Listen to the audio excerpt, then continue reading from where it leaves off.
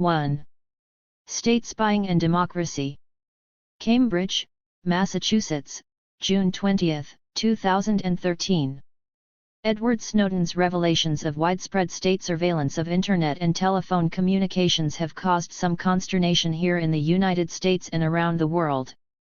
Were you at all surprised by the government's electronic dragnet?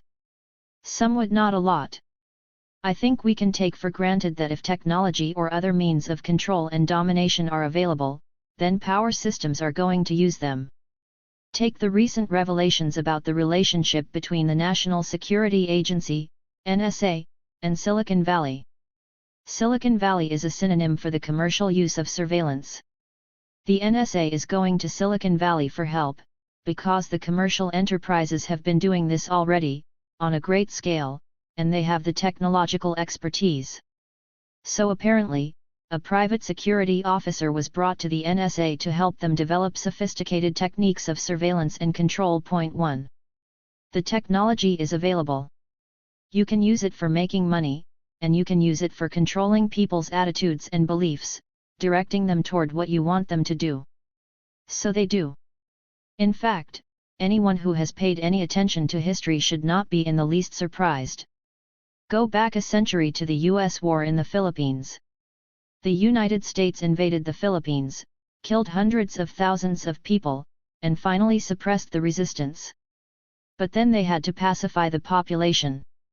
There are very good studies about this, particularly by Al McCoy, a Philippines historian. He shows that the U.S. was very successful in pacifying the population, using the most advanced intelligence gathering and surveillance techniques of the day, not our technology but what you had a century ago to sow distrust, confusion, and antagonisms, standard devices of counterinsurgency. He also points out that it was just a few years before these techniques were used back home. The Woodrow Wilson administration used them in their Red Scare. That's how it works. Point 2. Just like with drones. Another recent admission, hardly a surprise, is that the Federal Bureau of Investigation, FBI, has been using drones for surveillance. You use them against those you designate as enemies, and you very quickly adapt the same technology at home. And there's more to come. For years, the military and the security system in general have been trying to develop fly-sized drones, which can get into your living room to see and record everything that's happening. The robotics labs have gotten to the point where they're about ready to deliver this technology. If you look abroad, drones were at first used for surveillance. Later, they were used for murder. And we can expect that domestically, too. If there is a suspect, maybe a person with the wrong idea, maybe someone like Fred Hampton, instead of sending the Chicago police in to murder him, maybe you can murder him with a drone. We can expect that. Fred Hampton being the Black Panther activist in Chicago who was murdered, along with another Black Panther, Mark Clark, in 1969. That was a real Gestapo-style assassination, which stayed undercover for the longest time. If a technology is available, a system of power is going to make use of it. Back through history, that's what you find. So to be surprised is to have blind faith in power systems that somehow they're not going to use what's available to them as a way of controlling, dominating, and indoctrinating people. But, of course, whether commercial enterprises or a state, they will. Yes, the particulars can be surprising. I didn't know that they had the PRISM program, a secret tool that allowed NSA officials to gather search histories, emails, chats, and other data directly from companies like Google and Facebook. Point 3. But you can't really be surprised at the general phenomenon. To take just one more example, the MIT Technology Review had a news item describing how corporations are becoming wary about using computers with components manufactured in China, because apparently it's technically possible to design hardware that will detect everything the computer is doing. Point 4. Naturally, they don't add the next point, which is that if the Chinese can do it, the United States can do it much better. So what's so safe about using computers with hardware manufactured in the United States? Pretty soon, we'll have every keystroke sent off to the president's database in Utah. You've noted that there is a generational gap in responses to these NSA revelations. I haven't seen a study, but what I sense at least, from discussion and what I've read is that younger people are less offended by this than older people. And I suspect it's part of a cultural shift that's taking place, among younger people particularly, toward a kind of exhibitionist culture. You put everything on your Facebook page, what you're doing, what you're wearing, what you're thinking. Everything is exposed. And if everything is exposed, who cares if the government sees it? Do you see this trend toward a surveillance state as part of a drift toward totalitarianism? Or is that too strong a term? It's a move in that direction. But there is a considerable gap between collecting data and having a way to use it. One of the more positive aspects of this, if you want to put it that way, is that the authorities probably don't have the competence to make use of the material they are collecting. They can make use of it for particular purposes. If there's this huge database in Utah, which is going to have massive information on everybody sooner or later, if there's some person they want to go after, the next Fred Hampton, let's say, then they can get plenty of information about that person, and it may enable them to control or maybe even kill that person. But short of that, it's not clear that they can do very much. We saw this in the past. The FBI, using much more primitive means, had tons of data about everyone. We all knew back in the 1960s, and ever since, that every activist organization was probably infiltrated by government spies. In fact, people pretty quickly learned that if you wanted to do anything sensitive, you did it with an affinity group, not even with your comrades, because one of them was probably a police informant. But in many ways, the government couldn't do much with the data they gathered. They could do certain things, like harming a particular individual. But if you look at, say, the trials of the Vietnam War resistance, it was amazing what the FBI couldn't do. I followed those trials closely. 5 The main one was the so-called Spock Coffin trial. That involved Dr. Benjamin Spock and Reverend William Sloane Coffin Jr., who were accused of conspiring to help young men resist the draft. I was an unindicted co-conspirator, so I sat in on the trial. After the prosecution rested its case, the defense met to decide what to do. The original thought had been, it's an open and shut case, so just say that everyone is guilty. Don't deny it. In fact, proudly proclaim it. Put on a political defense. But the defense lawyers decided not to put on a defense at all, because the prosecution's case turned out to be really weak. People were standing up at Town Hall in New York and saying, "We hereby conspire to undermine the Selective Service Act," but the government just didn't pay attention to that. Instead, they spent all their time trying to figure out where we were getting our instructions from. Was it Hungary or North Korea? What were we really doing? It couldn't be what was said in the open. So they just missed everything. It was the same with the Pentagon Papers. When Dan Ellsberg was underground, he hadn't yet revealed himself. A number of people were distributing the papers.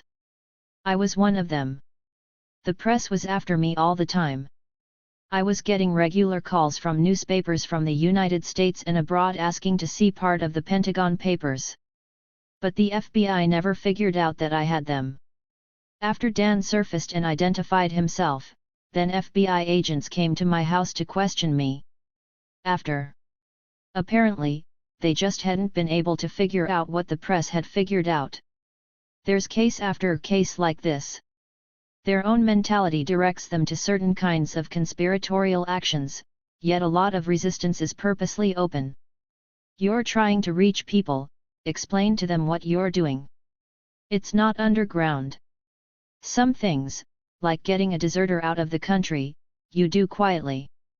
But other things like saying, "Let's refuse to pay taxes," or "Let's break down this legal system," which is causing vast atrocities and crimes, those aren't hidden. When Obama was first elected, you were not part of the chorus of cheerleaders. What about the continuities between George W. Bush and Barack Obama? Are there any? Yes, there are real continuities. Obama extended enormously some of the more harmful and, in fact, criminal aspects of Bush's programs. Obama is credited with having withdrawn troops from Iraq and Afghanistan. But those withdrawals were already underway. In Iraq, it was clear that the United States was basically defeated. Its war aims were unrealizable, and the Bush administration was starting to pull out. In Afghanistan, Obama actually expanded the war in the hope of achieving some kind of victory. It didn't happen. There, too, the troops were going to have to leave. So those withdrawals were nothing special. But he extended other programs, like the drone program, right away. And we should remember that this is an international terrorist campaign, the world's leading international terrorist campaign. If you're living in a village in Yemen or North Waziristan and you don't know whether in 5 minutes a sudden explosion across the street will blow away a bunch of people who are standing there, and maybe hit you as well, you're terrorized. You live with this fear all the time. That's sheer terror, by the narrowest definition of the term. And this is happening on a massive scale. There's a lot of focus on so-called signature strikes, in which we don't actually know who the person is that we're shooting at. We're killing people just because their age, location, and behavior supposedly match the signature of terrorist activity. And that's clearly bad. But the whole idea of drone strikes is outrageous. It's pure terrorism on a scale that Al-Qaeda couldn't dream of. Furthermore, this campaign is generating terrorists and is known to be doing so. The highest level officials and commentators have pointed out that these attacks are creating potential terrorists. It's perfectly obvious why. A couple of days after the Boston Marathon bombings, for instance, there was a drone attack in Yemen. Usually we don't know much about these strikes. This one we do know about because a young man from the village happened to testify before the US Senate. He said that for years the jihadis in Yemen had been trying to turn the village against the Americans, but it hadn't worked, because the villagers didn't know anything about the United States except what they'd been told by this young man, which was favorable. But after this one drone strike, he said, the whole village hates America. 6 And once people hate America, some will try to do something about it. So it's a terror-generating machine. This also puts an interesting light on the discussion about the NSA exposures. The government justification for the surveillance is that we have to sacrifice some privacy for security. We're talking about a government that is deliberately undermining security and creating a terrorist threat beyond any that exists. How can we not just collapse in ridicule when they say we have to have surveillance to promote security? Actually, the idea that governments place a high priority on security is mythical. You learn it in international relations courses. But just take a look at history. It's easy to show that it's not true. What is driving Obama's assault on civil liberties and prosecution of whistleblowers? That's a good question. As you mentioned, I really didn't expect very much from Obama. I wrote critically about him even before the primaries, just quoting his website. It was pretty clear that his campaign was smoke and mirrors. But I don't understand what he's gained by his enormous escalation of the attack on civil liberties. He has prosecuted more whistleblowers than all the presidents in the entire history of the country combined. But there are also other cases that the Obama administration has brought to the courts that involve major attacks on civil liberties. One of the worst is Holder v. Humanitarian Law Project. This is a legal assistance group that was giving legal advice to the Kurdistan Workers' Party, PKK, a Kurdish group that is on the State Department's foreign terrorist organizations list. Just giving legal advice. The Obama administration wanted to expand the notion of material support for terrorism to include advice. Material support used to mean handing you a gun. Now it means saying, here are your legal rights. If you look at the discussion in the court proceeding, it's pretty clear that the administration interprets material support to mean almost any interaction with what they call terrorist groups. 7 So, say, if I meet Hassan Nasrallah, the head of Hezbollah, because I'm interested in knowing what he's doing. Nasrallah is an interesting person that could be called material support for terrorism. That's a tremendous attack on civil liberties. This is, incidentally, quite apart from the issue of the legitimacy of the State Department's terrorist list, which, unfortunately, is unquestioned. Why is it legitimate in the first place? Why is the state executive granted the authority to capriciously decide you're a terrorist? Why does the state have the right to say that Nelson Mandela is a terrorist, which they insisted on until just a couple of years ago? 8. Why do they have the right to say, as Ronald Reagan did in 1982, that Saddam Hussein isn't a terrorist, just because the US government wanted to give him aid? 9. Can we even take this seriously? If somebody is put on a terrorist list, they have no recourse. There is no way of saying, look, I'm not a terrorist. The government doesn't have to provide any evidence, and there's no judicial review. The list is an executive authorization for murder. We shouldn't accept this in the first place. And we shouldn't accept a concept of material support that says that if you tell someone their legal rights, or maybe even if you just have discussions with them, you're helping terrorism. Given the structural constraints of the national security state, can a president fundamentally change US foreign policy? Sure. A president can't just say, okay, I'm going to change US foreign policy. But the president has a lot of power to reach the public. Franklin Delano Roosevelt used this power. Lyndon Johnson used it. Public opinion can, I think, easily be turned against the national security state. If you look at polls, plenty of people are opposed to surveillance. The ones who support surveillance are the ones who are as deluded as people like Thomas Friedman or Bill Keller at the New York Times, who think that we have to have surveillance for the sake of security, not noticing that the very administration that is calling for defense against terrorism is maximizing terrorism and the threats against us. But these are things a president could overcome. A president could say, look, these operations that we're carrying out are generating potential terrorists, and the way to protect ourselves from terrorism is to stop doing them. And I think this would get enormous support, if it were said not just in one speech but consistently and clearly, using all the resources available to the president. I suppose if the president said it, even Thomas Friedman would repeat it. After all, that's his job, to repeat what is said by a president he supports.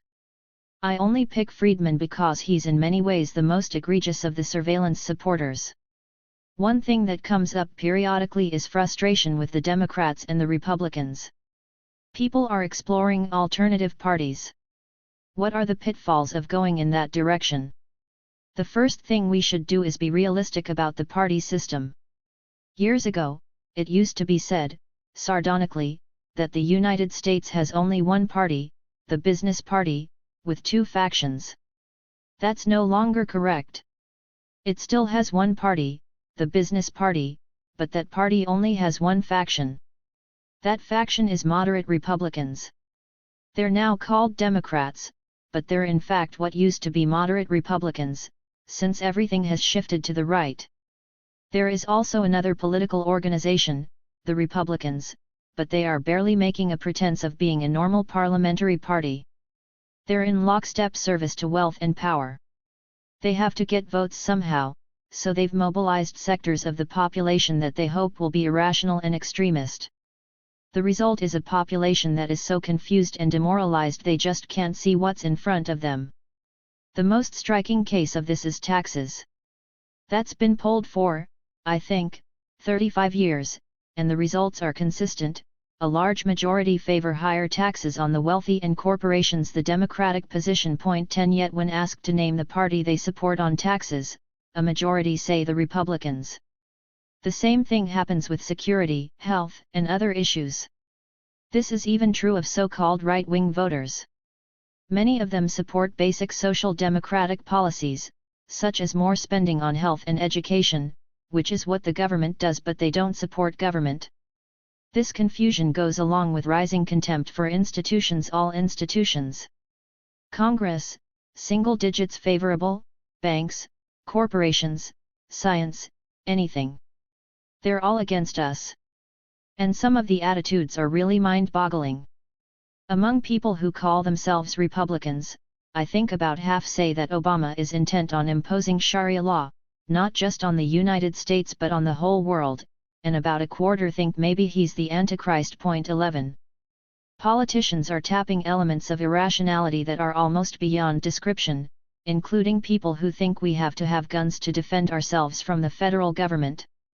Rand Paul was recently trying to organize opposition to the UN Small Arms Treaty. 12 Small arms here means anything less than a jet plane. His opposition to the treaty is that it's a plot by the United Nations and the Socialists, Obama and Hillary Clinton, to take away our guns so we won't be able to defend ourselves when the UN comes to take away our sovereignty. This is a guy who might be running for president. He's somewhere in outer space. But that is what you find in a country that's become demoralized, confused, and overwhelmed by propaganda, from commercial advertising to national policy. Where the population is very much atomized, so people don't get together, don't interact in ways that are politically significant. Solidarity. Yes, solidarity. I don't want to exaggerate. There are plenty of people, including young people, who are committed to solidarity, mutual support, a unified struggle against the dangers we face. I hesitate to call Occupy a movement, but let's use the term. Occupy has receded, clearly. Why do you think that happened? I'm not so sure it has happened, frankly. I don't think it's clear at all. The Occupy tactic has receded. But that was obvious from day one. The tent encampments. You can't sustain that for long. You can for a while, but that's not the kind of tactic you can continue indefinitely. In fact, all tactics have a sort of half-life, and this one couldn't last more than a few months. But there's no question that Occupy lit a spark. There were hundreds, if not thousands, of such movements around the country, around the world, and they linked up with other such movements. And it's still going on. In early June 2013, during the Left Forum in New York, a parallel demonstration took place in Zuccotti Park in solidarity with simultaneous demonstrations in Greece, Spain, and Taksim Square in Turkey. That's solidarity. It's growing all over the world, with lots of mutual interaction and support. Much of the Occupy movement has gone into blocking foreclosure, neighborhood organizing, opposition to police brutality, fixing schools. Also assistance to the victims of Hurricane Sandy in New York. Yes, that made the papers. The Occupy organizers were the first responders, actually. We would like the movement to achieve a bigger scale, but Occupy hasn't gone away. These things are the hope for the future. The Canadian poet and singer Leonard Cohen has a song called Democracy, which says that it is coming to the U.S.A. What will it take to make that happen? The same thing it's taken for hundreds of years. Go back to the earliest democratic revolution in the modern period, in 17th century England. In the 1640s there was a civil war, Parliament against the king. The printing press was available at the time. There were radical pamphleteers, itinerant preachers, radical movements such as the Levelers and others, and they were spreading their propaganda, their ideas, quite widely. The gentry, the ones who called themselves the men of best quality, were appalled. They were appalled by pamphlets that said, "We don't want to be ruled by a king or parliament, we don't want to be ruled by knights and gentlemen, who do but oppress us, but to be governed by countrymen like ourselves, who know the people's sores." And the gentry had to do something to stamp out democracy, which is always a threat. Fast forward a century to the American Revolution, so-called, and read the constitutional debates. James Madison and others were describing how to set up the constitutional system. The basic principle was enunciated by the President of the Continental Congress, John Jay, later the first Chief Justice of the Supreme Court. He said, "Those who own the country ought to govern it." 13 Or as Madison put it, power has to be in the hands of the wealth of the nation, the more responsible set of men who sympathize with property owners and understand that you have to protect the minority of the opulent against the majority. 14 The rest of the population has to be tamed to make sure they can't do very much. That's the way the constitutional system was actually established, quite apart from slavery and the exclusion of women and so on. Ever since then, there have been struggles about democracy. A lot has been gained, but every gain in freedom elicits a reaction from the men of best quality. They don't give up power happily. They constantly find new ways to try to control and dominate. In the 20th and 21st centuries, the main strategy has been to control opinion and attitudes. Huge industries, like the public relations industry, are devoted to this enterprise. It's interesting to see how little recognition there is of some very obvious facts about the public relations industry. Its core activity is commercial advertising. What's commercial advertising? It's a way to undermine markets. Business doesn't want markets. Markets are supposed to be based on informed consumers making rational choices. That's the last thing businesses want. Take a look at a television ad, and it's completely obvious that it's trying to create an uninformed consumer, someone who will make a totally irrational choice buy a Ford because some football player is standing next to it. The whole purpose is to undermine markets. The same institutions run political campaigns and carry over the same ideas, techniques, and so-called creativity to try to undermine democracy, to make sure that you have uninformed voters making irrational choices. That's how you can get poll results like the ones I described. When you compare attitudes and opinions with policy, you find a huge gulf. But much more interesting, you find a class basis for the divergence. Roughly the bottom 70% of the population in income level has no influence on policy. They're disenfranchised, so it doesn't matter what they think. Political leaders don't pay any attention to them. You go up the scale, people have more influence. You get to the real top, the 0.1%, they're basically designing the policies, so, of course, they get what they want. You can't call this democracy. It's plutocracy. It may be what Jim Hightower calls radical kleptocracy. That's maybe a better term. Certainly not democracy. The 70% doesn't need to read scholarly studies, they just know it doesn't matter what they think. They don't pay any attention to us, they figure, which is correct. You've written about a democracy deficit. Deficit is an understatement. Iran just had an election, and people criticized it, rightly, because you can't even enter the Iranian political system unless you're vetted by the clerics. That's terrible, of course. But what happens here? You can't enter the political system unless you're vetted by concentrations of private capital.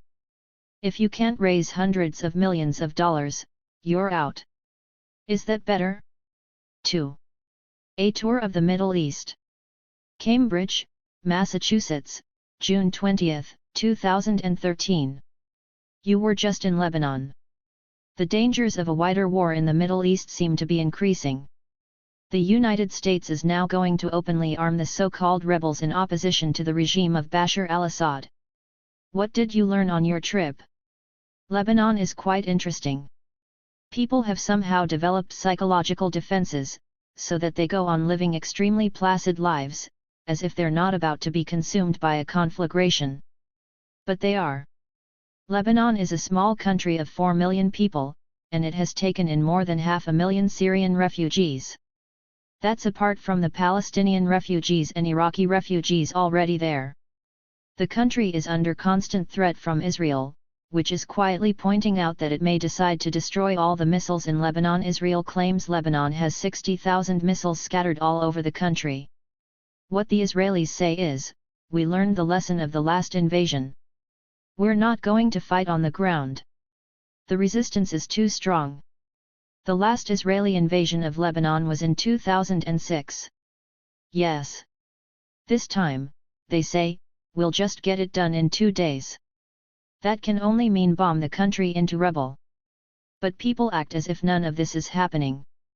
Life goes on. Pleasant events, discussions. On Syria, I'm really not convinced that our administration intended to arm the rebels in any serious way. If the United States and Israel wanted to support the rebels, there are very simple ways of doing it that don't involve sending arms. Simply have Israel mobilize forces on the Golan Heights, which is actually Syrian territory, though the US government and the press call it part of Israel, 40 miles from Damascus. In one day, you could march in. It's an artillery range. Assad would be compelled to send forces to the south, as happened in the past when Israel mobilized forces.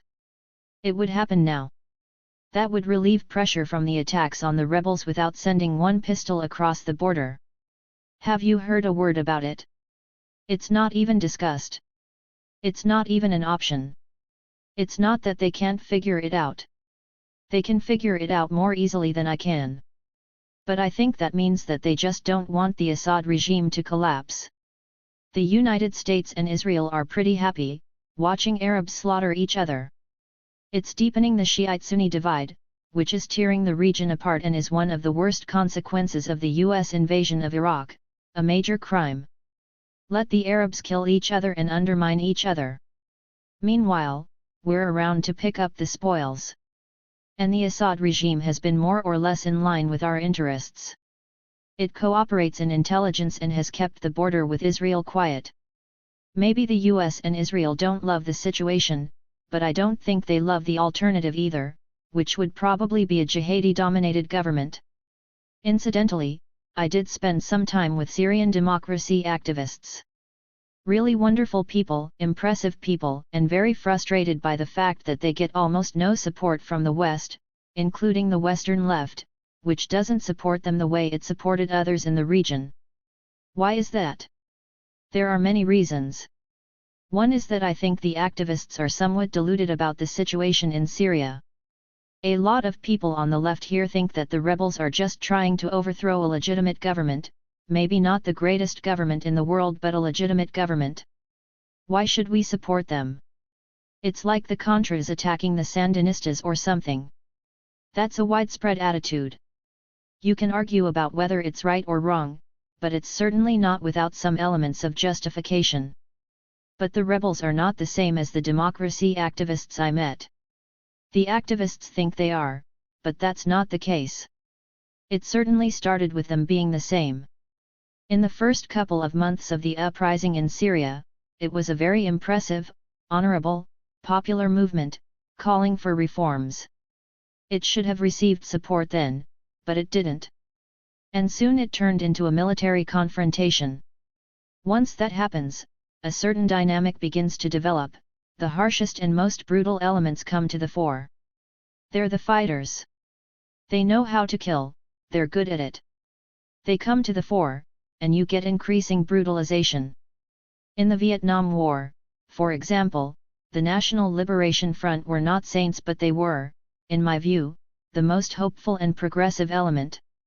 Pretty soon, they were marginalized and ended up with essentially no power. In fact, I wrote an article pointing out what seemed to be obvious at the time, that the war would end either with the total destruction of Indochina or else with the survival of only the most brutal elements, who would dominate all of Indochina. Point 1, which is pretty much what happened. But that's what you can expect from a military conflict. And I think we see it emerging in Syria, which is part of the reason for the lack of support from the left. It's maybe not a justification, but it's a reason. The young Syrian democracy activists, the ones I met, at least are in favor of the United States sending arms to the rebels. They say that will partially equalize the military imbalance and drive Assad to negotiations, which will then enable them to take over. But I think that's an illusion. First of all, it's not going to equalize the military imbalance.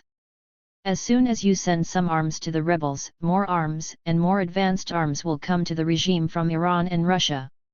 In fact, that's just what happened a couple of days after I was there.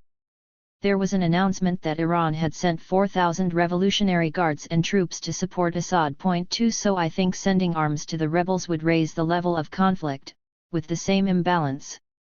The only faint hope that I can see, and it's pretty faint, is something like a Geneva negotiation, in which an agreement might be made between Russia and the United States to allow a transitional government in which the Assad regime participates and maintains some degree of authority, with the hope that the Assadists would be impelled to abandon political control and move towards some other system. The probability of this is really not high. But if there is a better alternative, I don't see it. And as far as I know, virtually every informed commentator sympathetic to the goals of the democracy activists says something like this, whether it's Patrick Coburn, Robert Fisk, Jonathan Steele, Charles Glass, or others. I just don't see any other possibility. But it's not going anywhere, because, for one thing, the rebels say they would not take part in such a conference. What about Israel? Viewed in the long term, the occupation seems self-destructive. And even former Prime Minister Ehud Olmert and former Shin Bet leaders have basically acknowledged this. So why does Israel persist? I would question the word acknowledged. The way they're presenting the situation, Olmert and the others, is that we either accept a two-state settlement or else there will be one state with the so-called demographic problem, too many Palestinians in a Jewish state. Either we will have to move to intolerable apartheid, they say, or else we will disappear.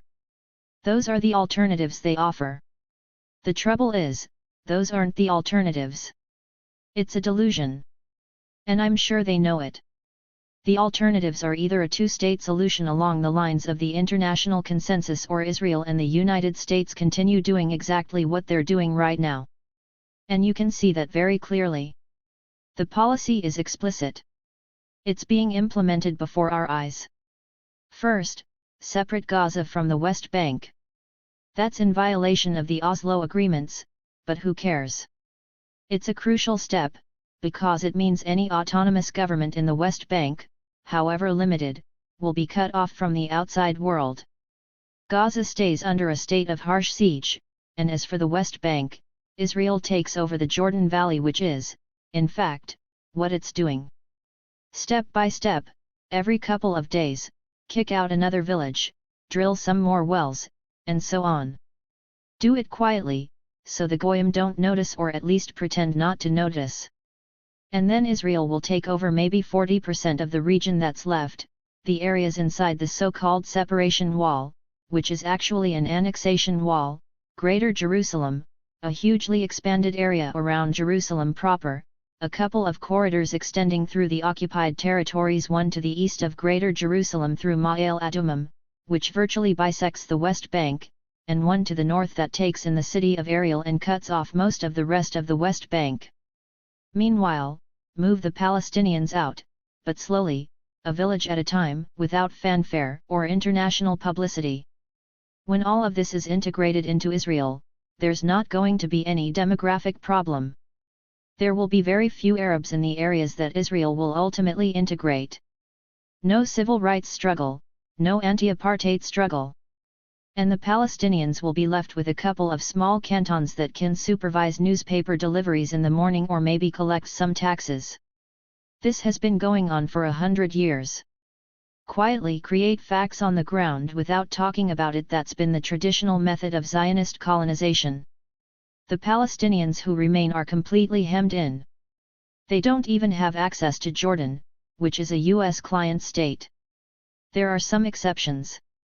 In post-colonial systems, privileged elites have to be given a little piece of the action. If you go to the poorest, most repressed third world countries, there's a privileged elite living in amazing luxury. That's what's happening in Ramallah, which is kind of like Paris and London. The Palestinian elite have a nice life there. So let that continue. That will kind of pacify them. And the rest of the population, let them rot. That's the policy that's being carried out. That's the alternative to a two-state settlement.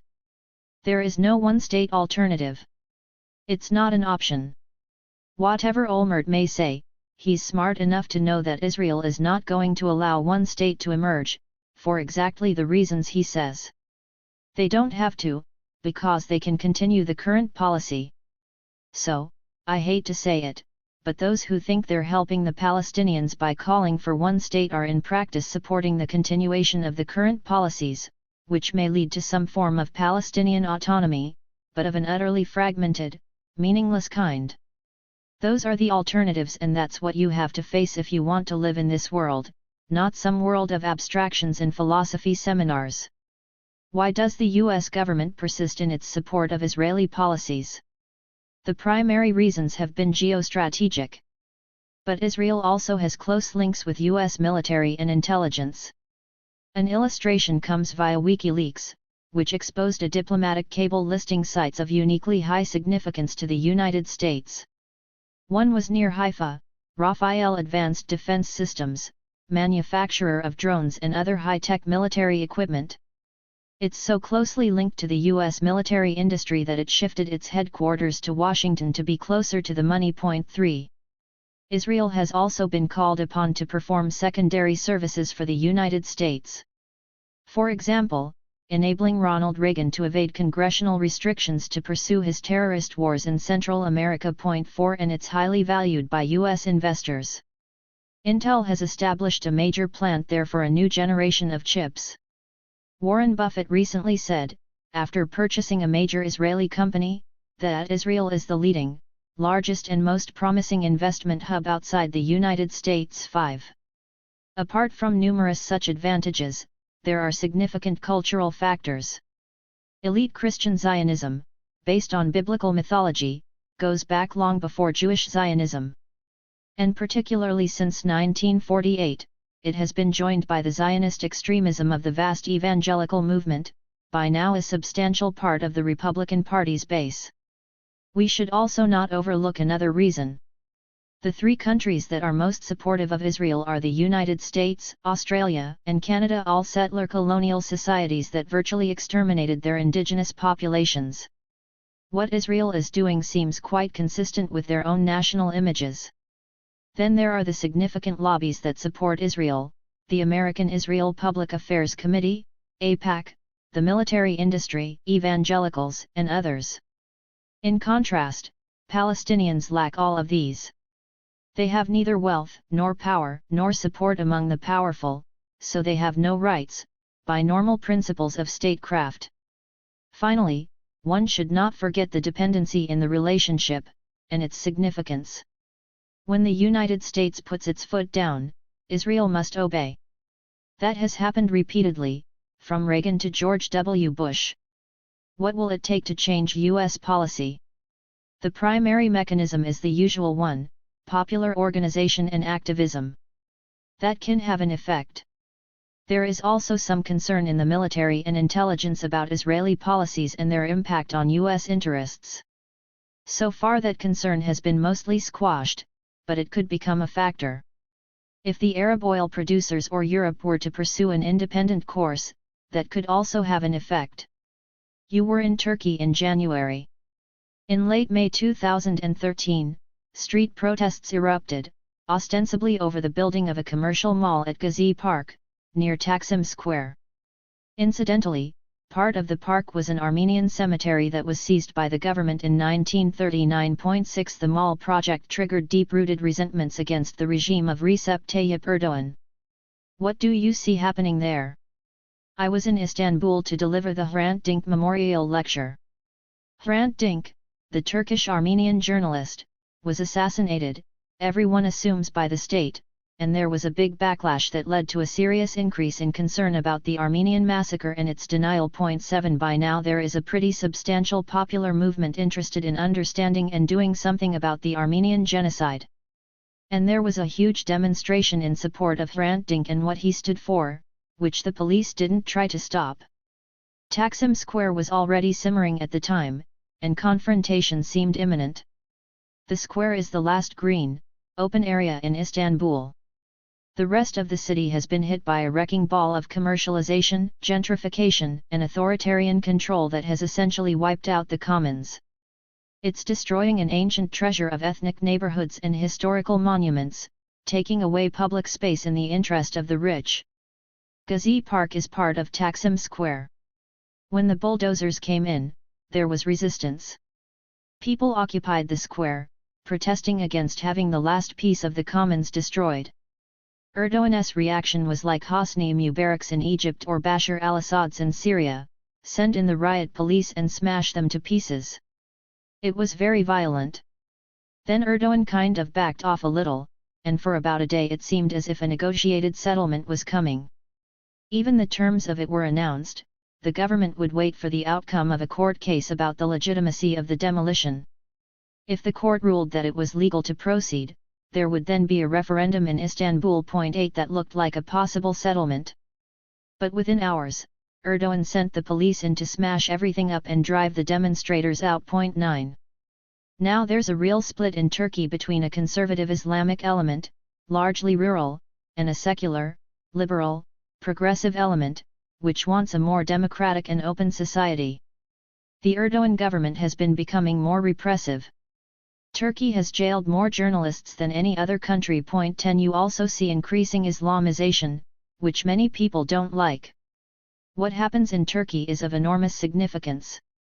Turkey's importance in the region is substantial. And my own view is that there is a broader meaning to these developments. The human species at the moment is destroying its own commons. Nobody owns the atmosphere, for example. It's our common possession. The environment is a common possession and we're destroying it.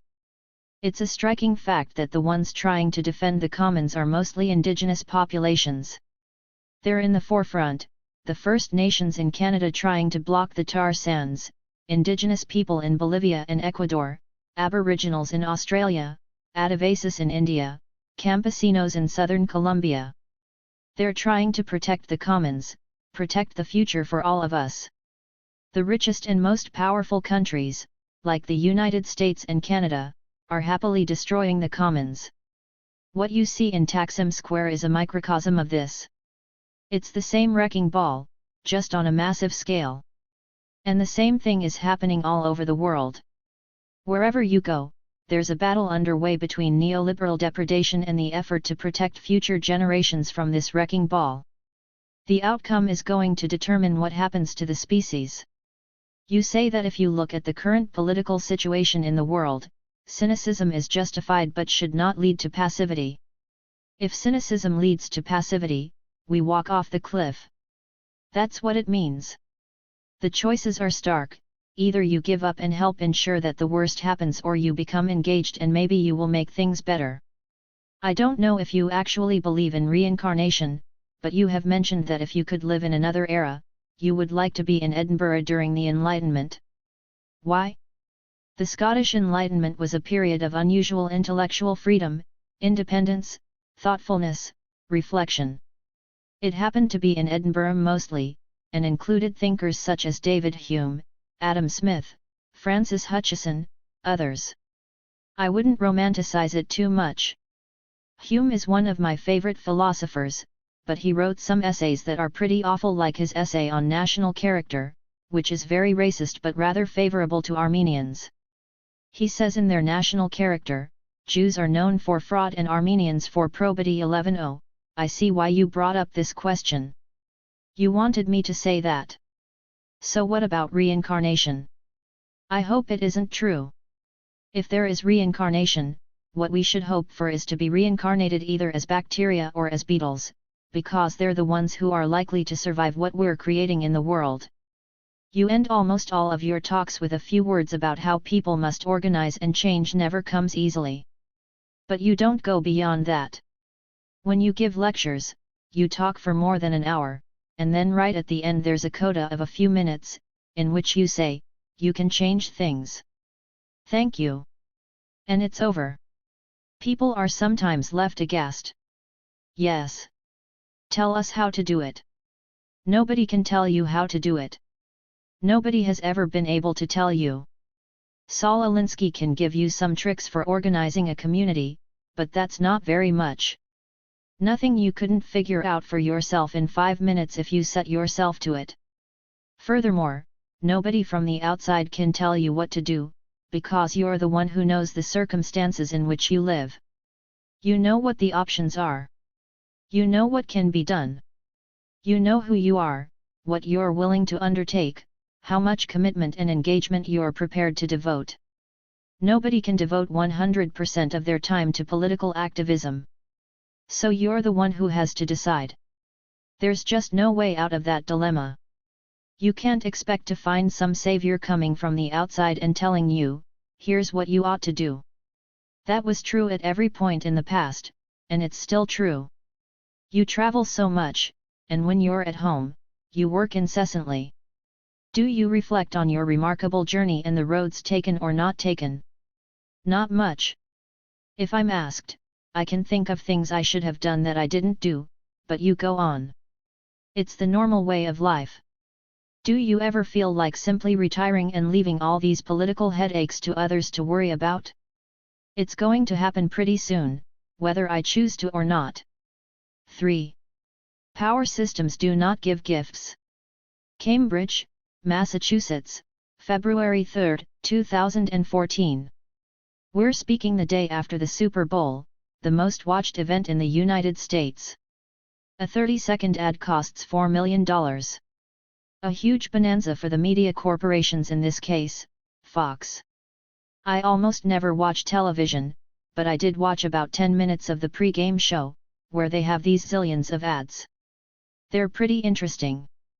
They illustrate very well, actually, something that John Bellamy Foster and Robert McChesney wrote about, that as the economy moves toward oligopoly, greater concentration, more effort, is put into trying to prevent price wars, because they cut into profits. Point 1. So what you have to do is compensate by fraudulent product differentiation. That is, everyone produces the same products, but you have to sell them as if they're somehow different. When you look at these ads, they are exercises in mass delusion, with enormous effort going into trying to get people to pick some commodity that they don't want, instead of this other commodity which is identical to it that they also don't want. Which is an interesting reflection of the way the society works. There's a scene in the documentary Manufacturing Consent in which you recall going to a sporting event and watching the reaction of your classmates and people in the crowd. Point 2. It's an interesting phenomenon, cheering for the home team. It's easy to get caught up in it, and it can be quite innocent. What's a little frightening, though, is the level to which people become dedicated to the victory of their own gladiators, people they have nothing to do with. When I was a kid, for example, the same players played with the New York Yankees every year, so there was a kind of a fraudulent but not totally ridiculous sense of identification with Joe DiMaggio or Lou Gehrig or such. But now a player can be on this team one year, a rival team the next year. You still have to cheer for your home team with enormous enthusiasm. If they lose, you descend into misery; if they win, you're exultant. Though it can be innocent pleasure that's not impossible, it can also be pretty dangerous, fostering blind allegiance. You had an interesting experience you told me about, when you were in the 4th grade. You went with a certain teacher to see the New York Yankees and the Philadelphia Athletics. Miss Clark. Every boy in the 4th grade was in love with Miss Clark. She took me and my best friend to a baseball game, which was an unheard of pleasure. If you want to be bored, I'll give you an inning-by-inning account of it. We sat in the cheapest seats, in the bleachers right behind Joe DiMaggio. Of course, we wanted the Yankees to lose, because we were from Philadelphia, but nevertheless there were all these heroes out there: Lou Gehrig, Bill Dickey, Red Ruffing. The A's weren't up to that level, but they had a couple of quasi-heroes. So we were just ecstatic. Except a couple of months later, she betrayed us. She married the art teacher, Mr. Fink. I never got over that. There was a notable outcome to the game, as well. We were ahead 7-3 until the 7th inning, when the Yankees scored 7 runs and won, 10-7. Boys of my age who lived in Philadelphia had a kind of an inferiority complex because the Philadelphia teams lost in every sport. But to make it worse, our cousins were all in New York, and they were at the top in every sport. So we had to survive this interaction with these cousins who were lording it over us that they won everything and we lost everything. In the 3rd grade you had an incident where you copied something from the Encyclopedia Britannica. Do you remember the details of that? How do you know all these terrible things about me? Yes, that was one of my real crimes. We had an assignment to write something about astronomy. And I don't know why, but I copied a section out of the Britannica and handed it in. I didn't think anything about it at the time, but later I felt very bad. I was never censured. The teacher must have known I couldn't have written it, but I never heard anything about it. And I've been trying to live that down all my life. It's almost as bad as the A's being defeated by the Yankees or Miss Clark betraying us. And then to go back to what might be your first act of rebellion, refusing to eat oatmeal. How old were you and what were the circumstances? That I can date, because I know where it was. I was a year and a half old. My relatives were mostly working class, unemployed, and my parents were teachers, which meant they had an income. So the relatives tended to congregate around our house, especially over the summer. One of my aunts was trying to feed me oatmeal. I was sitting on a counter, and she was forcing oatmeal into my mouth, and I didn't want to eat it. So I put it in my cheek and I just kept it there and refused to swallow it. I don't know how long that went on, but I can remember trying really hard not to swallow that oatmeal. And you haven't looked back since. It's still there. From a very early age, you were attracted to anarchism. What is it about anarchism that appealed to you? Anarchism seems to me self-evident. Why should structures of authority exist? Every structure of authority, hierarchy, or domination has the burden of proof. It has to demonstrate that it's legitimate. Maybe it can. If it can't, it should be dismantled. That seems to me about as close to a truism as I can imagine. And that's the dominant theme of anarchism: identify structures of power and domination, whether a patriarchal family or an imperial system or anything in between, and demand that they justify themselves. And when they cannot, which is almost always, move to dismantle them in favor of a more free, cooperative, and participatory system. This just seems intuitively obvious. And you discovered anarchism while rummaging through bookstores in New York?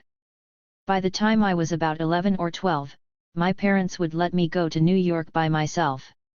I would take the train in and stay with relatives. I'd go on weekends or whenever I was off from school. In those days it's very different now. Union Square was kind of grubby and, among other things, there were little anarchist offices there. Freie Arbeiterstimme, the Yiddish anarchist newspaper, had an office there. And I'd hang around. They'd have pamphlets. People were happy to talk to you. And then right below Union Square, down on 4th Avenue, which was also pretty grubby then, there were rows of little stores, including second-hand bookstores run by émigrés. Among them were refugees from the Spanish Civil War, anarchists who fled after the revolution was crushed, in 1936. To me they looked about 100 years old. They were probably 30. They'd had interesting experiences. They were eager to talk. And they also had a lot of pamphlets and other literature. I didn't have much money, but the stuff was cheap enough to buy, and I collected a lot of it. Remember, this is the 1930s and the early 1940s, a very lively period of radical journalism and radical discussion. Actually, the downtown Philadelphia Public Library had a really good selection of current radical publications. I'd sometimes go down there on a Saturday afternoon and rummage through their collections. One of the anarchist thinkers who influenced you was Rudolf Rocker. He was born in 1873 in Germany, and he died in upstate New York in 1958. Did you ever meet him? I never met him. When I was a kid, back in those second-hand bookstore days, I did find a couple of pamphlets by Rocker. But I only found his anarcho-syndicalism somewhat later, probably in the late 1940s or maybe even 1950.3. It was actually written in 1938, but I don't think it was really available till maybe 10 years later. I thought it was a very insightful work. Rocker wrote, "Political rights do not originate in parliaments, they are, rather, forced upon parliaments from without from below, in fact." I think that's an accurate comment. Power systems do not give gifts willingly. In history, you will occasionally find a benevolent dictator, or a slave owner who decides to free his slaves, but these are basically statistical errors. Typically, systems of power will try to consolidate, sustain, and expand their power. That's true of parliaments, too. It's popular activism that compels change. In Notes on Anarchism, which you wrote in the early 1970s, you say, quoting Rocker, that freeing man from the curse of economic exploitation and political and social enslavement remains the problem of our time. 5. Very much so, and to this day. We can add to that an observation that's typical of the anarchist tradition, and was made by Karl Marx, that overcoming the animal problems of survival, exploitation, oppression, and so on will free us to be able to face our human problems. In another essay, Language and Freedom, you wrote that capitalism is not a fit system. It is incapable of meeting human needs. 6. What is it about capitalism that allows it to keep going forward? What sustains it? What sustains it are two tendencies. First, the inclination of those with enormous power to secure and maximize their power. That's one tendency. The other is the passivity, hopelessness, or atomization of the people below the ones Rocker wrote about who could force a change. I wrote that essay in 1970, which happened to be the beginning of a major backlash against the liberatory character of the 1960s. That huge backlash, which we're still in the middle of, was the beginning of the neoliberal assault on the population of the world. There were things I didn't know at the time, things that everyone ought to know now, namely, that we are facing a severe environmental crisis. Every issue of a science journal that you read has more alarming discoveries about the threat confronting us and the imminence of it. It's not hundreds of years away, it's decades, maybe. And yet predatory capitalism is telling us to maximize the threat, to extract every drop of fossil fuel out of the ground. The excuse is jobs.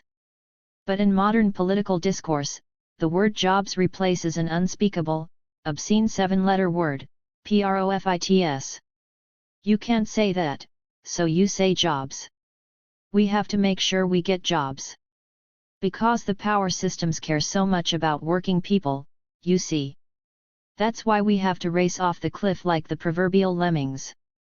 Major sectors of the corporate system, the Chamber of Commerce, energy corporations, and so on, openly announce that they are carrying out massive propaganda efforts to try to convince people that there is no climate change, or that, if climate change does exist, it's not anthropogenic.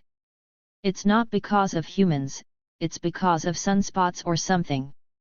These efforts to drive people toward complete irrationality and self-destruction are enormous and growing. Some of them are almost surreal.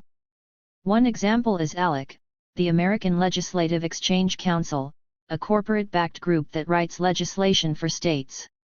They figure it's easier to coerce the states than the federal government, so they try to force extremely reactionary state legislation in favor of jobs, namely, that unspeakable word. One of their programs is to provide instruction in critical thinking in grade schools. 7 Who can be against that? Well, how do you bring critical thinking to the schools? If there's a 6th grade class that has something about climate change, they say, you should also introduce into the curriculum something against the theory of climate change, so the 6th graders will learn to think critically, to evaluate the opinion of 99% of scientists on one hand versus half a dozen skeptics and the major corporations on the other. That will teach critical thinking. Let me just add, ALEC is largely funded by the billionaire Koch brothers. 8. The efforts that go into trying to ensure the end of humanity are impressive.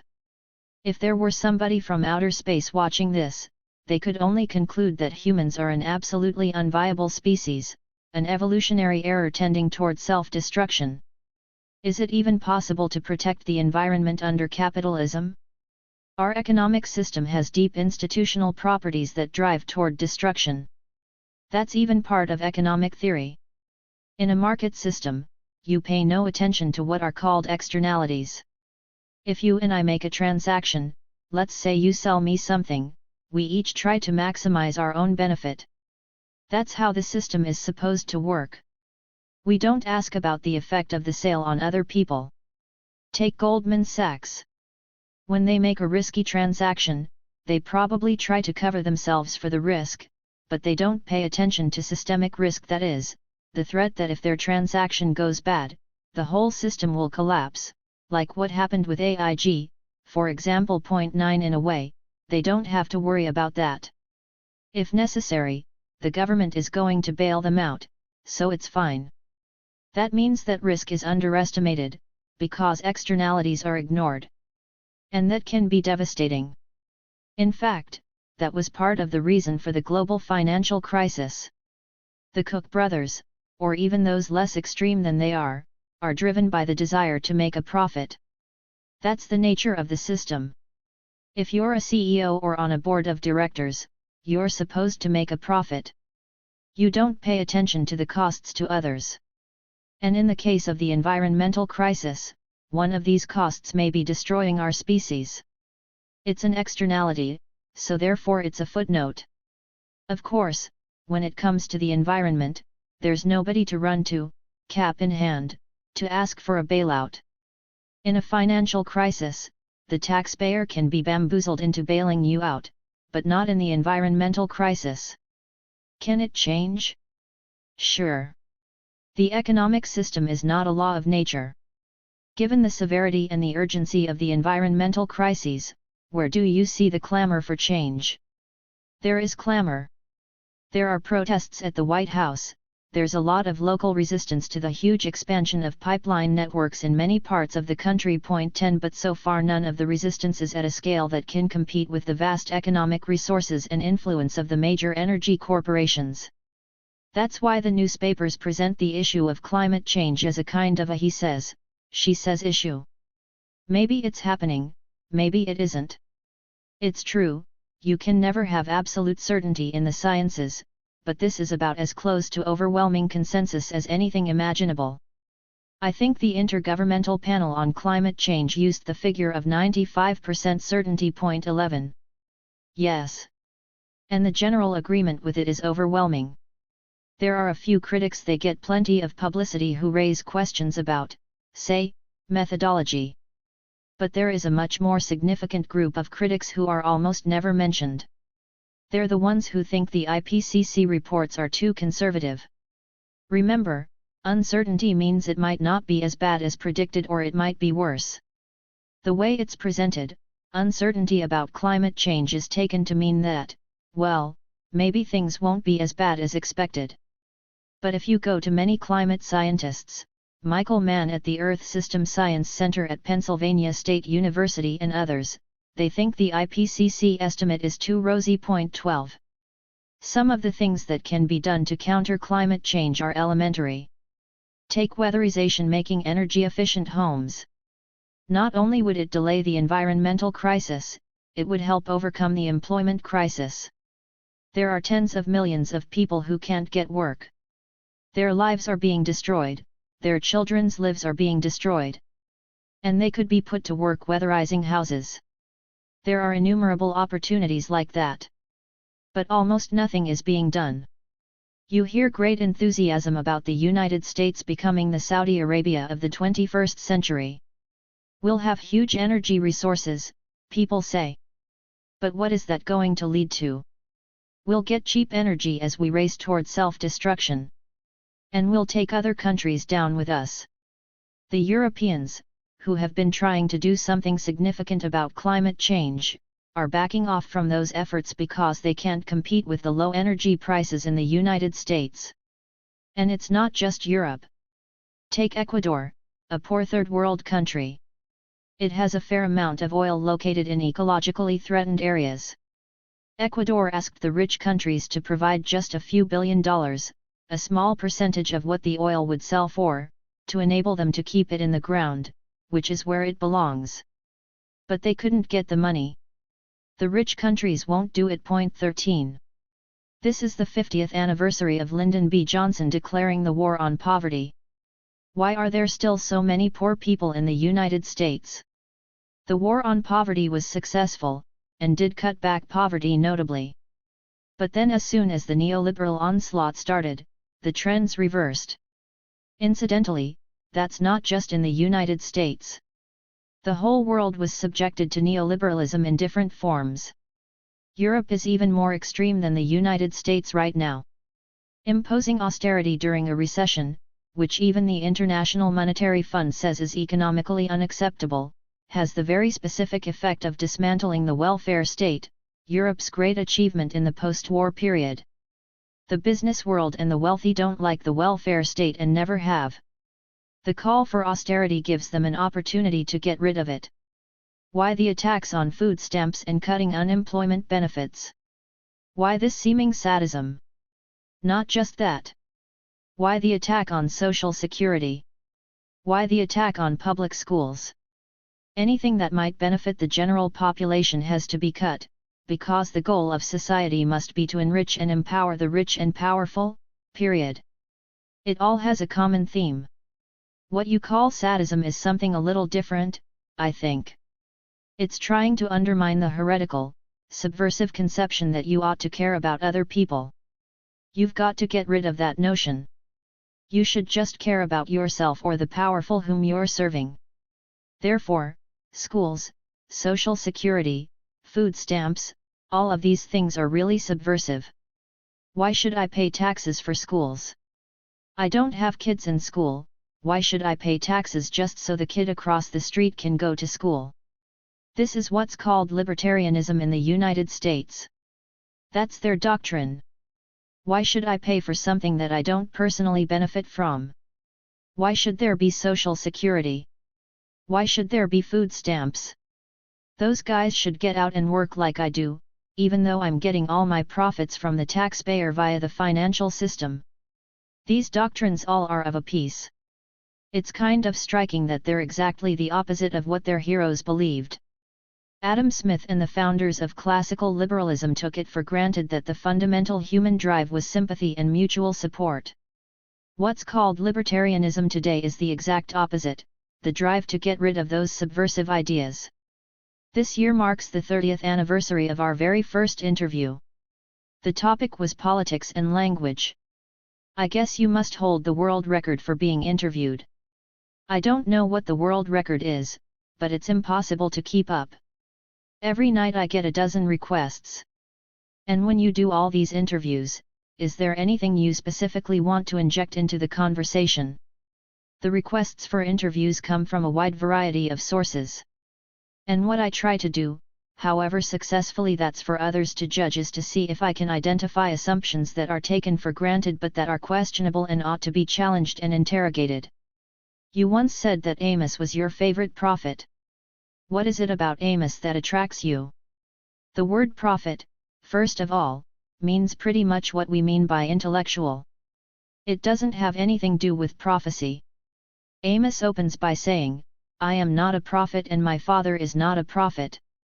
I am a simple shepherd and farmer. 14. Then he goes on to say some very profound things. I liked that. Is the word in Hebrew navi? Navi. It's translated as prophet, but that's a very dubious translation of an obscure word. Nobody really knows what it means. These people didn't prophesize. They did geopolitical analysis, condemned the evil kings, the power structures, and called for care for the oppressed and mercy for widows and orphans. They were what we today would call dissident intellectuals. And they were treated like dissident intellectuals. They were driven into the desert, imprisoned, condemned. One of my favorites is Elijah.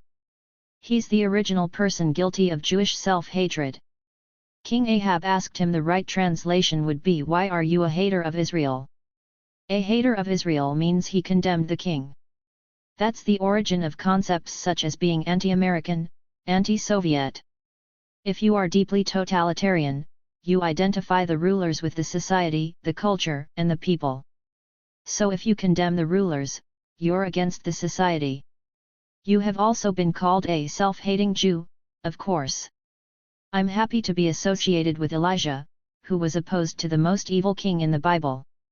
In 1953, you and your wife, Carol, were living on a kibbutz in Israel. For a while you were considering moving to that country. What happened to change your mind? We were there just for a couple of months in 1953. We were students, so we took off for the summer. Yes, we were thinking about it. I had just been appointed here at MIT, so Carol went back by herself and stayed for a longer period. She came back to the United States, assuming that we would go back for good. We thought about it, but we just didn't do it.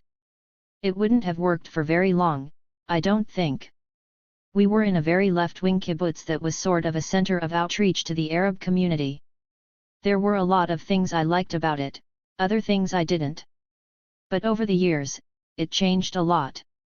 It's now very reactionary. I couldn't possibly have stayed. And I remember you telling me there were traces of racism. They were pretty strong, yes. Just to give you an illustration, there was a group of young Moroccan Jews, who, I later discovered, were pretty much kidnapped from their parents. We lived among them. The kibbutz was very poor then. We lived in a packing container. And we were warned by others on the kibbutz, you've got to lock your door and watch out for the Moroccans. They're a bunch of criminals. They were perfectly nice kids. Once I was working out in the fields, picking grapes or something, and there was an altercation among some teenagers. The woman who was in charge of the agricultural section walked over to find out what was going on. When she came back, I asked her what had happened. She said that the kids from the kibbutz were bullying these other kids, who they thought were Moroccan Jews. But I had to tell them, they weren't Moroccan Jews, they were Arabs who were visiting, and we had to be nice to them. If they had been the Moroccan kids, it would have been all right. There were a lot of things like that. I once went along with someone who was going around to Arab villages, to get votes for his political party. He was kind of like a ward healer. Back then, I understood enough spoken Arabic to be able to follow the conversations. In one village, I remember, the people lived across the road from a kibbutz, which they were sort of friendly with. They wanted to have commercial and other interactions with this kibbutz, but they couldn't cross the road unless they went to Haifa, which was maybe 20 miles away, and got a permit to cross the road. Then maybe they would be allowed to go across and interact with the people on the other side. Some kibbutz members objected to that, but most didn't. Another time, I was working out in the fields with an older member of the kibbutz, and I noticed a pile of stones. When I asked him about the rubble, at first he didn't say anything. Later, he took me aside and explained that this was actually the site of a friendly Arab village that had been destroyed in 1948. He felt guilty about destroying the village, but he said, there were Arab tanks a couple of miles away. We just didn't want to take any chances. You've commented to me that the Israeli left is almost non-existent. Explain that. In some quarters in the United States, at least there was a perception for years that there was a very vibrant left in Israel. What's happened? There was a vibrant left. It's seriously declined. There are a few very good people, honorable, courageous people who remain, but the left is scattered. So one of the best, for example, Amira Hass, a wonderful journalist, lives in Ramallah. She doesn't want to live in Israel anymore. Quite a few close friends of mine who were really committed to Israel have left. They were born there, they wanted to stay. But they couldn't stand it anymore. The country has moved very far to the right. In fact, what's happening in Israel is quite similar to what happened in South Africa. You can read history from about, say, 1960 to the present and replace South Africa with Israel, and it almost describes what's happening. Back around 1960, we know from declassified documents, the South African foreign minister called in the U.S. ambassador and told him, "Look, we know apartheid is being condemned around much of the world. We're becoming a pariah country. Of course we're right, but they don't understand us. We're being voted down in the United Nations. But it really doesn't matter, because there's only one vote that counts, your vote. You and I know that. As long as you support us, it doesn't matter what the rest of the world thinks." 15. And that was true. In the 1960s, there was an anti-apartheid movement in England. But the United States kept supporting the apartheid regime. Reagan in particular, who was an extreme racist, refused to believe that there was any race issue in South Africa. His view was that it was just tribal warfare. The Zulus, the whites, and others were engaged in some kind of tribal conflict. The South Africans were trying to intimidate and impose their rule on the surrounding countries, to create supportive client regimes. They were carrying out murders and aggression in Angola, illegally occupying Namibia, committing atrocities in Mozambique. And Reagan and Margaret Thatcher, though she was less of a fanatic than he was, were supporters of apartheid right to the end. In fact, Reagan was supporting terrorist groups in Angola. UNITA was essentially a terrorist gang even after the South Africans pulled out. By the 1980s, the apartheid regime was becoming delegitimized. There were boycotts and sanctions. Even the US Congress passed sanctions, which Reagan had to veto. 16 I'm sure you know that the ANC, the African National Congress, was condemned by the United States in 1988 almost at the end of apartheid as one of the more notorious terrorist groups in the world. That was shortly before Mandela was released. In fact, Mandela himself stayed on the terrorist list until 2008. It took special legislation in Congress to get him off at. 17. But ultimately the apartheid regime and their supporters couldn't get away with it. And the reason was Cuba, though that's something we don't talk about in the United States. If you remember, when Nelson Mandela was released from prison, almost his first words were to praise Fidel Castro and the Cubans for being an inspiration and to thank them for playing an enormous role in liberating Africa and ending apartheid. 18 The Cubans drove the South Africans out of Angola and compelled them to leave Namibia. 19 Mandela pointed out that this had a very important psychological effect, in both black and white Africa, because it destroyed the myth of the invincible white man. If you think this through, it's pretty similar to what's been going on in Israel, though it's happening a little later there. By the early 1970s, Israel had to make an important decision. In 1971, in fact, it was offered a full peace treaty by Egypt. By Anwar Sadat. Basically, a full peace treaty, normalization, everything, if Israel would pull out of the Egyptian Sinai. Israel considered the proposal and rejected it. 20 They had big plans to settle and develop the Egyptian Sinai at the time, drive out the Bedouin population, and build all Jewish cities and kibbutzim. They decided to favor expansion over security. A peace treaty with Egypt, the only military force in the Arab world, would have basically meant complete security. That was a fateful decision. Since then we can run through the history, it's been the same. The more you pursue expansion and reject diplomacy, the more you are going to become isolated. And the last resort is the United States. Israel is essentially taking the position that South Africa did. We don't care about the world. We're right, the world is wrong, they're all anti-Semites. It doesn't matter if they're all against us, as long as you support us. You've commented that people who say they are supporters of Israel are actually contributing to its destruction. I've been saying that since the 1970s, when they made these decisions to pursue expansion rather than security and diplomacy. Now they're deeply concerned about what they call delegitimization. Benjamin Netanyahu harshly condemned John Kerry because he referred to the fact that Europeans are beginning to boycott activities involving the illegal settlements. 21 Even to refer to that fact is anti-Semitic. That's pretty similar to what you heard from racist South Africans as the whole world closed in on them. There are also movements led by Code Pink in this country against Israeli cosmetic products that are made in the occupied West Bank. Yes, there are some activities here, though much more is happening in Europe.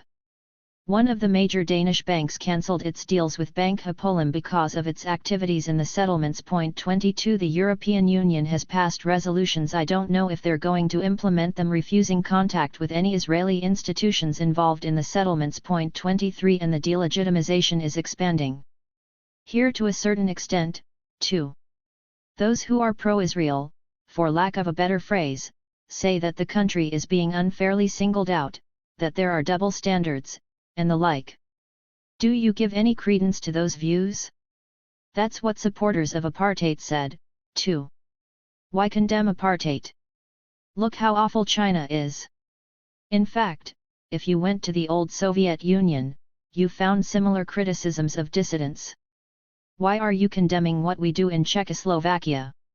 Look at what the United States does in Central America, which is much worse. That's a standard position of those who support atrocities. There's a perfectly obvious reason to scrutinize Israel. Yes, there are terrible things going on in other places, but in Israel we're helping carry them out. In what way? First of all, there's the $3 billion in aid each year, which is really probably about twice that figure when you examine the details of how it works. Then there is our diplomatic support, the vetoes at the Security Council to protect Israel, pretty much like Reagan's vetoes of Security Council resolutions condemning South Africa. We also have very close, intimate military relations, much more so than we did with South Africa. The Israeli government can get away with what they're doing only because the US government supports it. So the reason for focusing on Israel is that one should focus on oneself. In Iran, you expect dissidents to talk about Iranian crimes, not Israeli crimes. In China, you expect Ai Weiwei to talk about China and not the Congo. I suppose the commissars everywhere say, double standards. But the reasoning is the same. We respect dissidents in other countries who focus on their own crimes. It's just ourselves we're not allowed to examine. What do you think of the boycott, divestment, sanctions movement? Do you support it? In the case of South Africa, it's interesting that there wasn't a BDS movement. There were BDS tactics used, but there was no BDS movement. The tactics were, by and large, pretty successful and were targeted. So, for example, South African academic institutions were targeted for things like racist hiring.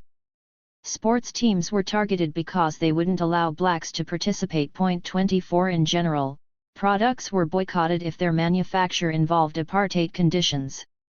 There were condemnations of the way black workers were treated, of the Bantustans, and so on. That was all pretty effective. The United Nations banned weapons shipments to South Africa. 25 That's a boycott. But there was no BDS movement. Here, and it's mostly the United States, there is a movement that is very ambiguous. It does not distinguish the kinds of things that are principled and effective from feel-good activities that are ineffective and even harmful. For example, boycotting products from the settlements or research activities conducted together with the settlements. Anything connected with the illegal settlements makes perfect sense. It's intelligible, it brings out the issues, it strikes at the crucial point, the illegal occupation, and it's effective. The kind of delegitimization that Israel is worried about now is protests about the settlements. On the other hand, if you start protesting, say, Israeli discrimination within Israel, which there is, then it's kind of meaningless. How about within the United States? Why don't we boycott Harvard because of the number of blacks in prison? Apart from being empty and meaningless, it's also counterproductive. The American Studies Association voted to boycott Israeli academic institutions. 26. And the immediate reaction, perfectly predictable, was a huge backlash. It's all anti-Semitism. We have to support Israel. So this was no help at all to the Palestinians. When you're an activist, you have to think about the people you're trying to protect, not just make yourself feel good. That's elementary. Not every action that makes you feel good is going to be helpful to the victims. Some might even be harmful. Once you get a BDS movement, you're going to be vulnerable to that kind of problem, because movements have leaders that you have to follow, have a catechism that you have to repeat, and so on. It tends to be a very mixed story. Some of the tactics can be effective and sensible and important and helpful to the victims, some can be harmful. And you have to distinguish between them.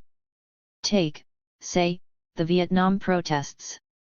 You could understand why young people were so outraged and desperate by the late 1960s that they decided the way to protest the war was to walk down Main Street and break windows. The Vietnamese were strongly opposed to that. They understood that going down Main Street and breaking windows was just going to create a backlash in support of the war.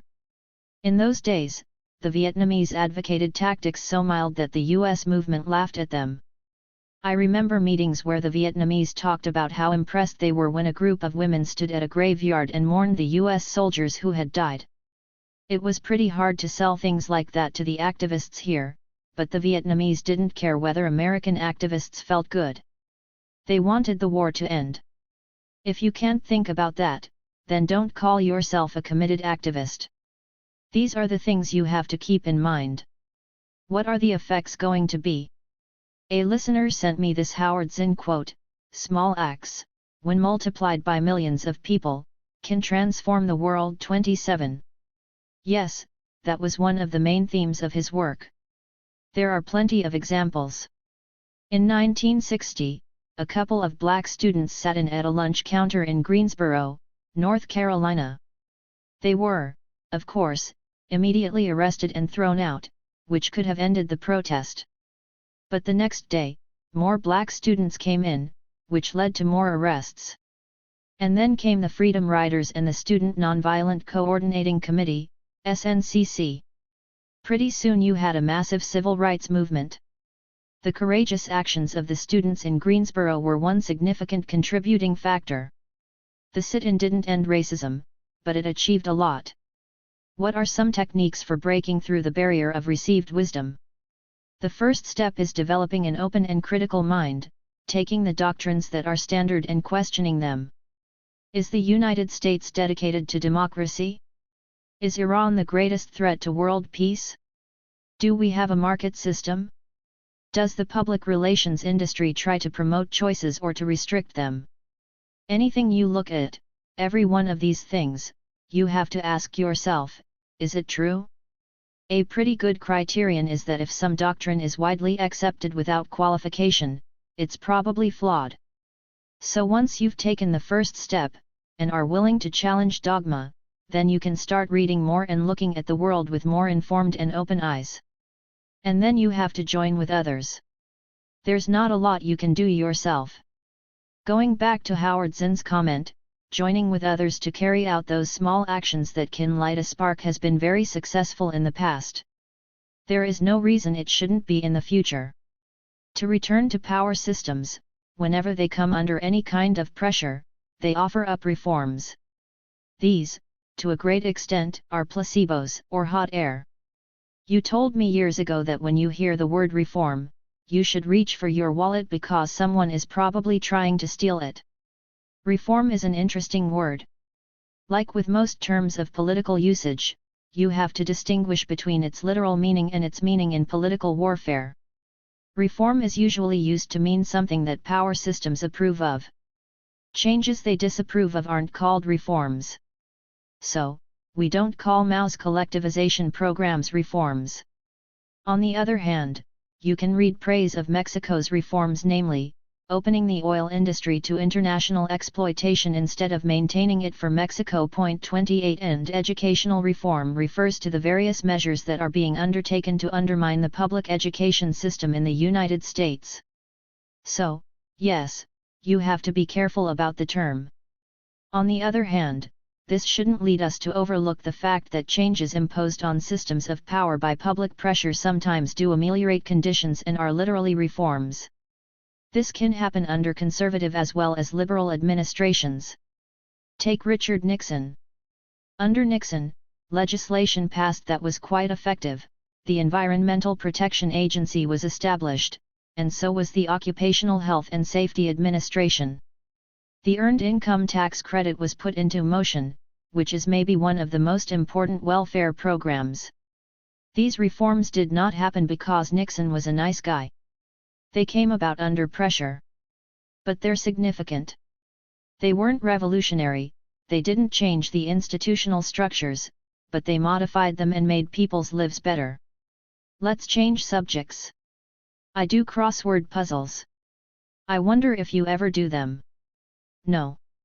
Do you know that you are sometimes a clue in the New York Times crossword puzzle? It's always linguist Chomsky, and it's a 4-letter answer. I wonder what it is.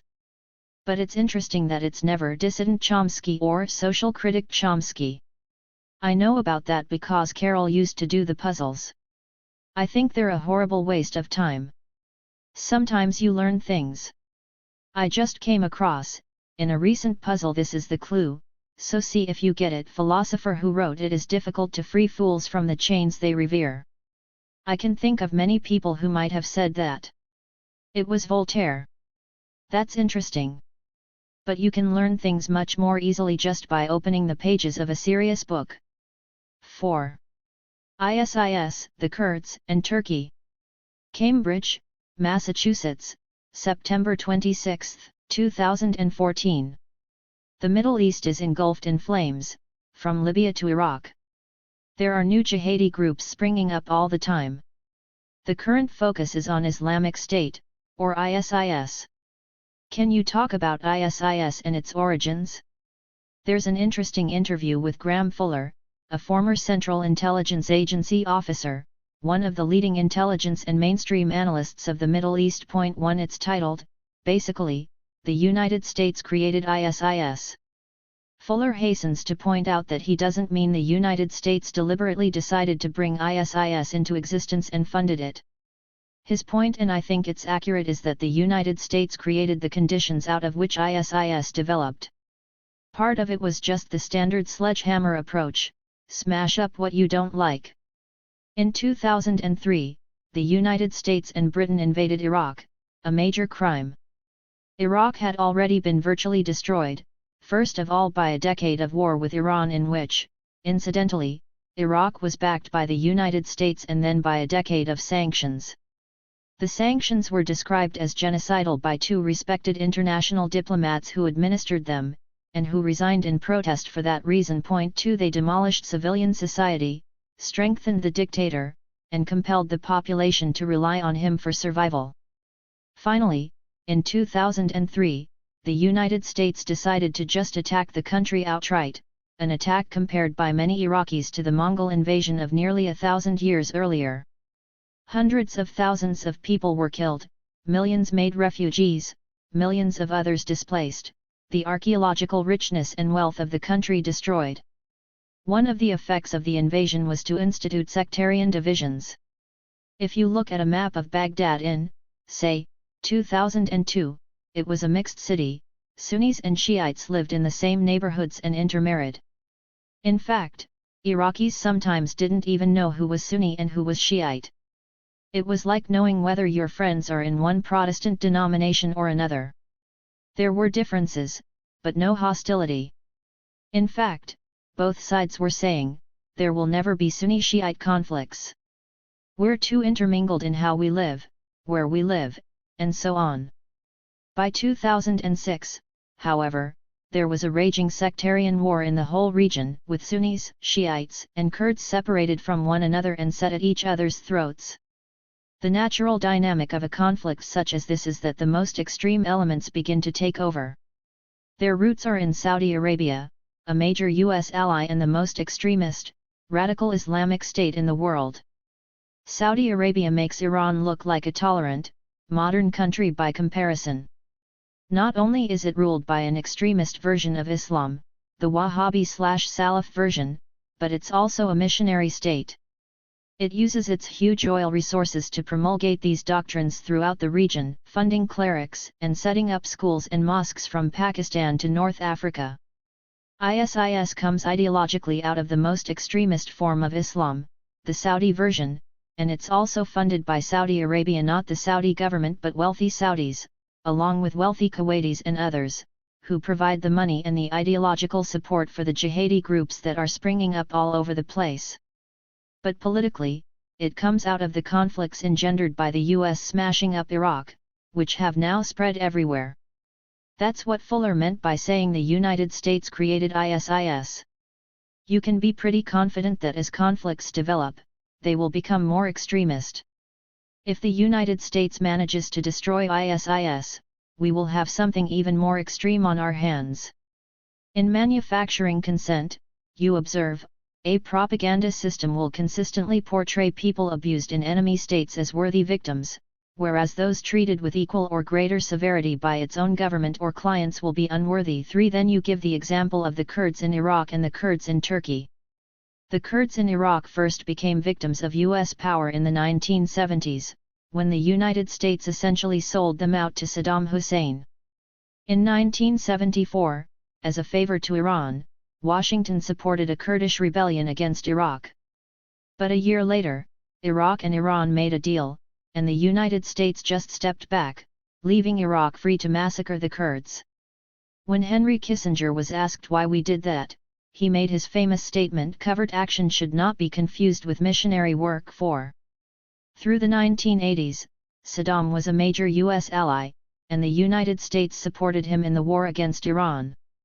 He was taken off the terrorist list in 1982 so that the US could start providing him with aid. As is well known, he then launched a horrendous attack against the Iraqi Kurds. The Reagan administration, including Reagan himself, blocked efforts even to criticize the attack. The Pentagon came out with a story that it was Iran that was responsible for the Halafja massacre, the Al-Anfal campaign, and the other atrocities. 5. Support for Saddam continued under George Bush I, the one who is called the statesman, George H. W. Bush, not the madman, George W. The first Bush just adored Saddam Hussein. He overruled Treasury Department objections to sending more agricultural aid to Saddam, badly needed in part because Saddam had devastated large Kurdish agricultural areas. 6. In August 1990, Saddam made his first mistake. He disobeyed U.S. orders or, more likely, just misunderstood them and invaded Kuwait. The reaction was very strong. He immediately recognized his mistake and tried to find a way to withdraw. But the United States didn't want him to withdraw. Washington basically wanted to drive him out, not have him withdraw. That led to the First Iraq War. 7. Right after that war, the United States was in total control of the region. Saddam barely existed. Still, he launched a major assault against the Shiites in the south. The United States refused to block it.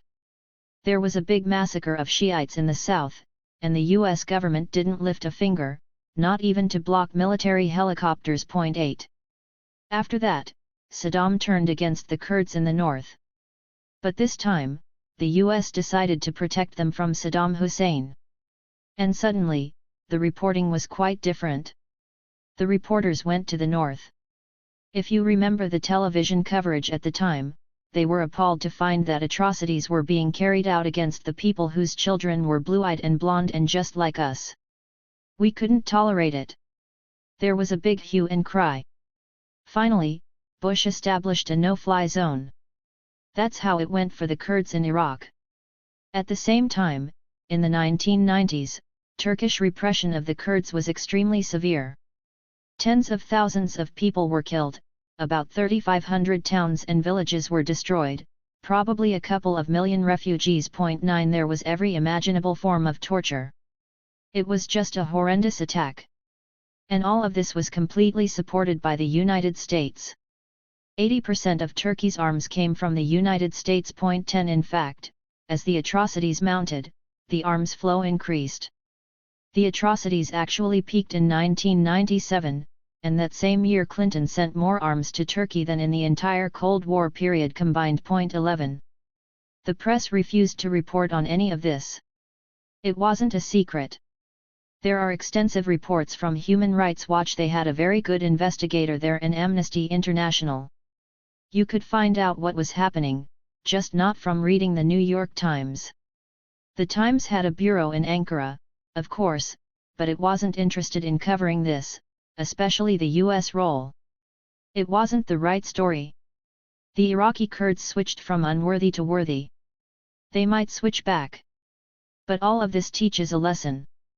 There is a Kurdish slogan, "Our only friends are the mountains."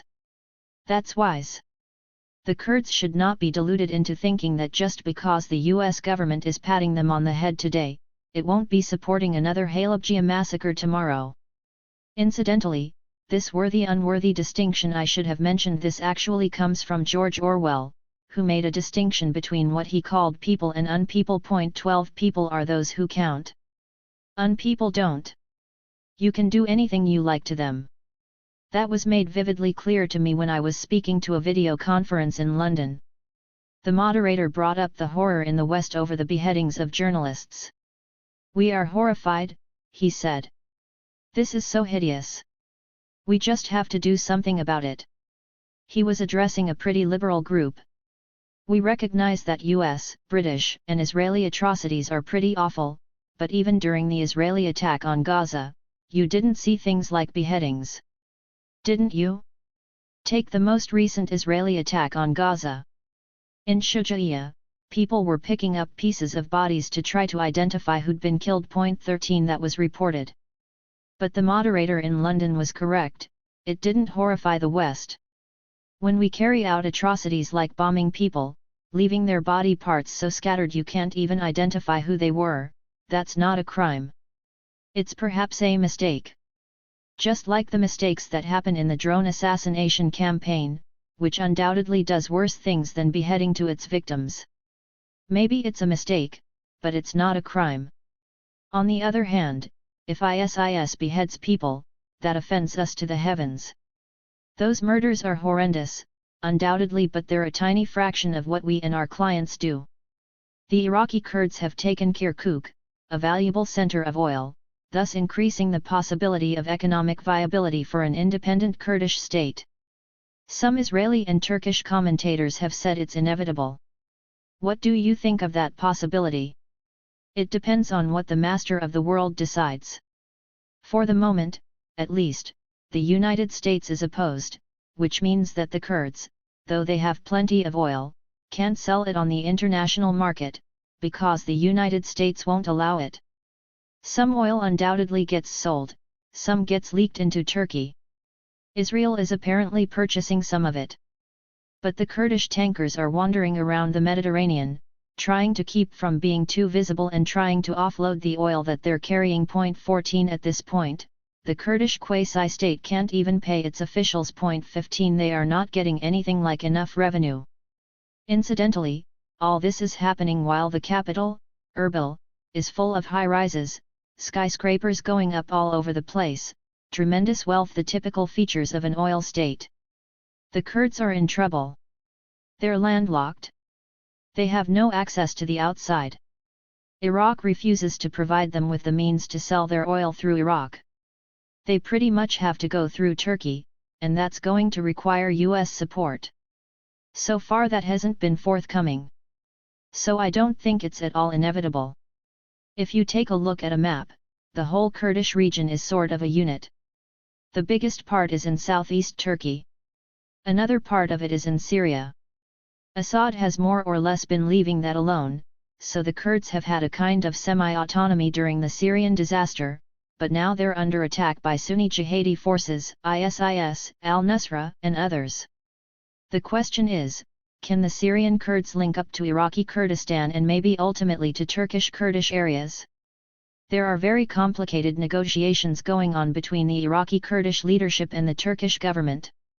But the Kurdish areas in Syria are under the control of a group that is sympathetic to the Kurdistan Workers' Party, PKK, the Turkish guerrilla organization, which is a bitter enemy of Turkey and of the United States. With the rise of ISIS and Salaf theology and ideology in the region, wouldn't this be an opportunity for rapprochement with Iran? That's what the Iraqi government is calling for.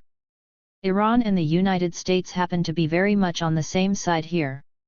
It's not the first time.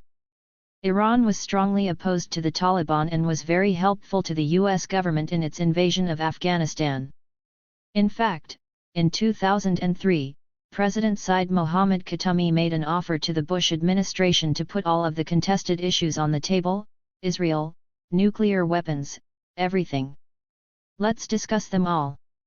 The Bush administration rejected it. 16 We've decided Iran is an enemy. They're too independent. We won't tolerate that. Incidentally, the same is true of Assad in Syria.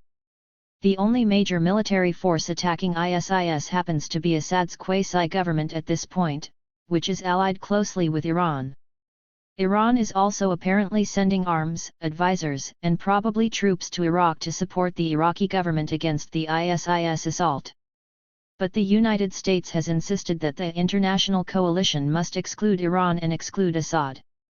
So the main component of the coalition is Saudi Arabia, which is the main funder of ISIS and the ideological center for ISIS. It makes absolutely no sense. The role of Turkey is central. Vijay Prashad, an author who teaches at Trinity College in Connecticut, recently said in an interview, "All evidence suggests that Turkey has allowed ISIS fighters, when they've been injured, to return into Turkey and to get treated in Turkey's hospitals." 17 The border is porous. Yes. That's the border with Syria, and the ISIS fighters are just pouring across it. They're getting military support and medical aid. Turkey was under great pressure by Obama to join the Great Coalition. But they're plainly not joining. Turkey has an enormous military force of its own. If they entered the fight, they could wipe ISIS out in no time, just as Iran could.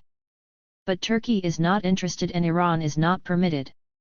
Turkey is a NATO ally, a long-time recipient of US military aid. It would seem that Washington would have the kind of leverage to exact what it wants in terms of sealing the border. You would think so, especially given the US backing for Turkey's vicious counterinsurgency operation against the Kurds. But the Turks don't simply follow orders. Something extremely interesting happened in 2003, when the United States invaded Iraq. If you take a look at the map, it was obvious that the United States wanted to invade Iraq from Turkey. Those big military bases in eastern Turkey are right there on the Iraq border. They would have been a perfect base for the US forces launching their attack. But the Turkish population was strongly opposed to the idea. Polls showed that more than 90% of Turks opposed the US attack. 18 Not because they loved Iraq. They just didn't want to be part of US aggression.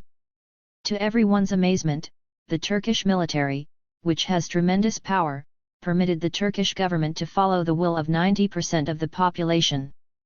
That caused a furor in the United States. How dare Turkey refuse US orders and pay attention instead to 90% of its population? The country was denounced in our press, which for the first time started reporting Turkish human rights violations. You hardly heard about these while they were going on in the 1990s, but all of a sudden we cared. Now we had to talk about how awful the Turks are. The most striking case was Deputy Secretary of Defense Paul Wolfowitz. In the media, he was called the idealist-in-chief of the Bush administration. 19 He was the deeply moral person, over-the-top idealistic. He bitterly condemned the Turkish military because they didn't force the Turkish government to accept US demands. He even insisted that the military apologize to the United States and make it clear that it would never commit another crime like this. 20. This was going on just as the government and the media and the intellectual community were orating about the US dedication to democracy promotion. If you want to be a prestigious intellectual or journalist, you have to maintain completely contradictory ideas at the same time and not notice it. Orwell's doublethink. Yes, that's Orwell's definition of doublethink, the ability to have contradictory ideas in your mind and accept them both without noticing. That's practically a requirement in the intellectual world. Since the founding of the Turkish Republic in 1923, the military has been the dominant institution in that country. How has Erdogan been able to sideline the military? He instituted a big purge of the top military, and he got away with it. The military has been reduced in its power over the government. How much is not clear, but substantially. That was one of Erdogan's major achievements in the first half-decade of the millennium. Minorities in the Middle East, the Yazidis in Iraq, Armenians in northern Syria, and other groups are getting hammered. What can be done to protect them? There is a framework of international law that, in principle, everyone accepts. It's spelled out in the UN Charter, an international treaty that the United States has ratified, which, according to the U.S. Constitution, makes it the supreme law of the land. The Charter, specifically Article 39, says that the Security Council has to determine if there is a threat to peace, for example, the massacre of the Yazidis. Furthermore, the Security Council and the Security Council alone can authorize the use of force in a case they determine to be a threat to peace. Aside from that, there's an absolute ban against the threat or use of force except as direct self-defense against armed attack, which is irrelevant here. So that's the basis for protection. But the United States, Britain, Israel, and other clients are rogue states, states that disregard international law. The UN Charter doesn't apply to them. They have a monopoly on force, or they want to have a monopoly on force, and they use it as they like. That restricts the options for how this problem can be dealt with. In a law-abiding world, our government would ask the Security Council for a resolution declaring that there is a serious human rights situation and threat to peace in areas controlled by ISIS, and then ask the UN to authorize the use of force to deal with that threat. That use of force should primarily involve regional actors, including, of course, Iran. But that's not what happens. Indeed, there is no mention in the press that there could be a lawful way to deal with this issue. That's beyond the consciousness of Western intellectual culture. The concept that we could act as a law-abiding state is unimaginable. If you mention it, people don't know what you're talking about. It's not an option. So it doesn't arise. What's done is what the master decides should be done.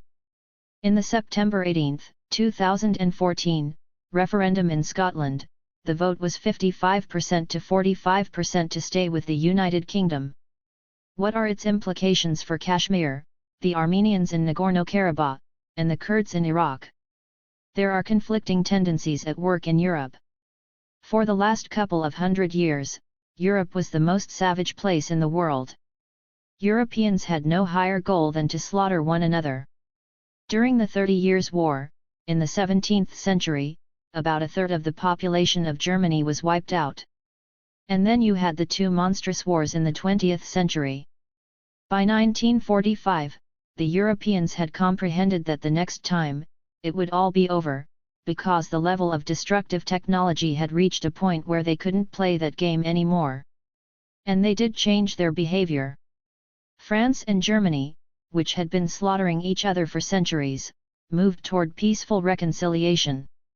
Then the European Union started to integrate.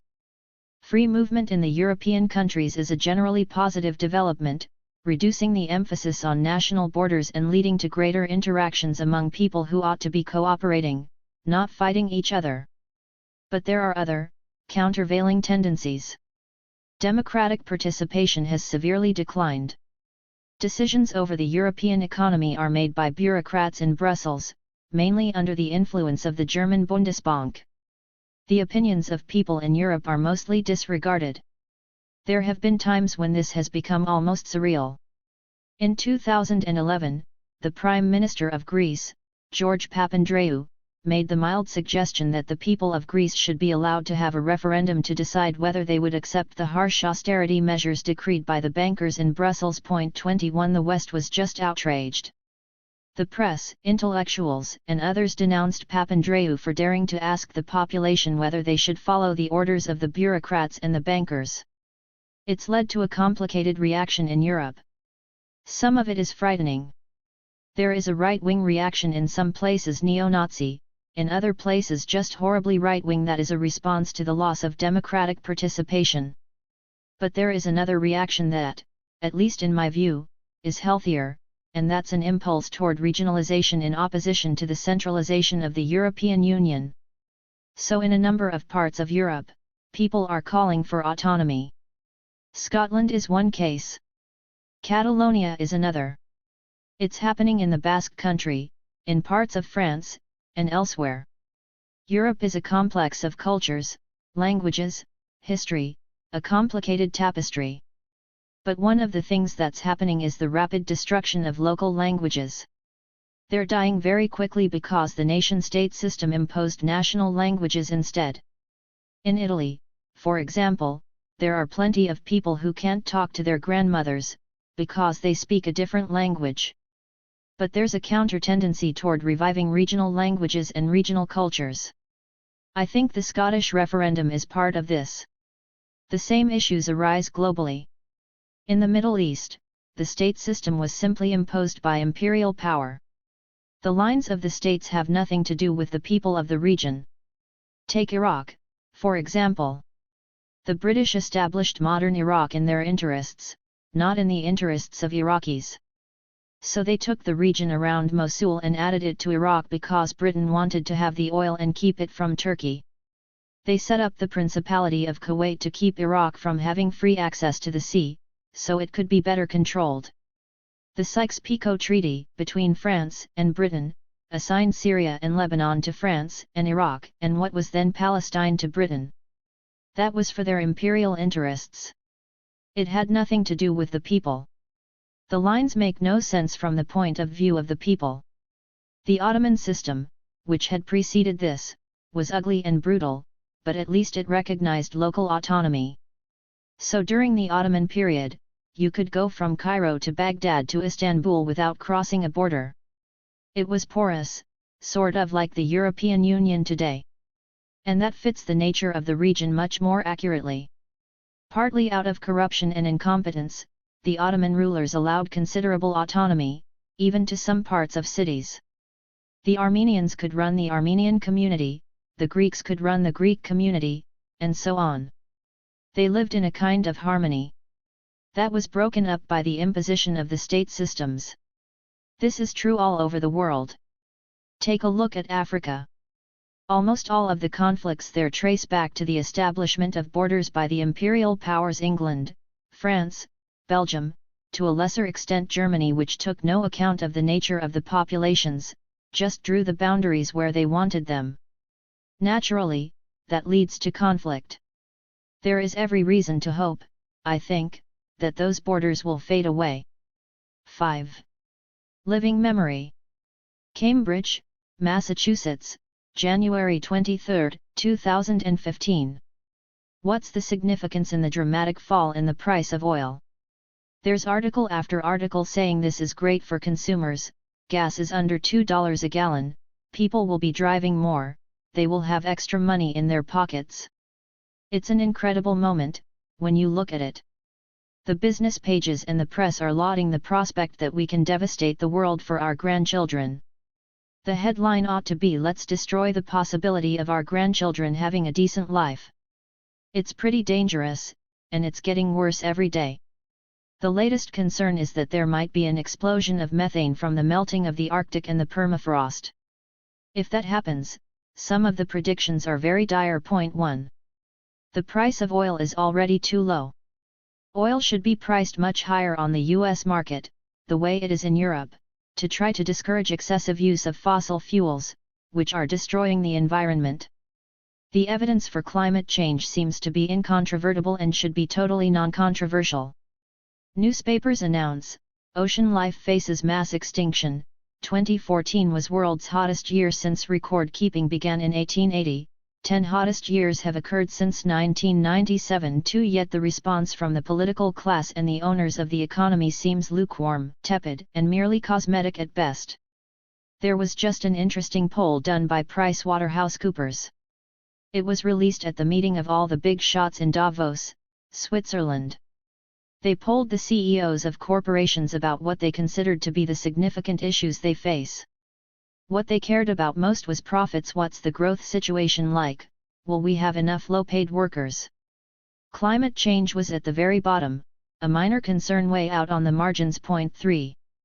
It's not that they're bad people, but there is an institutional pathology. If you're the CEO of a major corporation, which, incidentally, means that you have enormous influence on the political system, you simply don't care about what happens to the world in the future, including to your own grandchildren. What you care about is profits tomorrow. It's an institutional imperative. There is a Yanomami shaman leader named Deva Kopnawa. There are about 30 to 40,000 Yanomami in northern Brazil and southern Venezuela. He says, the white people want to kill everything. They will soil the rivers and lakes and take what is left. They do not think that they are spoiling the earth and the sky, and that they will never be able to recreate new ones. Their thoughts are constantly attached to their merchandise. They relentlessly and always desire new goods. For many indigenous people, I'm not saying all across the board, of course, clearly have a different relation to nature. That's pretty much true around the world. In southwestern Canada, the indigenous people, First Nations, are leading the struggles, mobilizations, and legal efforts to prevent the extremely dangerous expansion of highly destructive fossil fuel use.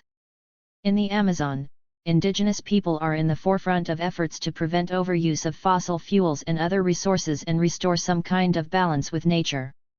In fact, two of the Latin American countries with the largest indigenous populations, Bolivia and Ecuador, have been in the lead in trying to establish what they call rights of nature. It's even a constitutional provision in Bolivia. Point 5. The same is true in Australia. And in India, where tribal people are trying to protect resources. These communities have lived in some kind of balance with nature for a very long time. I don't want to make it sound as if they live in some kind of utopia, but at least they've long had some concern for a balance with nature. And the capitalist, imperialist invaders did not have that concern. You can see it in the poll of CEOs, which is perfectly typical of the attitude of imperial powers that just want to ravage the world and take it for their immediate use. You had some contact with indigenous groups in the Colombian rainforest. I have spent some time in southern Colombia, which is a highly embattled region.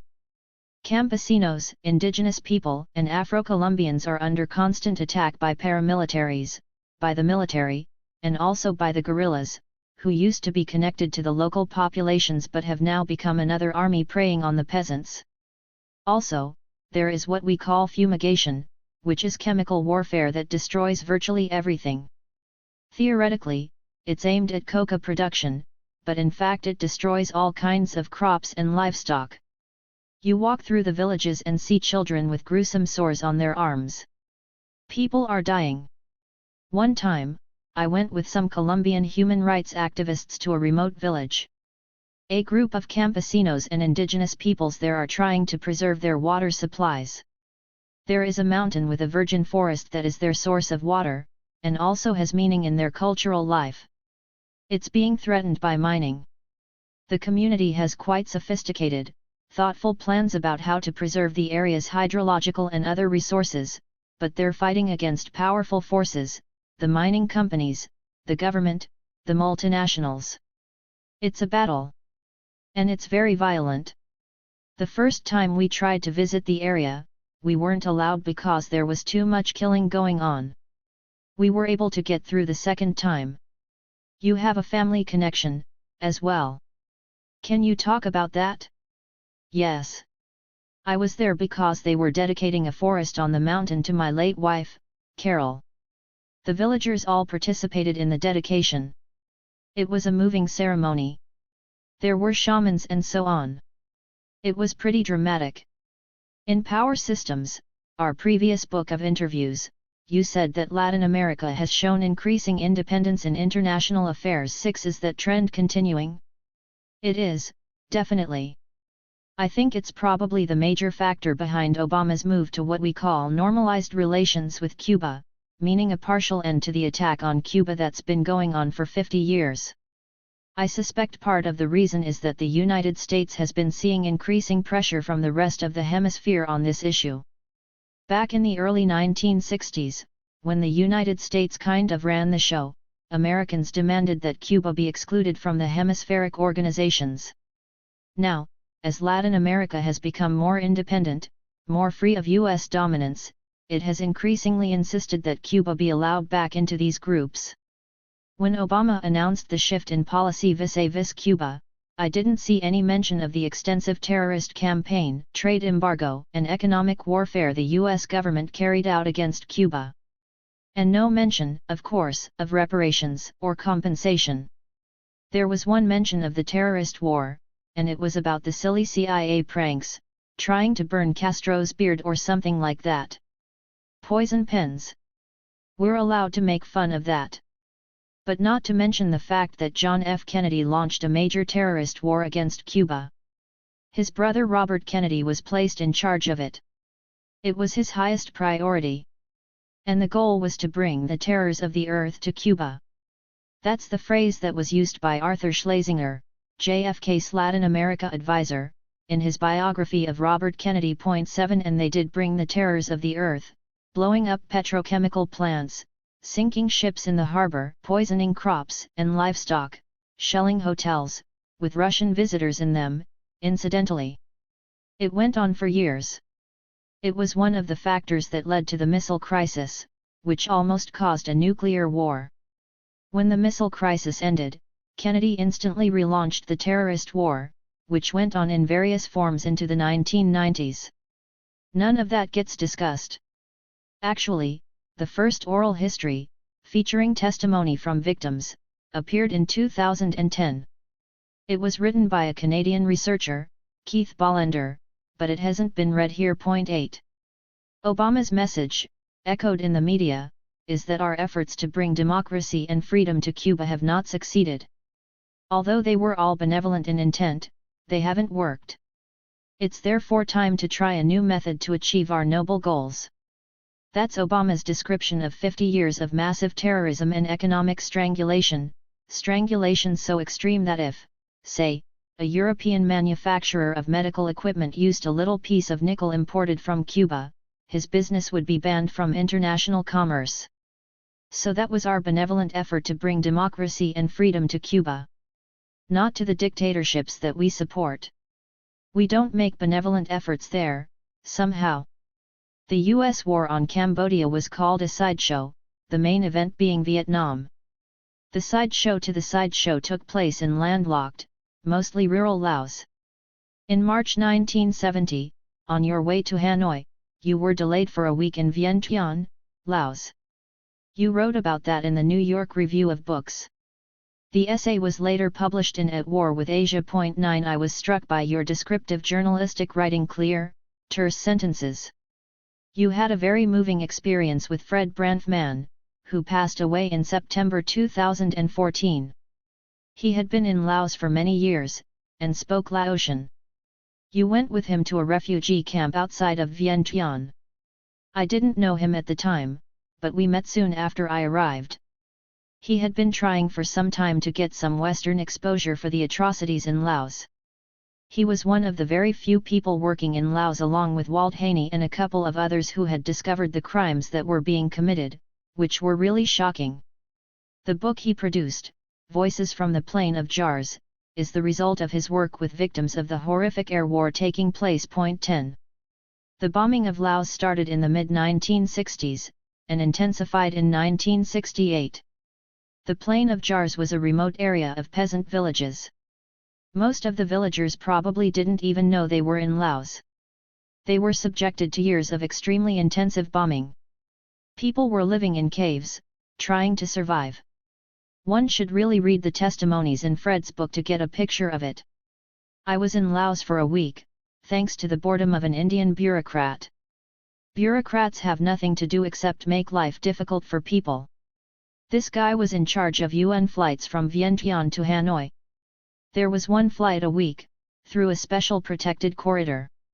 When you flew, you saw jet planes all over the place on their way to bomb whoever.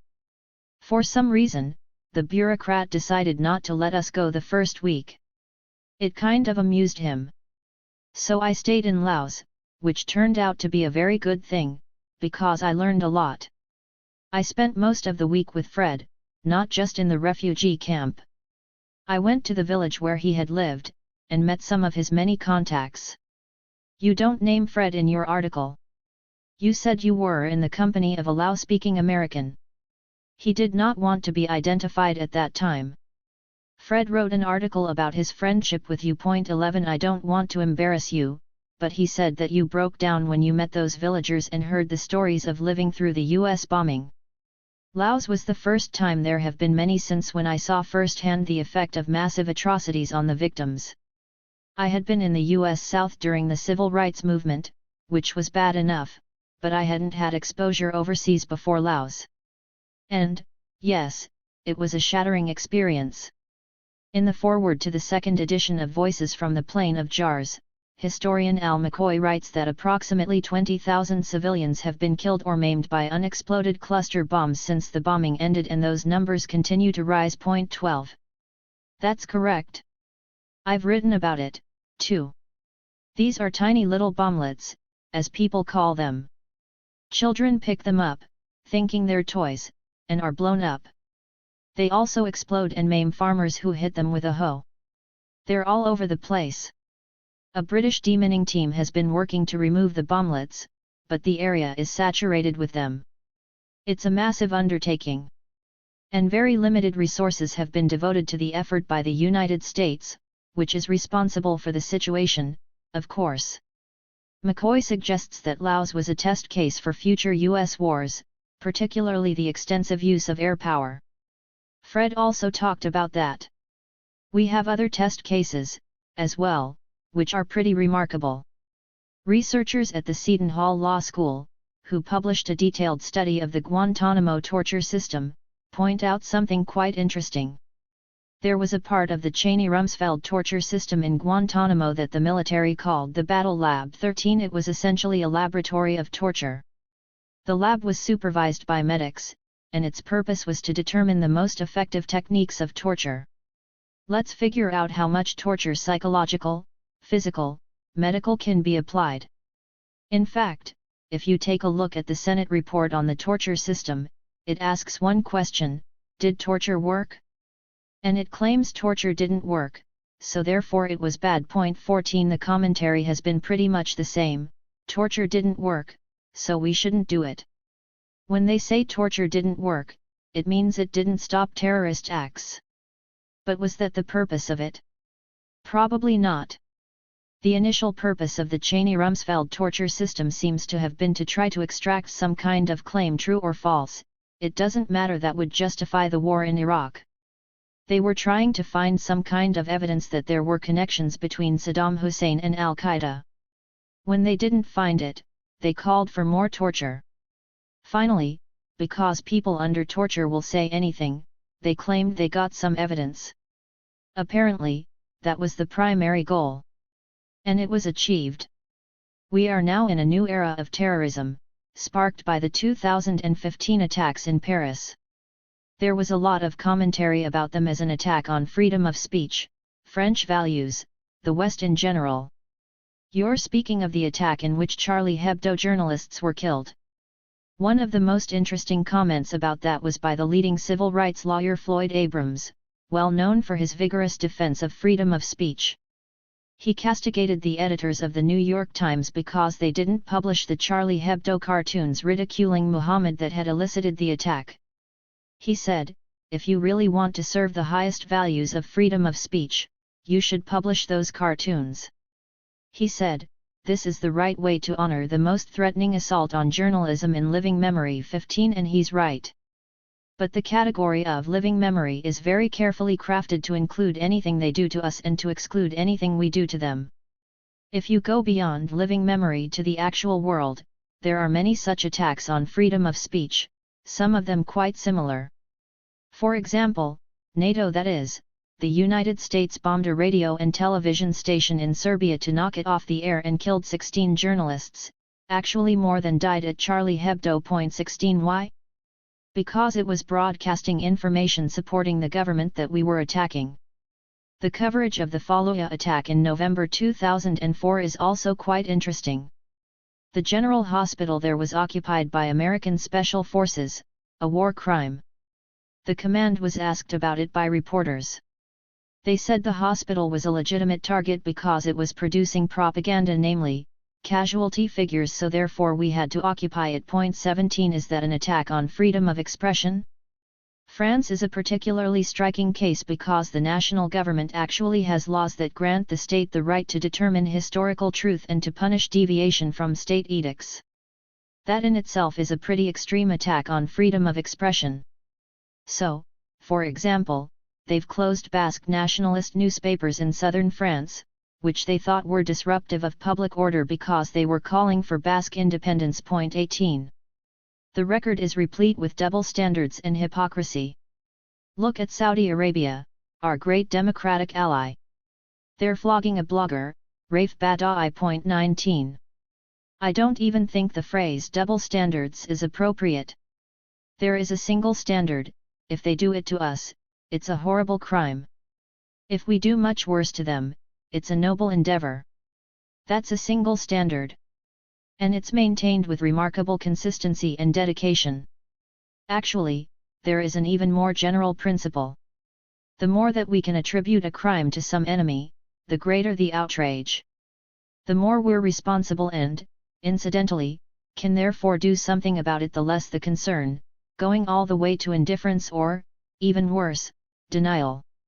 That's a principle that's applied with overwhelming consistency. So then, where do you come down on the issue of freedom of speech? For example, the publication of cartoons not just about the Prophet Muhammad but also about the Pope or the Catholic Church that offend the sensibilities of some people. Are you an absolutist on free speech? I'm not an absolutist. I don't think we can take absolute positions on any moral or ethical principle. But I think it's a very high value to be defended. I think the US Supreme Court did set a standard that's pretty reasonable back in 1969, in Brandenburg v. Ohio. Speech should be protected unless it's intentionally directed at producing an imminent criminal act. Publishing cartoons that ridicule and humiliate people is at the level of a stupid adolescent prank. And it's really vulgar when you're attacking people whom you're grinding under your jackboot. It's one thing to make fun of the powerful. If you want to do that, okay. But to make fun of people you're crushing, to ridicule them, is particularly obscene. If you take a look at the people the Charlie Hebdo cartoonists were ridiculing when they published cartoons of Muhammad, it's poor, oppressed people, North Africans mostly, who fled regions that France has devastated. France has had a hideous record of extermination and violence in those regions for well over a century. A lot of people from there have ended up in the suburbs of Paris, the banlieues, where they live in slums and are subjected to repression, contempt, degradation, humiliation. And then you publish cartoons ridiculing them. Very funny. But even though it's an infantile vulgarity, I think it should be protected. Jews were singled out for killing in the attack on the kosher supermarket in France. Benjamin Netanyahu and other members of his government have used that to urge French Jews to move to Israel. Yes. The attack on the kosher supermarket was a couple days after the Charlie Hebdo incident. They took hostages there and then killed 4 people. 20. There is undoubtedly anti-Semitism in France. It's real and it's dangerous. It's not anywhere near the level of Islamophobia, though, and the idea that Jews aren't safe in France is an illusion. Take terrorism in general. How many people in the United States are killed by terrorism? More people here are killed by accidents at home than by terrorism, a lot more. 21. Terrorism exists, and it is serious. And there are several ways to deal with it. The main way is to stop participating in it. Obama's global assassination program is the most extreme terrorist campaign in operation by far. It's a campaign aimed at killing people who are suspected of perhaps planning to harm us someday, and anyone else who happens to be around them. That's pure terrorism, on a massive scale. Incidentally, Israel does exactly the same thing, killing people whom they suspect of plotting acts against Israel. Israel bombed Syria on this pretext, for example. The target was apparently a man whose father had already been killed. The attack also killed some Iranians, it turned out. 22. Suppose Iran were to murder people in Israel whom it suspects of plotting against Iran. That's not far-fetched, because Israel does plot against Iran, even calling for attacks. So suppose Iran decided to kill Israelis in Israel. Would that be fine? No. We would go to war. But when we do it, on a massive scale, killing thousands of people, it's fine. If we were to cut back on these actions, it would sharply reduce the amount of terrorism in the world. But it also would have another effect. It's well known by now that our drone attacks generate terrorism in response. Incidentally, that's one of the things that Fred Brandtman studied. He provided a lot of evidence that, even at the highest level of the US government, people understand that these attacks are creating jihadis. So if we cut down our own terror operations, we would also cut down the kind of terror that enters living memory, namely, attacks against us. Take a look at the studies that have come out. People have been incited to jihad by seeing the torture at Abu Ghraib, the humiliation and degradation and repression the prisoners suffered daily. That doesn't justify terrorism, of course, but it helps explain it. And it tells you what to do if you want to cut it back, eliminate, reduce the actions are actions that are helping to generate it. 2 of the attackers in Paris were of Algerian descent. Robert Fisk reminded us in a recent article that over 1 million Algerians were killed by France during the War of Independence, between 1954 and 1962. 23 That's almost 1 in 10. He's quite right.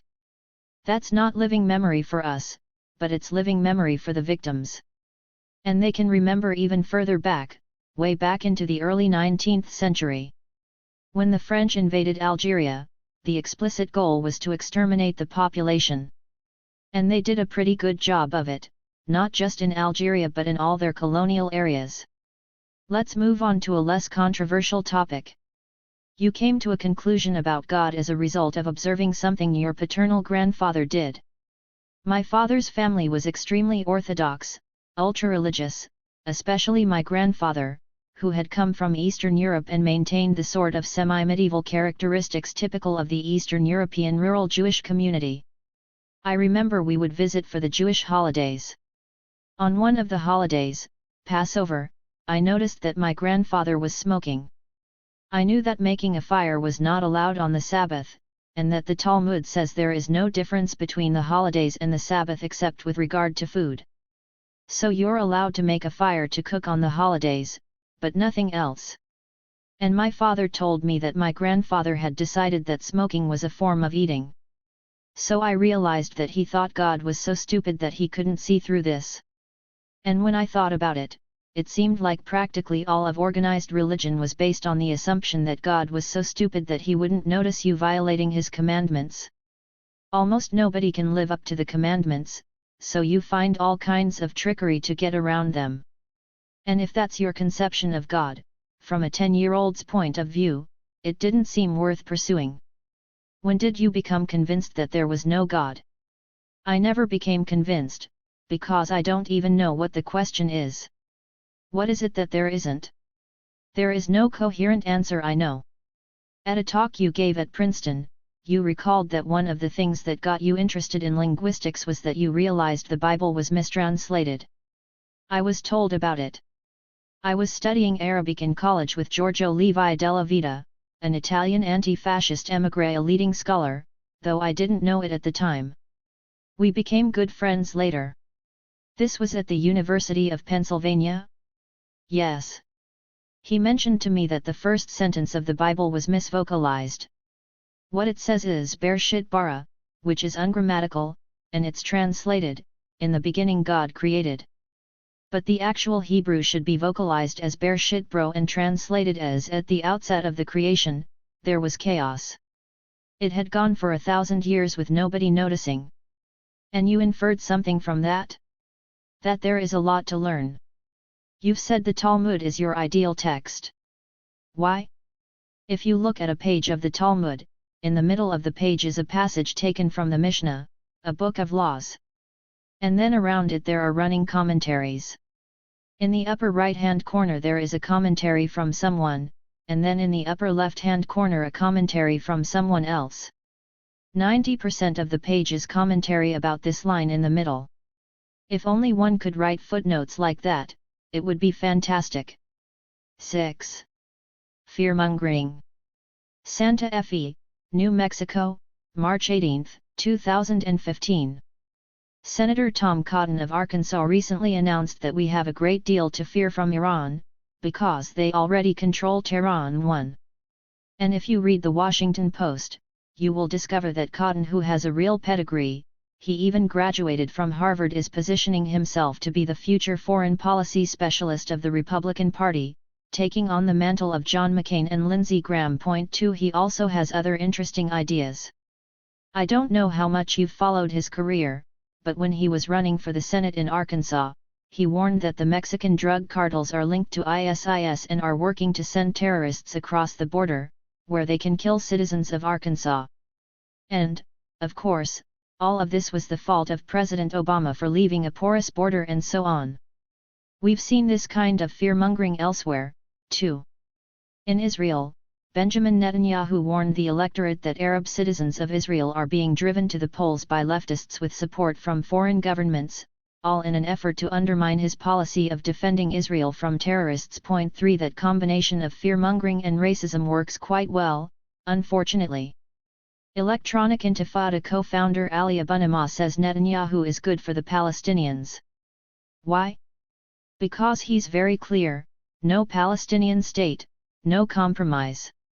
Haaretz correspondent Amira Hass sees only cosmetic differences between the two major Israeli parties, and she says that the now moribund two-state solution is actually a 10-state solution, a bunch of Bantustans, she says, inside the West Bank. 4.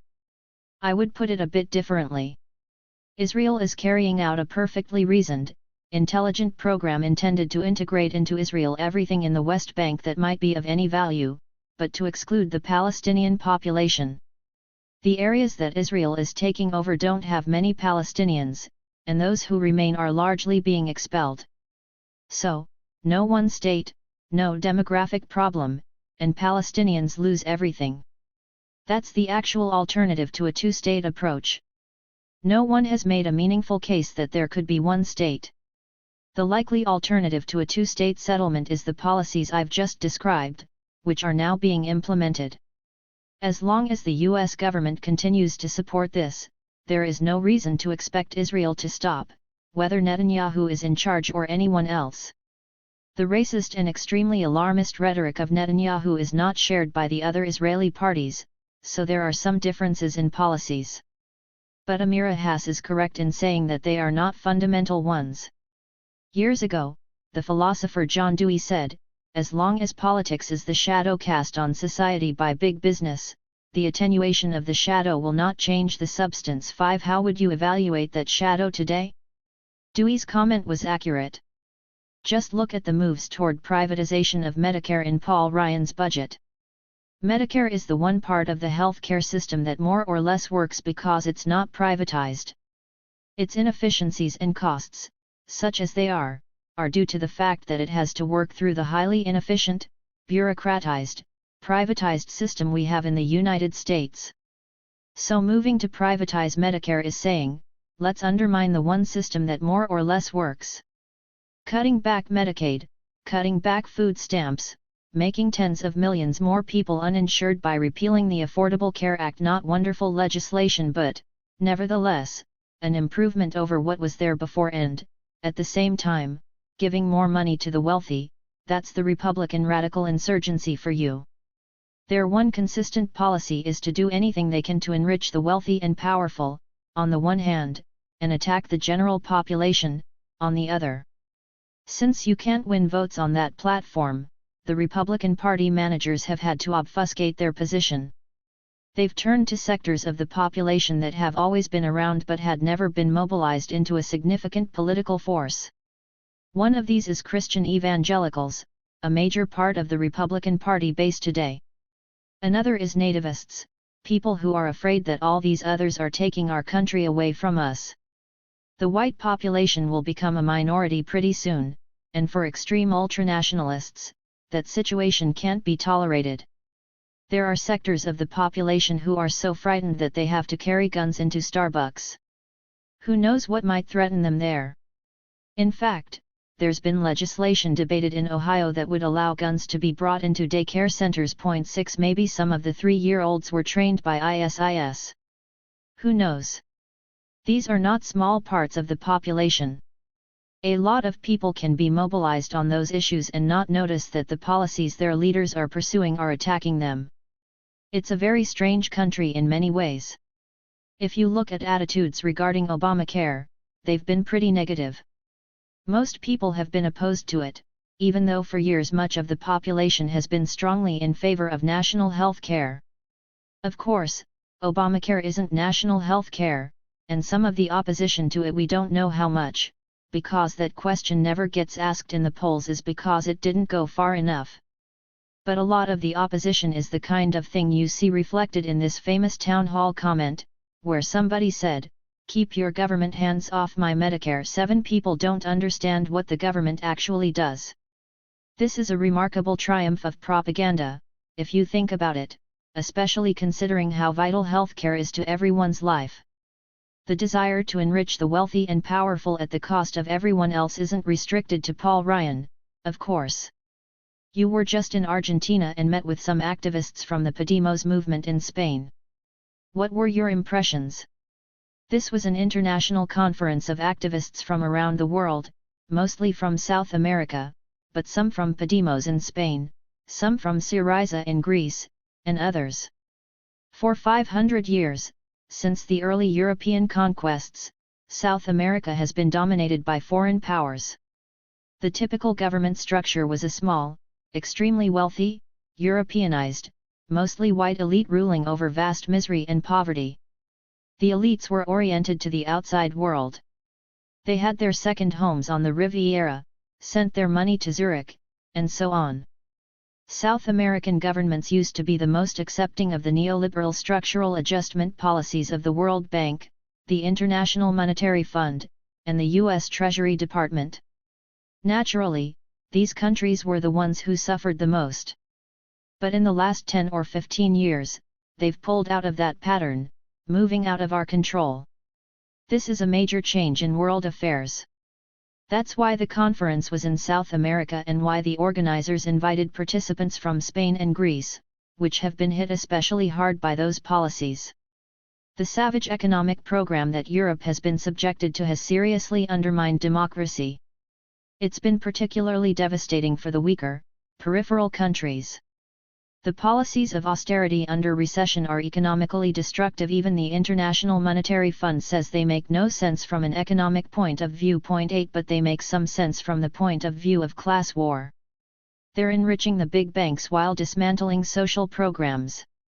I think that's the purpose of the policies, dismantling the social democratic welfare state, Europe's major achievement after the Second World War.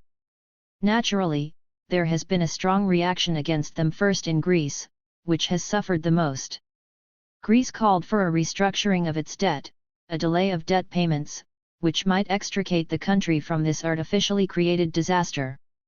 But the German banks, which are basically responsible for the crisis, reacted in an absolutely savage way to prevent Greece from taking such steps. Point 9 This refusal is particularly ironic because in 1953, Germany was permitted by other European countries to cancel its major debts. Point 10 Indeed, that was the basis for the German recovery, and the reason Germany became the dynamic center of Europe. What's more, Germany practically destroyed Greece during the Second World War. So now, Greece is asking for a limited element of what Germany was granted in 1953, and the powers in Germany, the Bundesbank, are just flatly refusing. Greece is a pretty weak country, but Spain is bigger, with a more powerful economy. In the past few years, a new political party has developed in Spain, Podemos, which is dedicated to reversing the austerity programs and rebuilding the social economy. In Spain, as in Greece, the criminals who caused the crisis were the banks, the Spanish banks and the German banks. And in Spain, too, they want the population to pay the costs. Notice that none of these people believe in capitalism. In a capitalist society, if, say, I lend some money to you and since I know you, I know it's a risky loan, I charge you a high enough interest rate to account for the risk. If at a certain point you can't pay, it's my problem. That's how it works in a capitalist society, but not in the societies we live in. Here, my problem becomes my neighbor's problem, too. The neighbors didn't take on the risk, but they're made to pay for it by bailing me out. That's the way our system works. It's radically anti-capitalist. It makes sense on class warfare grounds, but has no resemblance to capitalism or free markets. You grew up in the 1930s, at a time when solidarity meant something. There was mutual support, there was an active labor movement. What's it going to take to rekindle that spirit of solidarity? Go back to the 1920s. The labor movement had been destroyed. There was practically nothing left of it. David Montgomery, a leading labor historian, wrote a book about this period called The Fall of the House of Labor. 11 There had been a lively, vibrant, active, fairly radical labor movement in the United States, but it had been crushed. The business classes had the support of state power. They were able to crush and destroy the labor movement. But it revived. In fact, in the 1930s, the labor movement moved to the forefront. There were sit-down strikes and organizing by the Congress of Industrial Organizations. The Roosevelt administration was sympathetic to an extent, and was willing to accommodate some of the demands from the public, which were spearheaded by the labor movement. The result was New Deal legislation, which was very beneficial to the population and to the economy. And the labor movement can revive again, as can other popular movements. There is a reason for being hopeful here, the quite positive changes that have taken place since the 1960s. In many ways, today's society is much more civilized than what we had back then. When I started giving public talks during the early days of the Vietnam War, they took place in somebody's living room or in a church and were attended by only a handful of people. None of us who were involved ever could have imagined at the time that there would be a major anti-war movement a couple of years later. But there was. And the same has happened on other fronts, as well. Lots of issues which you could barely discuss back in the 1960s are now accepted and taken for granted: women's rights, gay rights. There was no concern for environmental issues in the 1960s. Now there's substantial concern. And I think that's the starting point for recreating the kind of solidarity, mutual aid, cooperation, dedication, and commitment that is necessary today. We can't overlook the fact that we're at a moment of human history that is entirely unique. For the first time in human history, the decisions we make will determine whether the species survives. That has not been true in the past. It's very definitely true now. 7. Alliances and Control. Cambridge, Massachusetts, September 22, 2015. I want to start with a George Orwell essay from 1946, Why I Write. He says, "My starting point is always a feeling of partisanship, a sense of injustice. I write because there is some lie that I want to expose." What's your starting point? That's very hard to say. A lot of my work is scientific work, and the starting points are problems, puzzles, a desire to understand. To borrow the title of my last book, What Kind of Creatures Are We? The rest is about things happening in the world, domestically or internationally, that seem to be misleadingly or falsely described and are significant enough to merit close attention. You, Stephen Hawking, and others signed a petition warning of an artificial intelligence, AI, arms race. 3. I think the petition was initiated by Max Tegmark, a fine physicist here at MIT. The concern primarily is with automated military systems, which are extremely threatening. Automated systems can do many technically impressive things, but there are times when judgment matters, and they don't have it.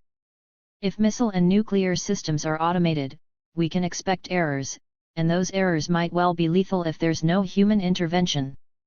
As the systems become more and more automated, they are less and less controllable. The petition also speaks of beneficial artificial intelligence. What might be some of the benefits of AI? It would be nice to have a robot clean your house, cook your meals, drive your car. Robots can do useful, in fact, sometimes very useful things, for example, replacing humans in extremely dangerous work involving radioactivity or other risks. Or, for that matter, just routine and boring work. To my mind, systems that improve our capacity to live a full, decent, and productive life are all to be welcomed. We're witnessing the greatest human migration in Europe since the end of World War II. What are your thoughts about this unfolding human catastrophe? Unfortunately, there are a number of catastrophes, though we shouldn't exaggerate the scale of them. Kenneth Roth at Human Rights Watch recently pointed out that if you consider the total number of refugees who are likely to try to make it to Europe, it is well under 1% of the population. 4. Of the global population? No, of the European population. For some countries, such as Germany, the influx is very welcome economically and socially. The refugees, especially the ones from Syria, are educated middle-class people with skills. Germany has a demographic problem. The society is not reproducing, so there's a shortage of young, skilled people. That is one of the reasons why Germany is taking a fairly welcoming position compared to the other countries in Europe. Some other countries have also welcomed refugees, right? Yes. Lebanon, for example, a small, poor country, by now, maybe a fourth of its population are refugees. Iran takes refugees. Jordan takes huge numbers. Turkey has taken an enormous number of Syrian refugees. Syria itself was accepting many refugees, until it started imploding. There are also countries that generate refugees. The U.S. invasion of Iraq set all sorts of crises in motion, including the rise of ISIS, but it also created numerous refugees. Nobody knows exactly how many, but maybe 1 or 2 million, along with a couple of million displaced people inside the country. 5 Refugees are fleeing Iraq. They're fleeing Afghanistan. They're fleeing Libya, after we smashed up that country. So, there are countries that accept refugees, there are countries that generate them, and then there are countries that generate them but refuse to accept them, like us. We may take in a few thousand refugees from the region, but nothing like the number created by the actions that we undertook. You can say the same for Britain and France, on a smaller scale. Remember, refugees are not coming because they want to. In fact, the United Nations has appealed for humanitarian aid to help refugees stay where they want to be, near the countries of their origin. But they're only getting about half of the aid that they requested. 6 The most constructive and humane way to deal with refugees is to let them stay in or near their own countries. This means providing assistance, aid, and, if we were honest, reparations, because we have a lot to do with the causes of the flight and migration. During what was being called the American refugee crisis, starting in 2014, the largest group was people fleeing from Honduras. 7 Why Honduras? Well, it's a poor country with plenty of violence and destruction in general, but the violence dramatically escalated after 2009, when a military coup overthrew the parliamentary government. The United States was almost the only country that supported and legitimized the coup. It led to a sharp increase in killings and repression, and people started fleeing. When you do something like supporting a military coup, it has consequences. Just as there are consequences when you bomb and destroy Libya, or when you invade Iraq and smash it to pieces. Africa is pretty much under the radar, sub-Saharan Africa in particular. Yet it's the site of enormous carnage and wars and destruction. Why don't we hear more about what's happening there? There is a substantial U.S. military presence there, as has been exposed by the journalist Nick Turse, but it's under the radar, as you say. 8 The U.S. is conducting relatively small-scale military operations in Africa, and there aren't a lot of American troops involved, so we don't hear about it. In fact, we hear very little about any number of monstrosities. How much do we hear, for example, about Eastern Congo, which is probably the worst disaster in the world? Millions of people have been killed. The choice of what's reported or not has to do with special interests here, not with what's important.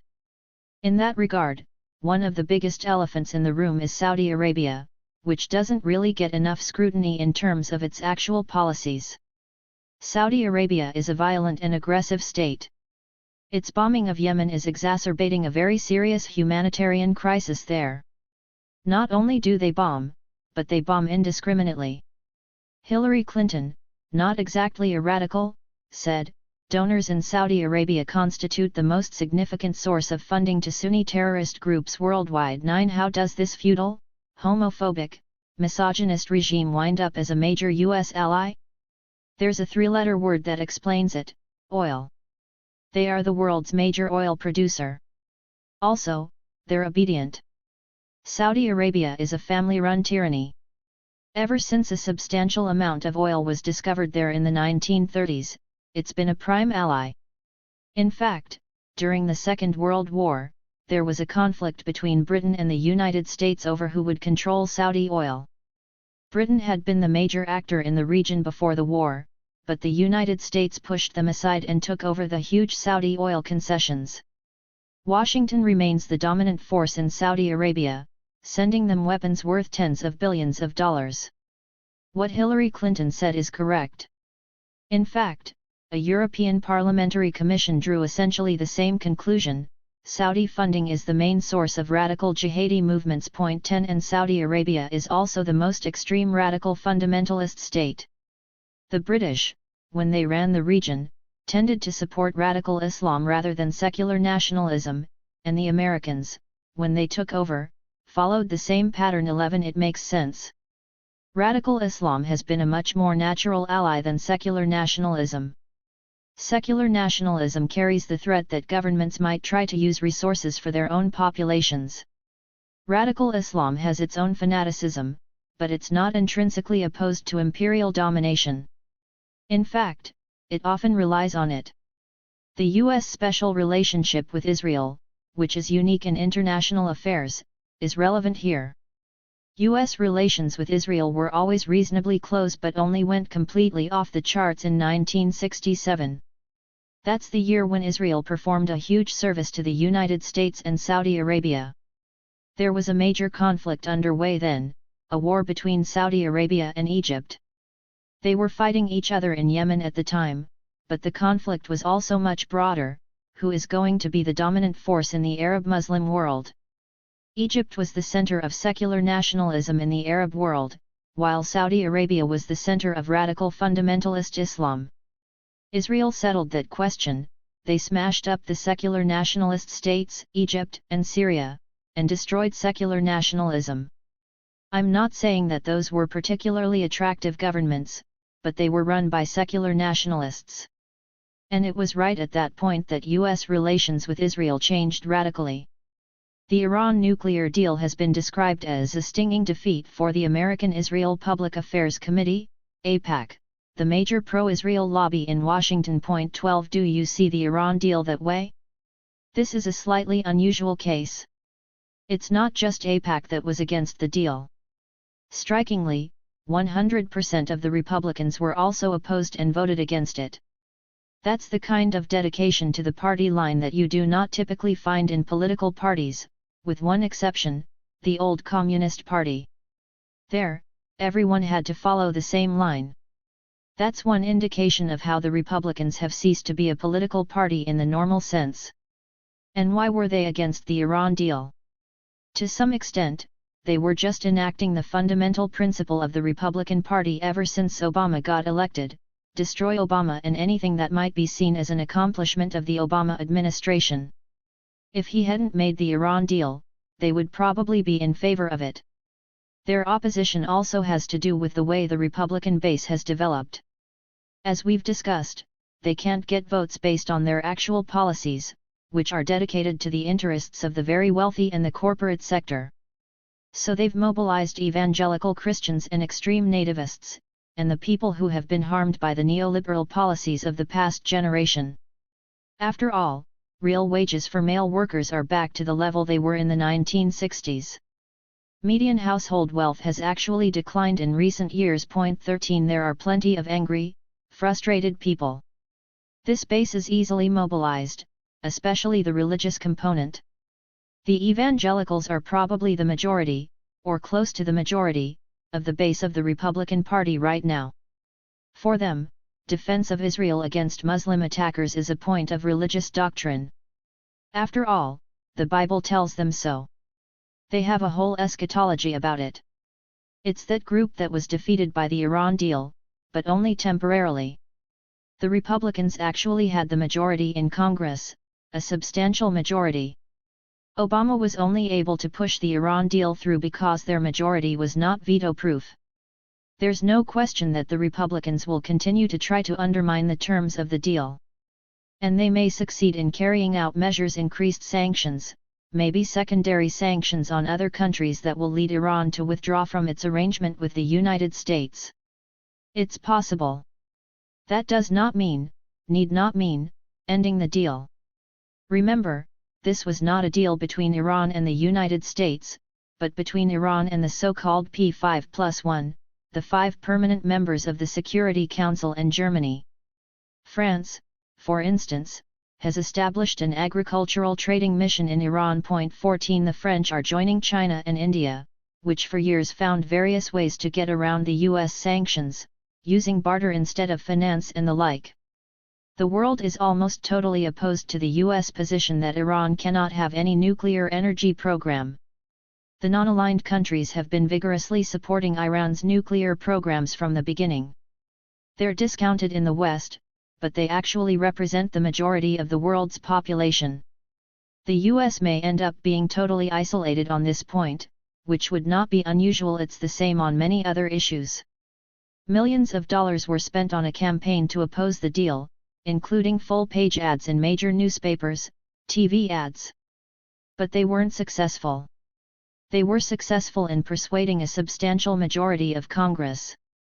They were also successful in changing public opinion. If you take a look at the polls, at first the public was in favor of the deal. Over the months, as the propaganda campaign went on, support declined. The last polling I saw showed opinion is split 50-50 or even a little bit against .15, so the opponents did succeed in gaining public support for their position, as well as congressional support. They didn't manage to override a veto, but they're at the point where they could definitely undermine the deal using the kinds of measures like sanctions they're now undertaking. And they're pretty open about it. They've announced what they're going to do. If you go through the torture of listening to the Republican primaries, the debate is, do we bomb Iran as soon as I take office, or the moderate position, do we wait until after the first cabinet meeting, then bomb Iran? 16 To say that AIPAC and that whole amalgam, it's not just AIPAC, didn't succeed is a little misleading. It's often said in the wake of this Iran deal that Tel Aviv-Washington relations have never been worse, that there's a major schism now dividing Israel and the United States. Does that hold any water? Very little. Actually, Obama is probably the most pro-Israel president yet, though not pro-Israel enough for the extremists. This was obvious even before his first election, as I noted in 2008, just citing his website. 17 He had a very thin record, but one of the few things he did as a senator, which he advertised as one of his real achievements, had to do with the Israeli invasion of Lebanon. He co-sponsored a resolution demanding that the United States do nothing to impede Israel's attack on Lebanon and, furthermore, that it punish anyone who opposed it. That's pretty extreme. It was a vicious invasion. And he continued on that path as president. So, for example, in February 2011, Obama vetoed a resolution calling for implementation of official U.S. policy, which is that Israel shouldn't expand the settlements. 18 Of course, the expansion is a minor point, the real issue is the settlements themselves. This resolution called for stopping expansion and also noted that the settlements are illegal, which everyone recognizes. And Obama vetoed it. Something even more important happened in the summer of 2015, and it barely got mentioned. Every 5 years the Non-Proliferation Treaty, NPT, participants have a review meeting. The Non-Proliferation Treaty's continuation is meant to be conditional on moving toward establishing a nuclear weapons-free zone in the Middle East. That was an initiative of the Arab states, which have been pressing very hard for a weapons of mass destruction-free region in the area. Israel, which has nuclear weapons, is not a signatory to the NPT. Israel, Pakistan, and India, all nuclear weapons states supported by the United States, are not signatories. Every 5 years, this comes up at the NPT meeting. In 2005, the Bush administration just didn't participate. In 2010, Obama blocked any discussion of a nuclear weapons-free Middle East, and he did so again in 2015.19. The US gives one or another pretext, but everyone understands that the real motive is to keep Israeli nuclear weapons from being inspected and supervised. That's pretty serious. Not only does it create serious instability in the region, but it may also destroy the Non-Proliferation Treaty. So Obama's position represents very strong support of Israel's military domination of the region. As Israel has moved far to the right, some of his views are now seen as hostile. But that's really more a comment on what's happened in Israel. Let's go on to other subjects. What do you think about the partial decriminalization of marijuana in Colorado, Washington, Oregon, and California? It's long overdue.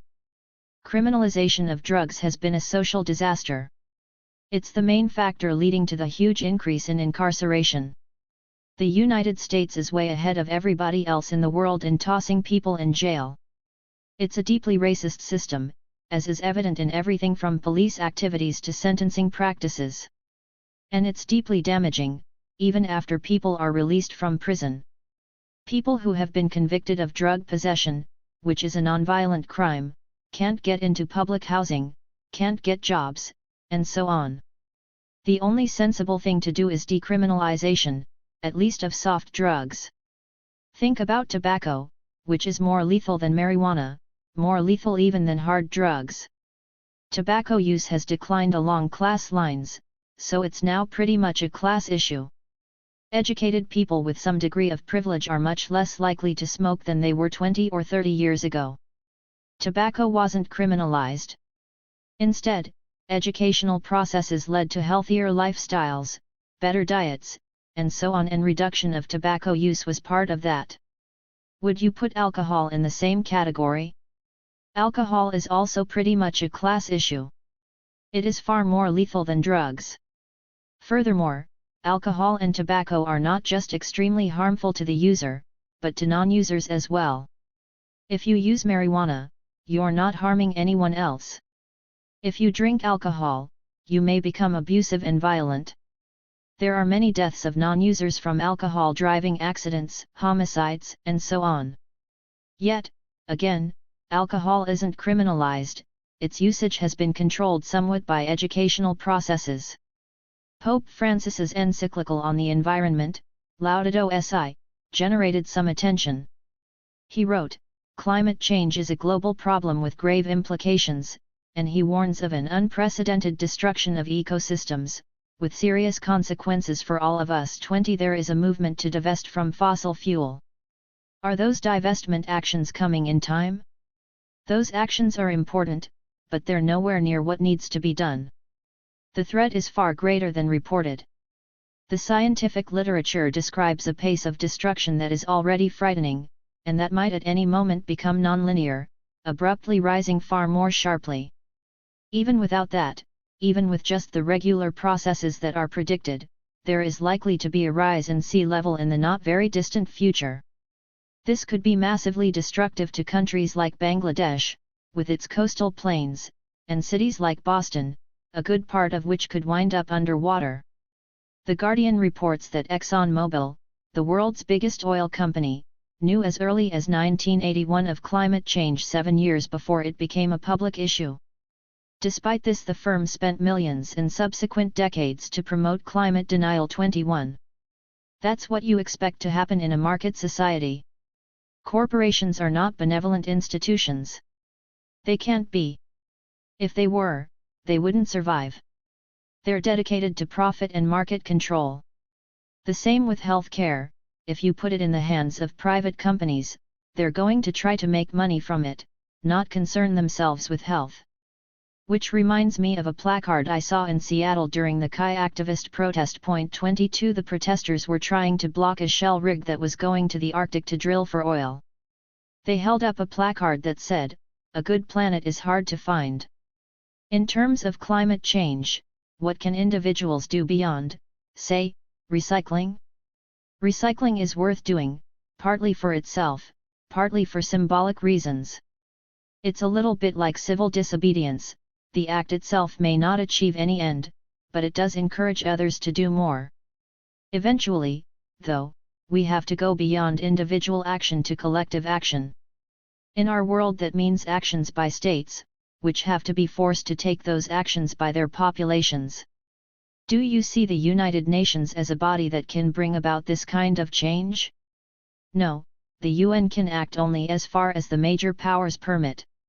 It is not an independent agency. So when we ask, can the UN do something, we're really asking, will the United States permit something to be done? Volkswagen has admitted that millions of its cars used software to defeat emissions tests. GM cars were found to have faulty ignition switches, which the company knew about and covered up, leading to more than 120 deaths. Laura Christian, the mother of one of these victims, a 16-year-old girl, said, "While nothing can bring my daughter back, we need a system where auto executives are accountable to the public and not just corporate profits." 23. And not just auto executives. Johnson & Johnson, the huge pharmaceutical firm, is apparently facing billions of dollars of fines for mislabeling prescriptions. 24 Financial institutions are paying billions of dollars in fines for robbing the public. But that's the nature of capitalism, you try to steal as much as you can. We're after huge profits, and one of the ways to make profits is to cheat. And if you get caught and pay a fine, well, that's just the cost of doing business. They pay the fines, but no one does any jail time. As neoliberal attitudes and policies expand, there's more impunity. That hasn't always been true. If you go back to the savings and loan scandal under Reagan, quite a lot of people went to jail. That wasn't that long ago. Bernie Sanders has been talking about income inequality and the depredations of the economic system, much as you've described. What do you think of his prospects? It's interesting to see how much public support Sanders is getting with very little funding. He obviously doesn't have Sheldon Adelson giving him $1 billion. I think you can raise questions about many of his policies, but I think he's bringing important issues to the attention of a large part of the public. He's probably pressing the mainstream Democrats a little bit toward progressive directions. But his prospects are pretty limited in a system like ours. It's a system of bought elections and what amounts to a plutocracy. And Sanders has a very small chance of breaking through this. But even if he did, by some near miracle, there isn't a lot that he could do. He's not running a political organization. He wouldn't have congressional representatives. He wouldn't have the bureaucracy. He wouldn't have governors, state legislatures, and so on. All the things that contribute to formulating policy would be lacking. Concentrated private power is so enormous that it could block even somebody who had all of those supporting systems in place. So the chance that Sanders could implement any major policies would be slight, unless a massive political movement was behind him. The real hope of the Sanders campaign is that after the primaries, I assume he won't be nominated. The popular movement that supports him will persist, grow, and develop. That would be significant. On the walk over to your office, I was talking to another MIT professor. I asked her, if you could ask Noam Chomsky one question, what would that be? She said, ask him, how does he do it? We are very privileged people, professors at MIT or elsewhere. We're reasonably well off. We have a reasonable degree of security. We have resources, training. We're in one of the very few professions where you control your own work to a large extent. You may decide to work 70 hours a week, but it's your 70 hours, for the most part. There are commitments, but a lot of the work is work of your own choosing. That's very unusual in the world.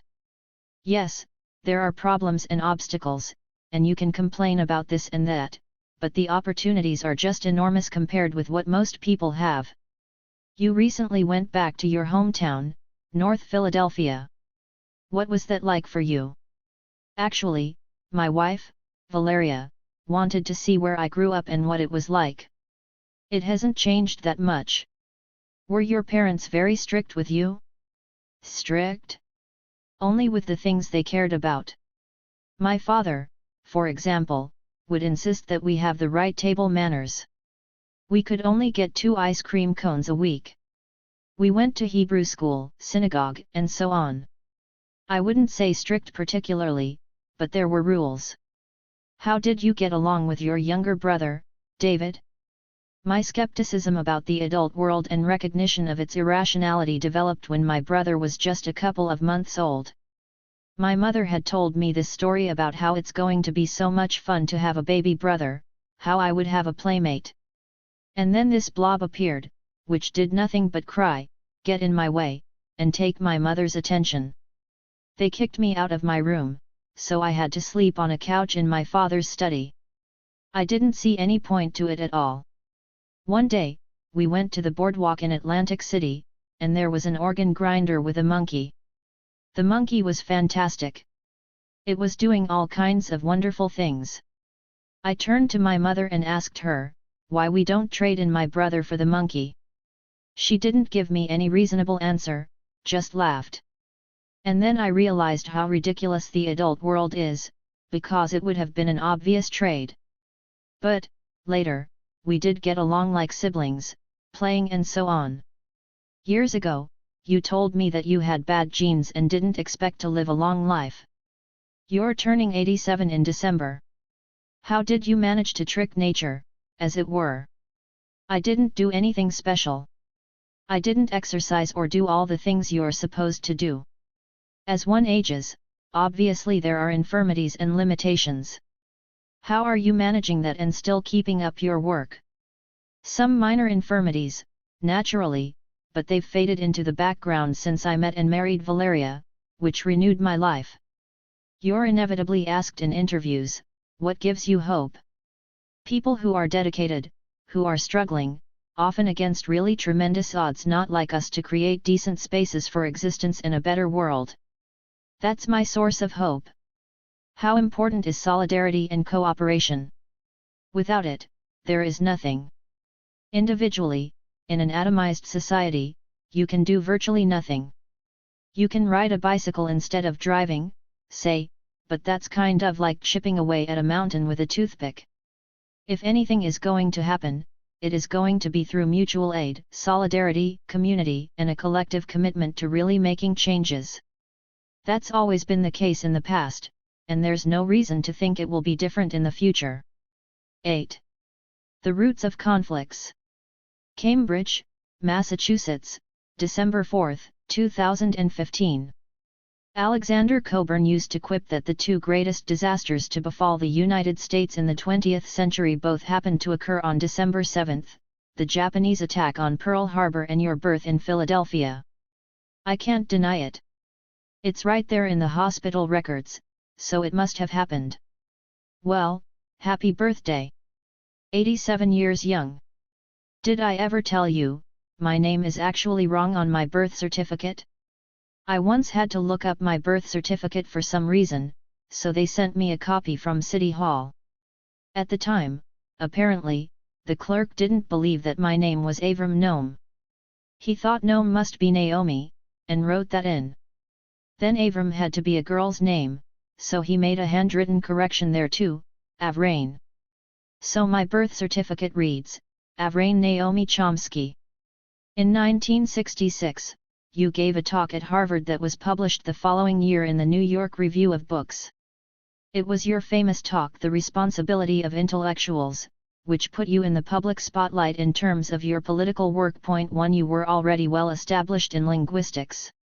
I had written political articles before, but that was the first one to appear in a major journal and be read by more than a few activists. Regarding the responsibility of intellectuals, what can you say about the current generation? Are they any different? I don't think it's been different for all of recorded history. The phrase "the responsibility of intellectuals" is actually ambiguous and intended to be ambiguous. There's a responsibility that they're expected to fulfill, essentially to be flatterers at the court. Then there's the moral responsibility of being truthful, accurate, critical, focusing on crimes for which we share responsibility as part of our state, our society, whatever it may be. About U.S. motives globally, you say a useful way to approach the question is to read the professional literature on international relations in order to understand what policy is not to. Well, there are basically two theories of international relations. One of them is called Wilsonian idealism, the other is called realism. If you look at them closely, realism is not particularly realistic. In fact, it tends to ignore such crucial factors as the determinants of power and decision-making in the domestic system. Wilsonian idealism, meanwhile, simply repeats the basic illusions of every imperial power, that we are exceptional, that we may make mistakes but we always have good intentions, and so on. That's precisely what policy is not. You said in a recent interview that U.S. policies have succeeded in spreading jihadi terror from a small tribal area in Afghanistan to virtually the whole world, from West Africa through the Levant and on to Southeast Asia. 3. How did they do that? When the only method you have is to use your comparative advantage in violence, you will always make the situation worse. The military analyst Andrew Cockburn points out that every time you kill a leader, you think it's a big triumph. Point 4. But what you're doing, almost invariably, is replacing him with a younger, more competent, more violent leader. It happens over and over. In fact, we're doing jihadis a favor. ISIS and Al-Qaeda, for example, fairly openly said, "Please come attack us. Send the Crusader armies to fight us." It will be a recruiting tool. Pretty soon you will be at war with the whole Muslim world. That's just what they want. Let's say ISIS is bombed to smithereens. What then?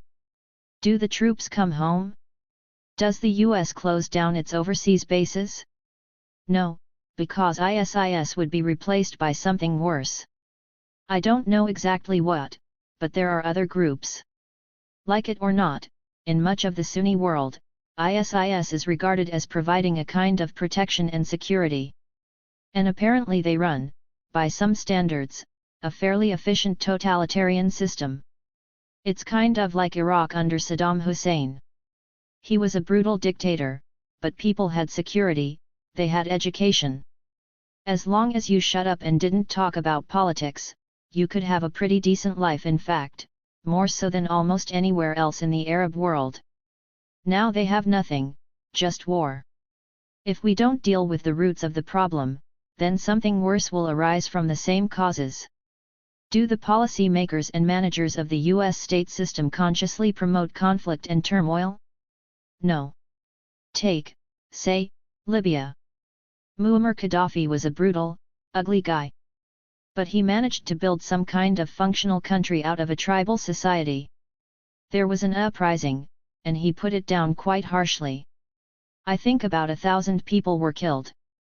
Then 3 imperial powers, France, the United States, and Britain, rammed through a Security Council resolution that called for a ceasefire, protection of civilians, negotiations, and diplomacy. 5 OK, what did the outside powers do? They violated it. Gaddafi accepted the ceasefire, but the imperial powers instantly violated it and became the air force of the rebels. The result was to destroy the country, to radically magnify the number of casualties, and, incidentally, to spur the flow of refugees from Africa to Europe.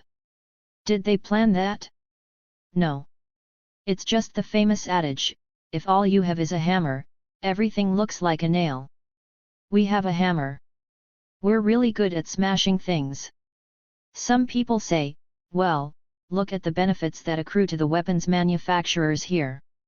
Isn't that the rationale for more bases, more intervention?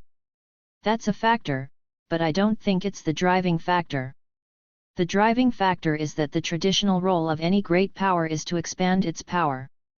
England, France, and the United States each have a long history of imperial domination. So they do what comes naturally. They use their comparative advantage, which happens to be not diplomacy, development, freedom, or anything like that. That's what they talk about, but what they're really good at is force. So we have the Joint Special Operations Command, JSOC, Special Forces, drones, armies that can go in and smash places up.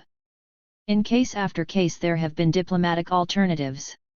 Whether they would have worked, we can't say. What about alternatives for alleviating the misery and suffering in Syria? The situation in Syria is terrible. There's one region in Syria that is doing all right, the Kurdish region of Rojava. The Kurds have succeeded in defending it with very limited weapons, and have apparently managed to create a pretty decent, functioning, interesting society under horrible conditions. Aside from that, the place is just a wreck, nothing but gangsters murdering each other. The Assad regime is brutal and destructive, and its atrocities have caused most of the deaths. 6 Then there's ISIS. There's also a major jihadi group, an offshoot of Al-Qaeda, the Al-Nusra Front, and another one that's not very different, al-Sham. The two of them sort of merge. Did you hear Prime Minister David Cameron calling for the bombing of Syria in the British Parliament? He said, "We have to support 70,000 democratic freedom fighters over there." Robert Fisk asked in an article the next day, did he mean 70,000 or just 70? Every correspondent who knows anything about Syria has ridiculed Cameron's claim. Nobody can find these people. What's the answer? There's just one option, even if it's only got a slim chance of working, and that is some kind of negotiations involving every warring group in Syria apart from ISIS, which has no interest in negotiations. This means arranging negotiations among real monsters. You don't like any of them, but that's the only choice. If you want to reduce the killing and the destruction, that's what you do.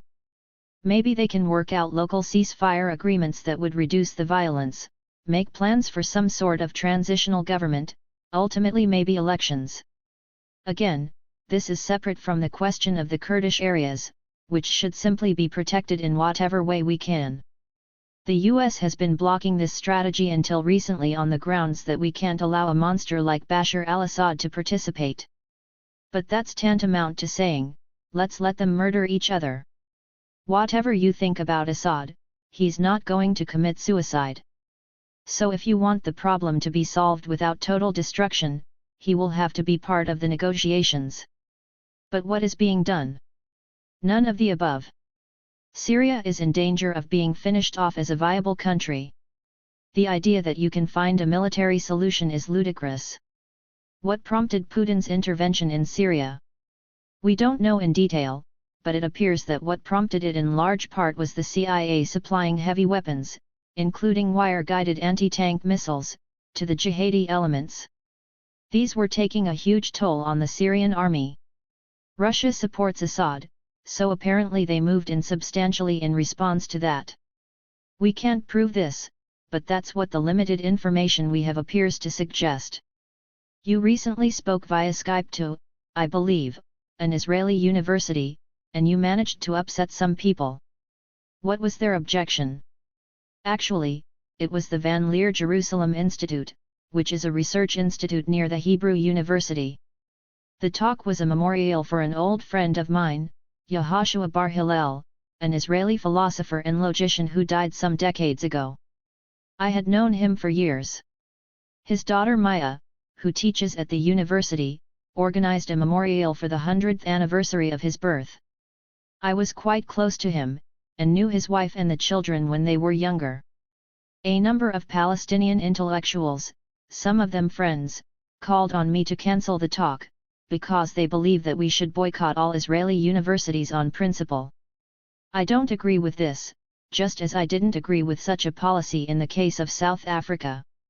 If you have a targeted boycott, say, against racist hiring practices, in the case of South Africa it makes sense. But when Howardson went to talk at Cape Town University, for instance, I didn't see anything wrong with that. I thought it was good for the South Africans, and they thought so, too. In any event, I decided I would go ahead and give the talk, by video conference, for the Van Leer Memorial. So, yes, that outraged some people. It's kind of ironic. The last time I went to Palestine to talk at a Palestinian university, I was blocked by Israel.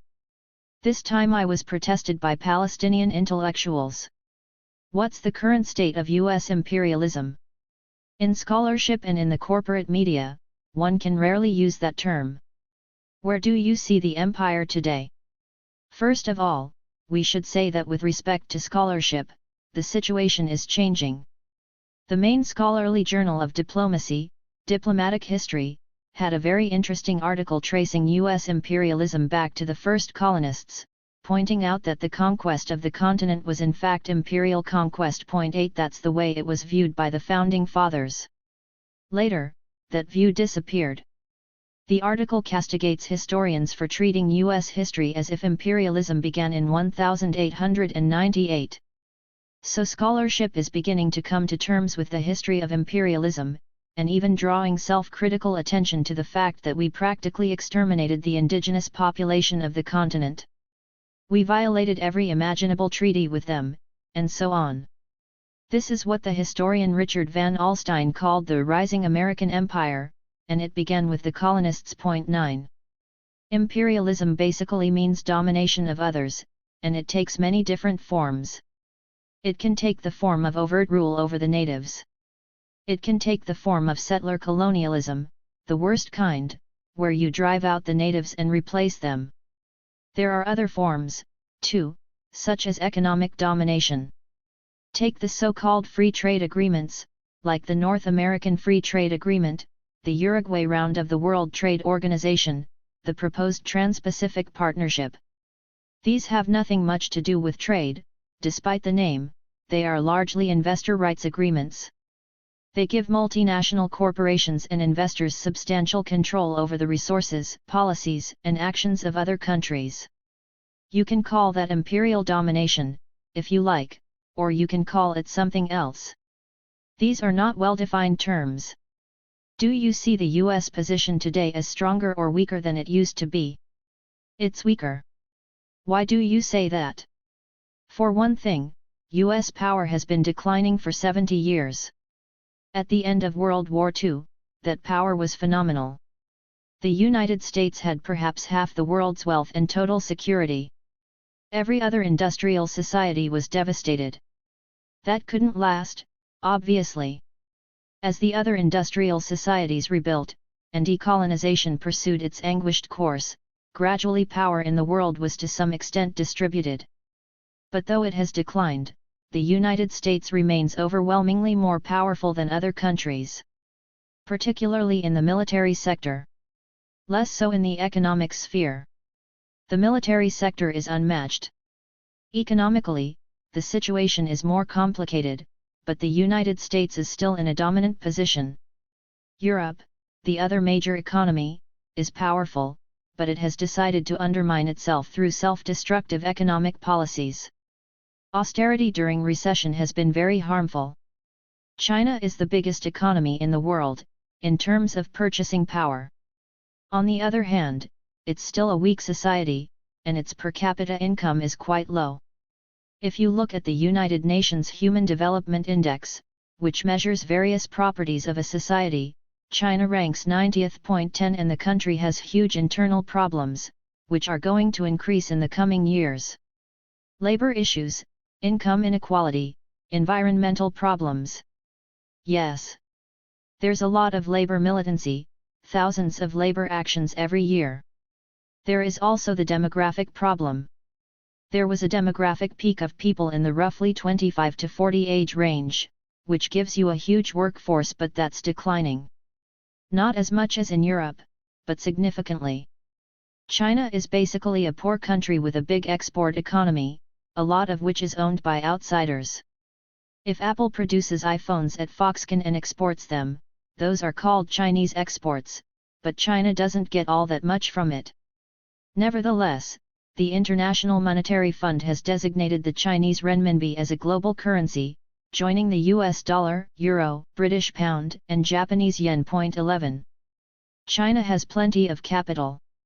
They've accumulated a lot of it from their exports. So in financial terms, they're quite well off, and they spend money at a level well beyond other countries. The Chinese have many investments in Central Asia. They're slowly rebuilding something like the old Silk Roads, several of them, that run through Central Asia, including to a big port in Pakistan they've developed. Gwadar. Yes. Chinese trade with the Middle East, if it goes by sea, has to go through areas which are largely controlled by the United States and its allies. So they've been quietly building alternatives.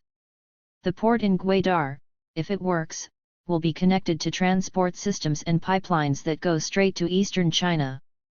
That will be a way for, say, oil to flow to China.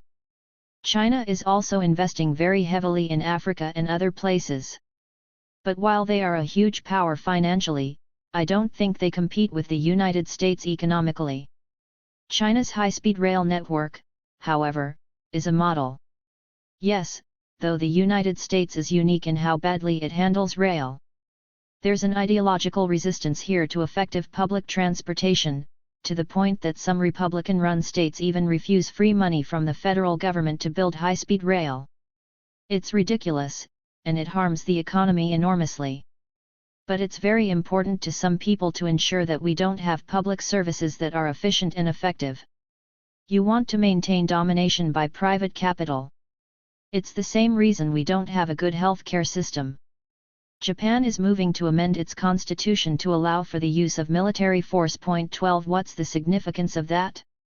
It's very significant. Japan has a so-called peace constitution. Article 9, imposed under U.S. occupation, explicitly states that Japan has to abandon its imperial pretensions and to commit whatever military forces it has solely to self-defense, with no participation in foreign military actions. If you look at the 1930s and 1940s, you understand the reasons. But there has been conflict over Article 9 in nationalist circles for some years. The government of Prime Minister Shinzo Abe has moved pretty vigorously to try to modify the constitution. They haven't rescinded Article 9, but they're reinterpreting it so that it permits Japan greater action in non-defensive extraterritorial actions. Japan hosts a huge number of U.S. military bases, mostly in Okinawa, which, though part of Japan, is virtually a colony. The Okinawans don't want the bases, but the Japanese government has overruled the Okinawan population, even their elected officials. The United States is now planning to build yet another base, which has provoked protests as well. 13. From the Chinese point of view, of course, this is all aimed at China. Okinawa is no small thing. There is a history, which maybe we don't want to know about but the Chinese are quite aware of. In 1962, for example, 6 months before Nikita Khrushchev sent missiles to Cuba, Kennedy sent intercontinental missiles aimed at China to Okinawa. At the time, there was a small war going on between India and China. And China was also in conflict with Russia. It was a very tense moment. So Kennedy sent these missiles to Okinawa. 14. Of course, we don't talk about that. We only talk about Russian missiles in Cuba, not US missiles in Okinawa, Turkey, and elsewhere. China is ringed by offensive missiles in hostile states under US domination. And there are more and more of them, including on Jeju Island, South Korea, which has an effective US military base. It's part of the whole confrontation with China over the South China Sea. China itself is also taking aggressive measures, including building artificial islands, which interfere with the sovereignty claims of other countries. Is the US government recreating the containment policy? It's not recreating it, because it never ended. You project an image of tranquility and serenity, but you once told me that your stomach is often churning when you're speaking. Where do you get your apparent equanimity from? Maybe from my father, who was kind of a stoic. He always managed to keep a calm exterior. Maybe from him. Who knows? Your mother, Elsie, was a teacher. And I read somewhere that she was politically active. Is that right? She was active in Zionist, Hebraic, Jewish cultural circles. She was one of the leading intellectual figures in the Hadassah Women's Organization. That's where her political activity took place. Her family was also very active politically. They were working-class New Yorkers, mostly unemployed, involved in political factions, the Communist Party and others. And that would be your mother's sister Sophie's husband, Milton Krauss? Yes. Actually, Sophie and her husband met at a demonstration, I think. Sophie may have been close to the Communist Party, I'm not sure, but Milton wasn't. He had broken free from the factions and was way off to the left by himself. He was legally blind, I believe? He was. But he could get around and he could read, with effort. He read a lot, in fact. And he ran that now legendary newsstand on 72nd and Broadway. He was also physically deformed. He was hunchbacked and small. It was how he got the newsstand, under a New Deal disability provision. As you got older and as your criticisms of Israel became more and more pronounced, did you have any constraints or feel any difficulty in talking about this with your parents? They weren't happy about it. I had correspondence with my father about it, and we had discussions about it. Not so much with my mother, who didn't object, but my father. It's not that he disagreed. He said that he more or less agreed, but he didn't like the way I was talking about it. He didn't say it exactly, but there's an old Jewish custom you don't talk about certain topics in front of the Goyim. Your book Peace in the Middle East was published in 1974, after your mother had passed away, but your father was still alive. 15 Did he read the book before it came out? I had sent him chapters.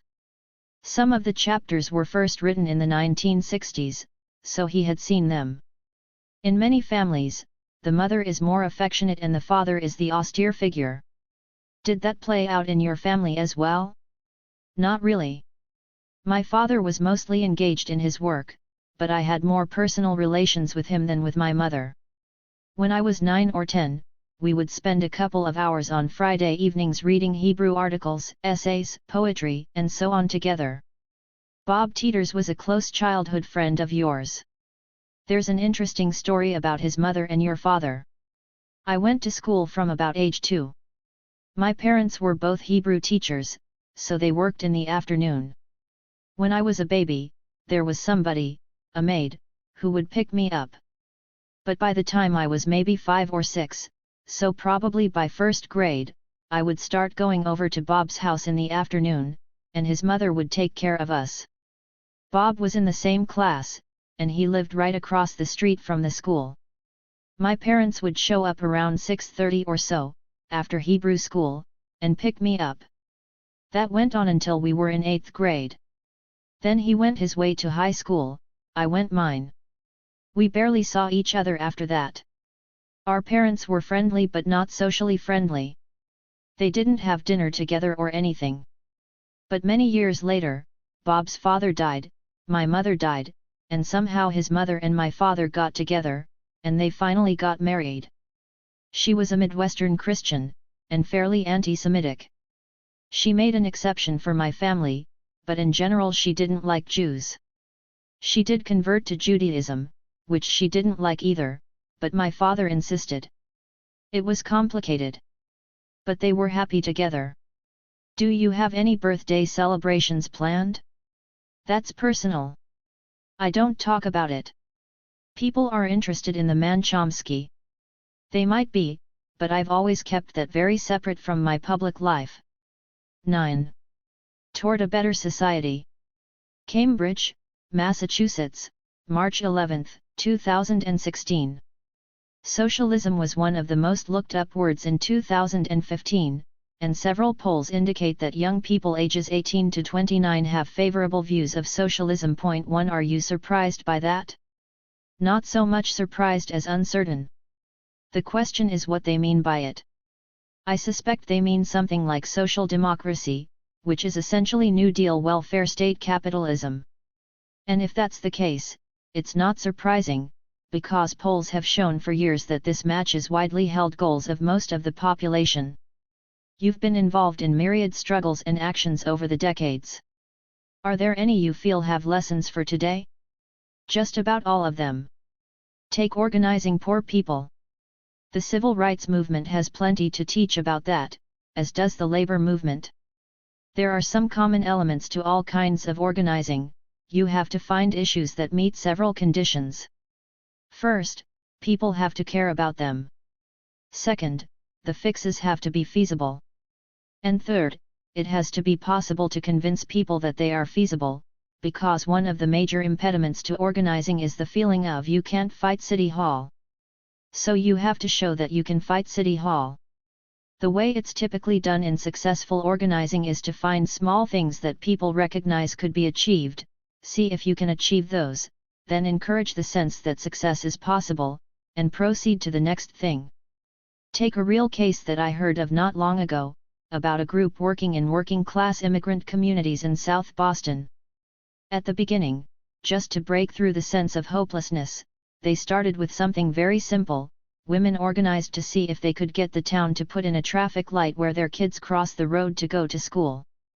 They worked on the issue, they pressured local officials, and they won. Then they recognized that they could do things if they worked together. And they went on to the next campaign. That's how you build. That's organizing and activism. Let's talk about Latin America, a region historically under the U.S. thumb. Hugo Chavez was elected president of Venezuela in 1999. He was succeeded by Nicolas Maduro. What's your evaluation of what's happened there? What's happened in Venezuela, first of all, is an extreme case of what's happening in Latin America generally, and it's pretty tragic. Chavez himself tried to create significant and positive changes, but the way he did it had fundamental flaws. For one thing, it was top-down. It was not coming from the base. There were some efforts to organize popular activism, but it's very hard to find out, at least I haven't been able to find out how successful they were. Then there was a significant amount of corruption and incompetence that seriously undermined his efforts. How high it went, We don't know. Finally, there was no real dent in the reliance of the economy on a single resource, oil. In fact, Venezuela probably became even more dependent on it. Venezuela could have a rich agricultural economy, a productive industrial economy, but instead its economy is overwhelmingly reliant on oil exports. Actually, I think Chavez himself was aware of this. He gave an important talk at the United Nations where he pointed out that Venezuela is a fossil fuel exporter, but said that the producers and the consumers really ought to get together to work out ways of getting the world off fossil fuels, because they are so destructive. That's a very unusual position to take for someone whose economy relies on fossil fuel production. Chavez was widely ridiculed for calling George W. Bush the devil at that meeting, but I didn't see any reporting of his comments on fossil fuels. Point 2. The combination of initiatives coming from above, the failure to move toward diversification, the corruption, the incompetence, all of those together have led to the collapse of the economy in Venezuela. As for what's happening in Latin America generally, it's highly significant. Latin America is a potentially rich area, with countries that could be wealthy, advanced. Over a century ago, Brazil was considered the Colossus of the South, parallel to the Colossus of the North. These countries have rich resources, don't suffer from external threats, they have lots of opportunities for development. But that development hasn't happened. The main reason is internal. The countries have typically been dominated by small, Europeanized, mostly white elites who are enormously wealthy and linked to the West culturally and economically. These elites do not assume responsibility for their own countries, which leads to horrible poverty and oppression. There have been efforts to break out of that pattern, but they have been crushed. However, in roughly the last 15 years, there have been some attempts to address these issues in several countries: Brazil, Venezuela, Bolivia, Ecuador, Uruguay, Argentina. It's been called the pink tide, and it has met with varying success.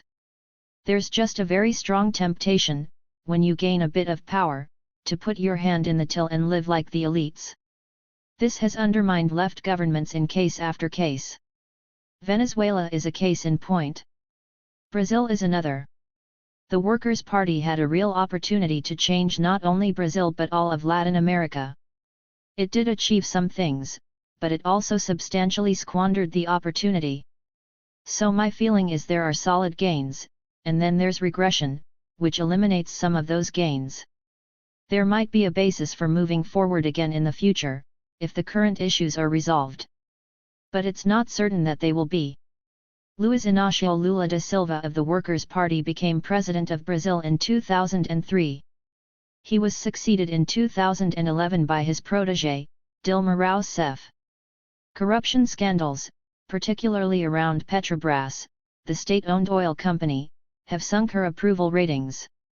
Yet just a few years ago, Brazil was being touted as one of the so-called BRICS economies: Brazil, Russia, India, China, and South Africa, that were going to provide an alternative to US domination. Yes. In fact, Brazil was in many ways one of the most respected countries in the world. Lula himself was very highly respected by me, too, I should say. Among world leaders, he's a pretty honorable one, I think. I'm surprised by the corruption charges and a little suspicious of them. I don't know to what extent this is some sort of right-wing coup and to what extent it's something real. The charges that have been made public aren't very convincing. So we'll wait and see what comes out. I don't think the facts are clear at this point. But it's true that the corruption was very serious. There are parallels between Brazil and Venezuela. Brazil also did not make use of its opportunity to move toward a more diversified economy. In fact, it moved away from it. Brazil benefited temporarily from the very rapid growth of China, and its huge appetite for Brazilian raw materials such as soy and iron. Of course, relying on that has a consequence. It means importing cheap Chinese manufactured goods, which undermine your own manufacturing capacity. The end result was that the Brazilian economy remained resource-based instead of diversifying. This is also true of Argentina and Peru. It's not a viable mode of economic development. After the American Revolution, if the United States had followed that path, we'd still be exporting agricultural goods, fish, and fur. In fact, that was the prescription given to us by the leading economists of the day, like Adam Smith, who made much the same arguments that the IMF and neoliberal economic development experts are making to the Third World today. The United States didn't follow the economists' advice, because it was independent. In 2006, Evo Morales, in Bolivia, became the first indigenous person to be elected president of a Latin American country. In 2016, he was defeated in his bid for a fourth term as president. Partly it's an anti-caudalist sentiment, let's not go back to the system of a powerful leader who remains in power forever. To Morales's credit, he accepted the defeat. I also think some of the same problems I've discussed, as well as achievements, exist in Bolivia as well. Let's move on to India and the ruling Hindu Nationalist Party, the Bharatiya Janata Party, BJP, and its leader, Prime Minister Narendra Modi. The Guardian reports, the government has repeatedly been accused of seeking to repress free speech and encouraging extremist nationalists who systematically intimidate critics. Students at Jawaharlal Nehru University, JNU, have been arrested and accused of anti-national activities and sedition. 3 What's going on there? The students were calling for a free Kashmir, opposing the cruel and bitter Indian repression there. They also supported an activist who was accused of crimes and subsequently executed. That was Afzal Guru. 4. Yes. The students questioned the validity of the charges against him. The police were called in to repress the protests. They arrested a student leader and picked up faculty members for harsh interrogation. 5. Similar things have been happening in other universities. And it's all taking place against a background of increasing Hindu nationalist violence and repression, murdering a Muslim because they claimed he stole a cow, for instance. 6 Things like that are going on around the country. Hindu nationalism, like other forms of extremist nationalism, is a frightening phenomenon. It's another one of the moves toward authoritarian nationalism and religious extremism that we're seeing around the world. Can you talk about India's growing military ties with the United States and Israel? That's a real change. Under Jawaharlal Nehru, India was a core part of the non-aligned countries. Its military links were closer to Russia. In recent years, though, it has increasingly shifted to become part of the US orbit. That includes closer relations with Israel. A central cause of this shift is the anti-Muslim sentiments common to all three countries. Israel, obviously, where not just any Muslim but any Arab is seen as a threat, India, which has a big Muslim population in a Hindu-dominated state, and the United States, where you have extensive anti-Islamic sentiment among the general population and a so-called war on terror directed against Muslims. The United States has actually supported the development of nuclear weapons in India, as well as in Israel and Pakistan. Those are the three countries that have not signed the Non-Proliferation Treaty. According to the terms of the treaty, the United States was not supposed to provide any nuclear assistance to countries that hadn't signed the NPT, but under the second President Bush, the US went ahead with providing aid to nuclear development in India anyway. 7 The US government claims to only support India's civilian nuclear facilities, but that's meaningless because, first of all, the aid is transferable from civilian to military uses, and secondly, the aid frees up India to devote more of its own efforts toward nuclear weapons. The Bush administration also succeeded in twisting the arms of other countries, so the nuclear suppliers group went along with essentially building up India's nuclear weapons power. By now the U.S. Indian nuclear alliance is quite tight. At the same time, the United States is also supporting India's main enemy, Pakistan, as is China. China and Pakistan have a common interest in what's called anti-terrorism. In the Muslim regions in the western part of China, Uyghur areas, there are guerrilla and other actions that China is repressing pretty harshly. Those groups have links to the Pakistani Taliban. So there's some cooperation between the two governments. There is a possibility that Chinese aid to Pakistan will actually become developmental in character, which could be positive in contrast to US aid, which has been overwhelmingly military. The infrastructure that China is slowly constructing throughout Eurasia, which pretty soon will reach all the way to Europe, is a major development in world affairs. Control over Eurasia has been recognized for a long time to be critical to global power, sometimes even regarded as the key to global power. Turkey is another country that has been sliding toward more and more autocratic and authoritarian rule. Newspaper offices are raided, journalists and academics are threatened and arrested. Erdogan, the president of the country, mentioned you recently by name and in fact invited you to visit Turkey. 8 What is the background of that? And did you make that trip? I didn't. As for the background, there was a terrorist bombing in Ankara that killed a lot of people. It was probably ISIS, which Turkey is tacitly supporting, incidentally, in many ways, but Erdogan blamed it on the Kurds. 9 That led to significant repression against the Kurds. There have now been several months of intensive curfews in southeastern Turkey, affecting hundreds of thousands of people. The curfews are very harsh and brutal. 10 People can't leave their houses. There are snipers on the rooftops, heavy military equipment. There have been many deaths. Sometimes dead bodies are left in houses to decay because people can't remove them. Turkey provides a kind of a funnel through which jihadi fighters can travel to the so-called Islamic State territories in Syria. It's exporting oil from ISIS. Some claim it even has hospitals on the Turkish side for ISIS fighters. I don't know if this is true, but the journalists who reported this were immediately jailed. 11 That led to a protest, with a petition against the jailing signed by 1,000 or so Turkish academics. 12 I was one of the international signatories. And when Erdogan reacted by attacking the academics, which could have serious consequences for them, he also castigated me personally for this terrible attack on Turkish honor. He said, "Why don't you come here and see what the reality is?" I was asked to write a comment, so I wrote a couple of lines. 13 But that was the end of that. In northern Syria, a mostly Kurdish area called Rojava is apparently inspired by the work of Murray Bookchin, a U.S. writer and thinker who died in 2006. 14 What's going on there? It's not entirely clear. For one thing, the circumstances are horrible. Syria is just imploding, and the conditions are awful. There's constant fighting, though a semi-truce exists between the Kurds and the Assad government, which don't seem to be attacking each other much lately. The Kurds are perhaps the main ground force defending the population against the ISIS monstrosity. Their leader is Abdullah Öcalan.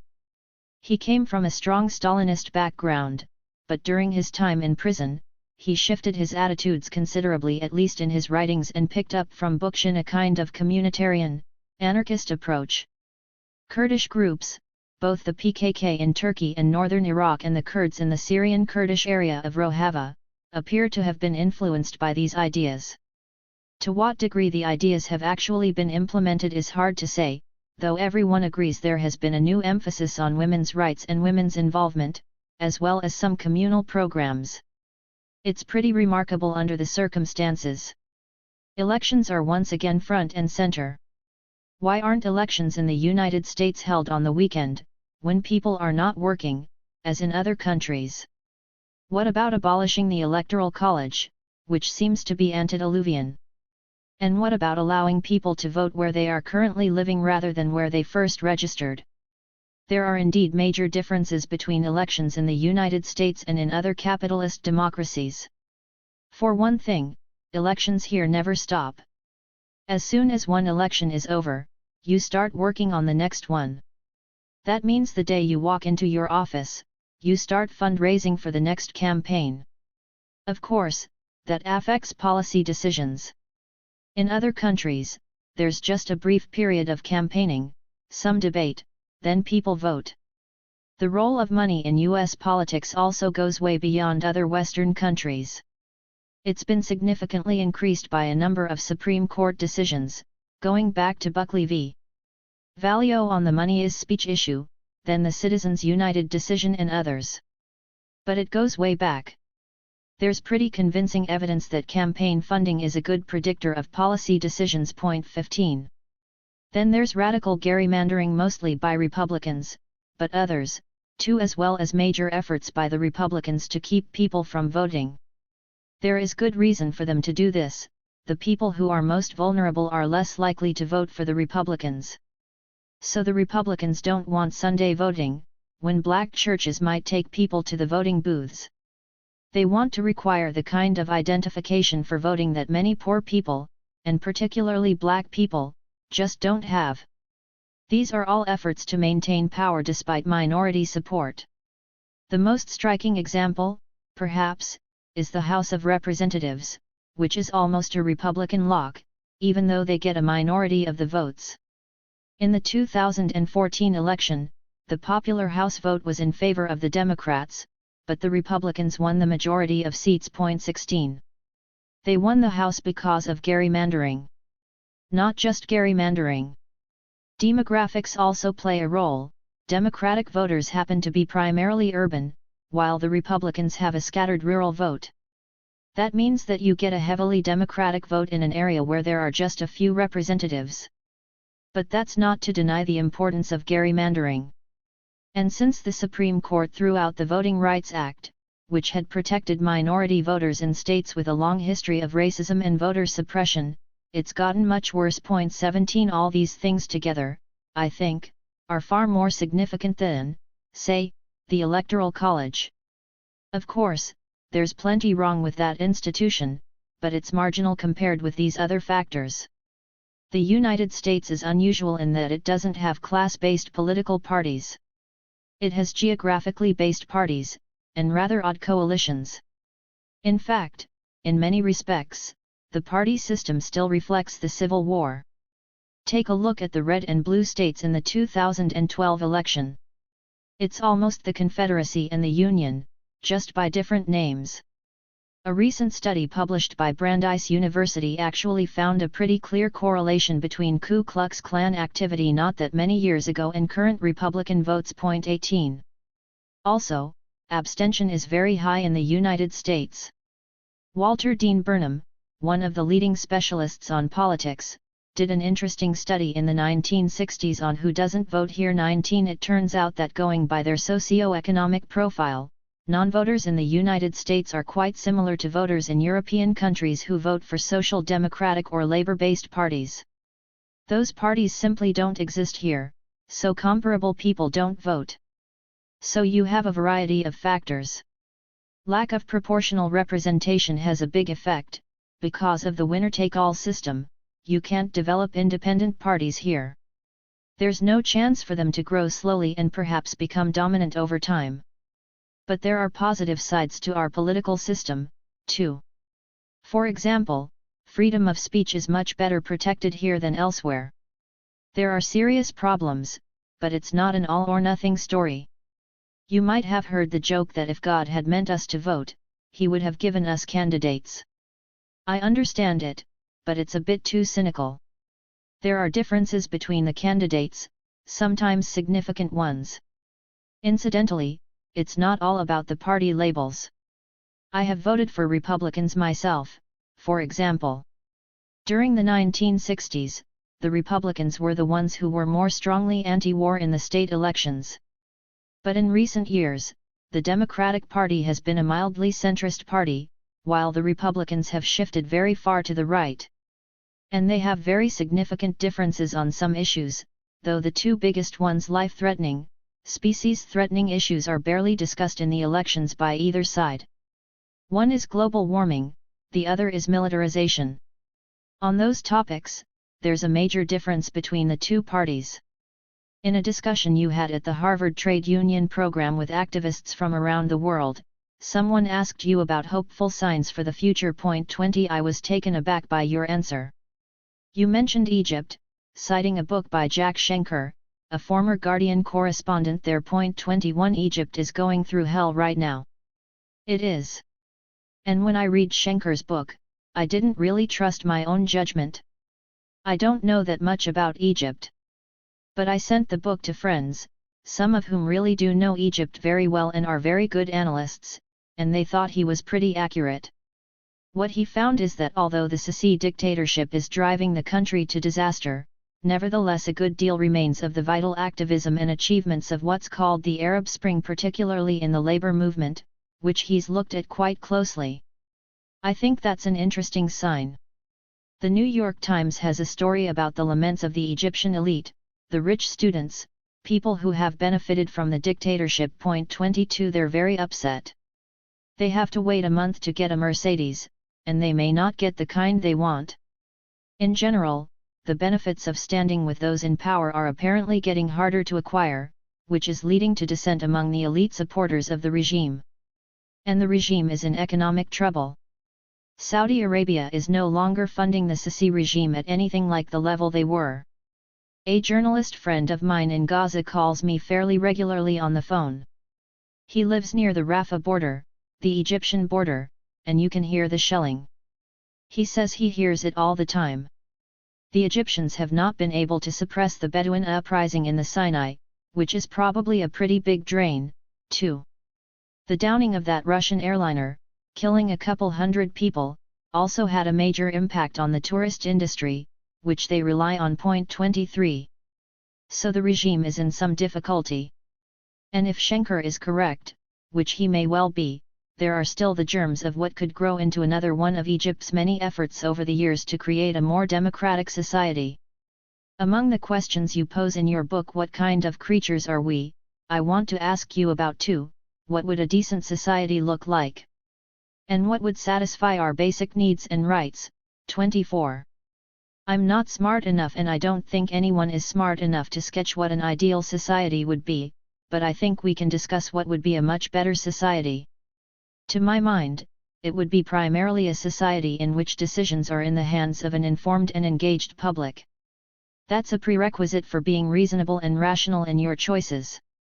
As for institutions, it would mean that workers would own and run factories, communities would be under community control, other institutions would be under popular control. Interactions among voluntary associations would lead to broader decision-making, all by representatives who are under direct control from below and subject to immediate recall. There would also be a fading away of national boundaries, which is certainly conceivable. It's already taken place to an extent in Europe. In general, it would mean an increasingly global system based on mutual aid, mutual support, production for use rather than profit, and concern for species survival. Those are all directions toward a better society, I think. And they are all feasible. You said to me recently, there's a lot of dry kindling around. If it's lighted, it could take off. 25 Where do you see that dry kindling? You see it all over the place. There's tremendous concern all over the country, all over the world, about repression, violence, domination, hierarchy, illegitimate authority. Take Bernie Sanders, for example. His proposed policies are policies that the public has supported for a long time, often with substantial majorities. In our dysfunctional system, public opinion couldn't be articulated in the political arena, but as soon as Sanders did so, he received substantial support. That's an indication of plenty of dry kindling. 10. Elections and voting. Cambridge, Massachusetts, September 9, 2016.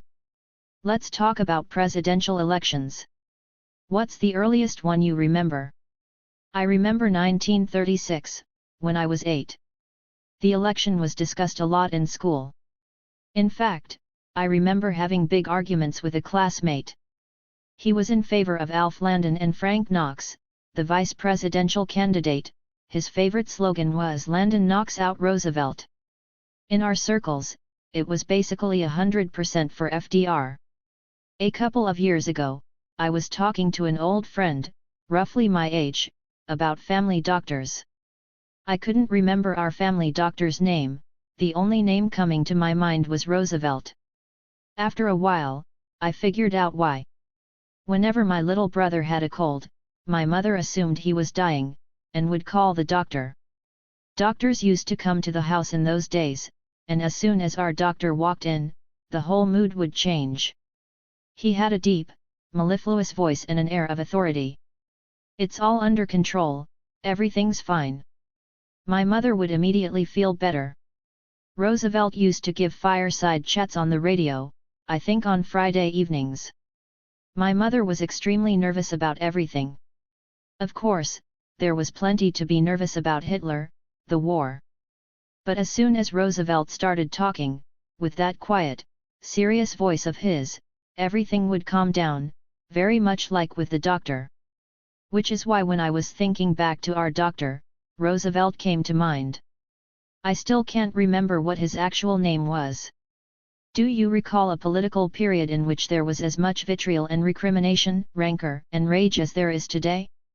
The viciousness and vitriol of the personal attacks in some of this country's earliest elections are pretty shocking. But there's been nothing like what we have today. The current campaign is absolutely astonishing, partly because the major issues that humans face right now are simply not discussed.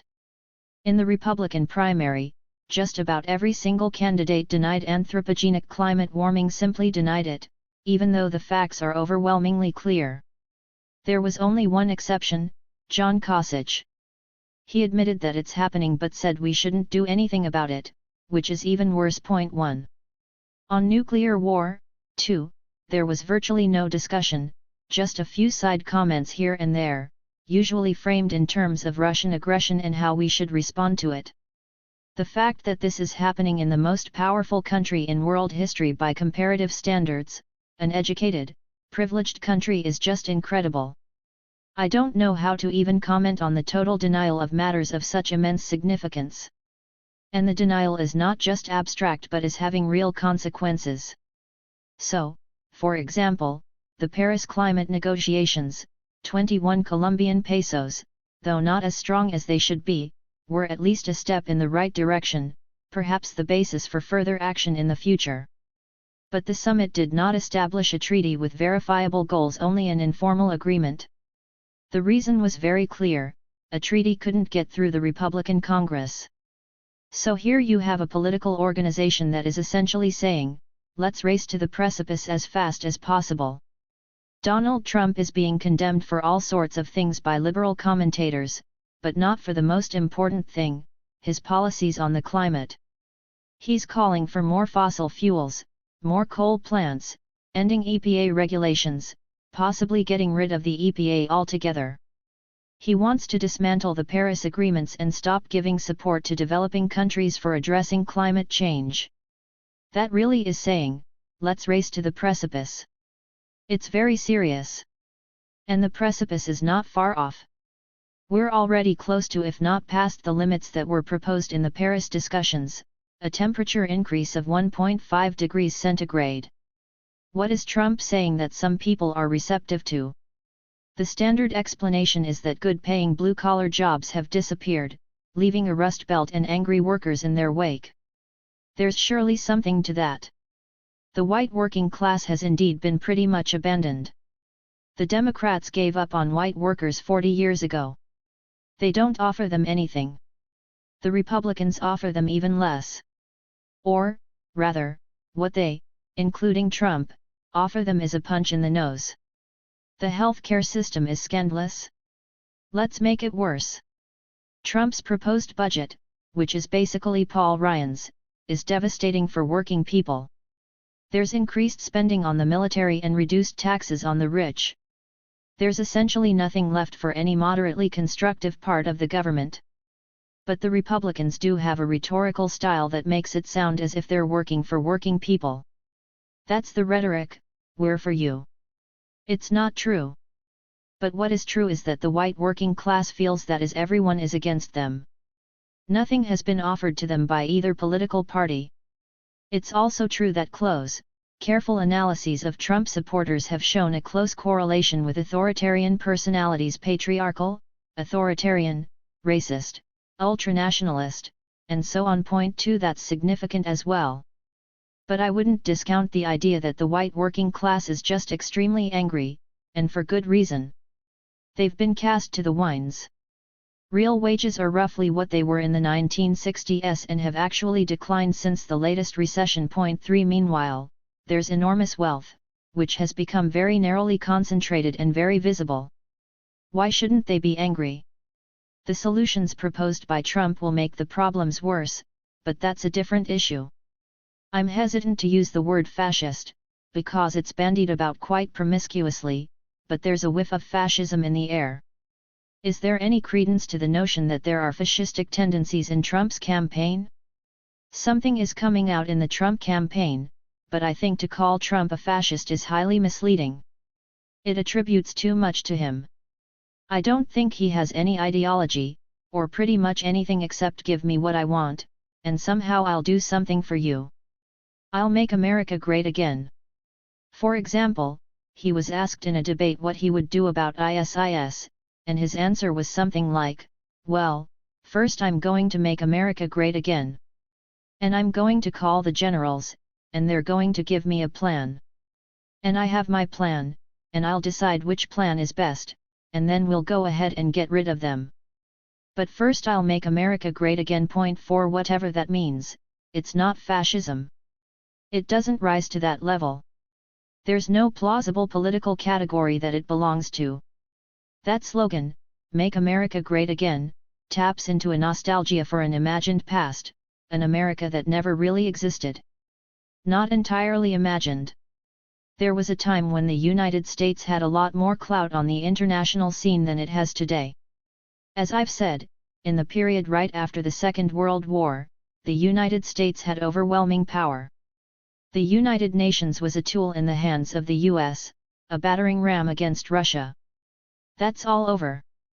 Or take the International Monetary Fund, which is pretty much run by the US Treasury. The IMF defers to the Europeans in dealing with Europe, but where the rest of the world is concerned, it also functioned as a tool of US dominance. That, too, has changed radically since the Asian financial crisis in the late 1990s, when Asian countries have been refusing to accept IMF loans. And in the current millennium, Latin American countries have simply kicked out the IMF. They don't take IMF loans, with all their conditions. This is a radical shift, and another sign of the decline of US power worldwide. It's not something that's in the headlines, but it's very significant. The power of the US to dominate the world has declined. On the other hand, if you look at US corporations, their ownership of the world has remained very stable. Take your iPhone. Apple has a Taiwanese corporation, Foxconn, which runs huge assembly plants in China and employs Chinese workers in miserable conditions. The value added in China to the iPhone is very slight. Almost all the profit goes back to Apple and its subsidiaries. That means a large part of the gross domestic product of China is actually owned by Apple and other US corporations.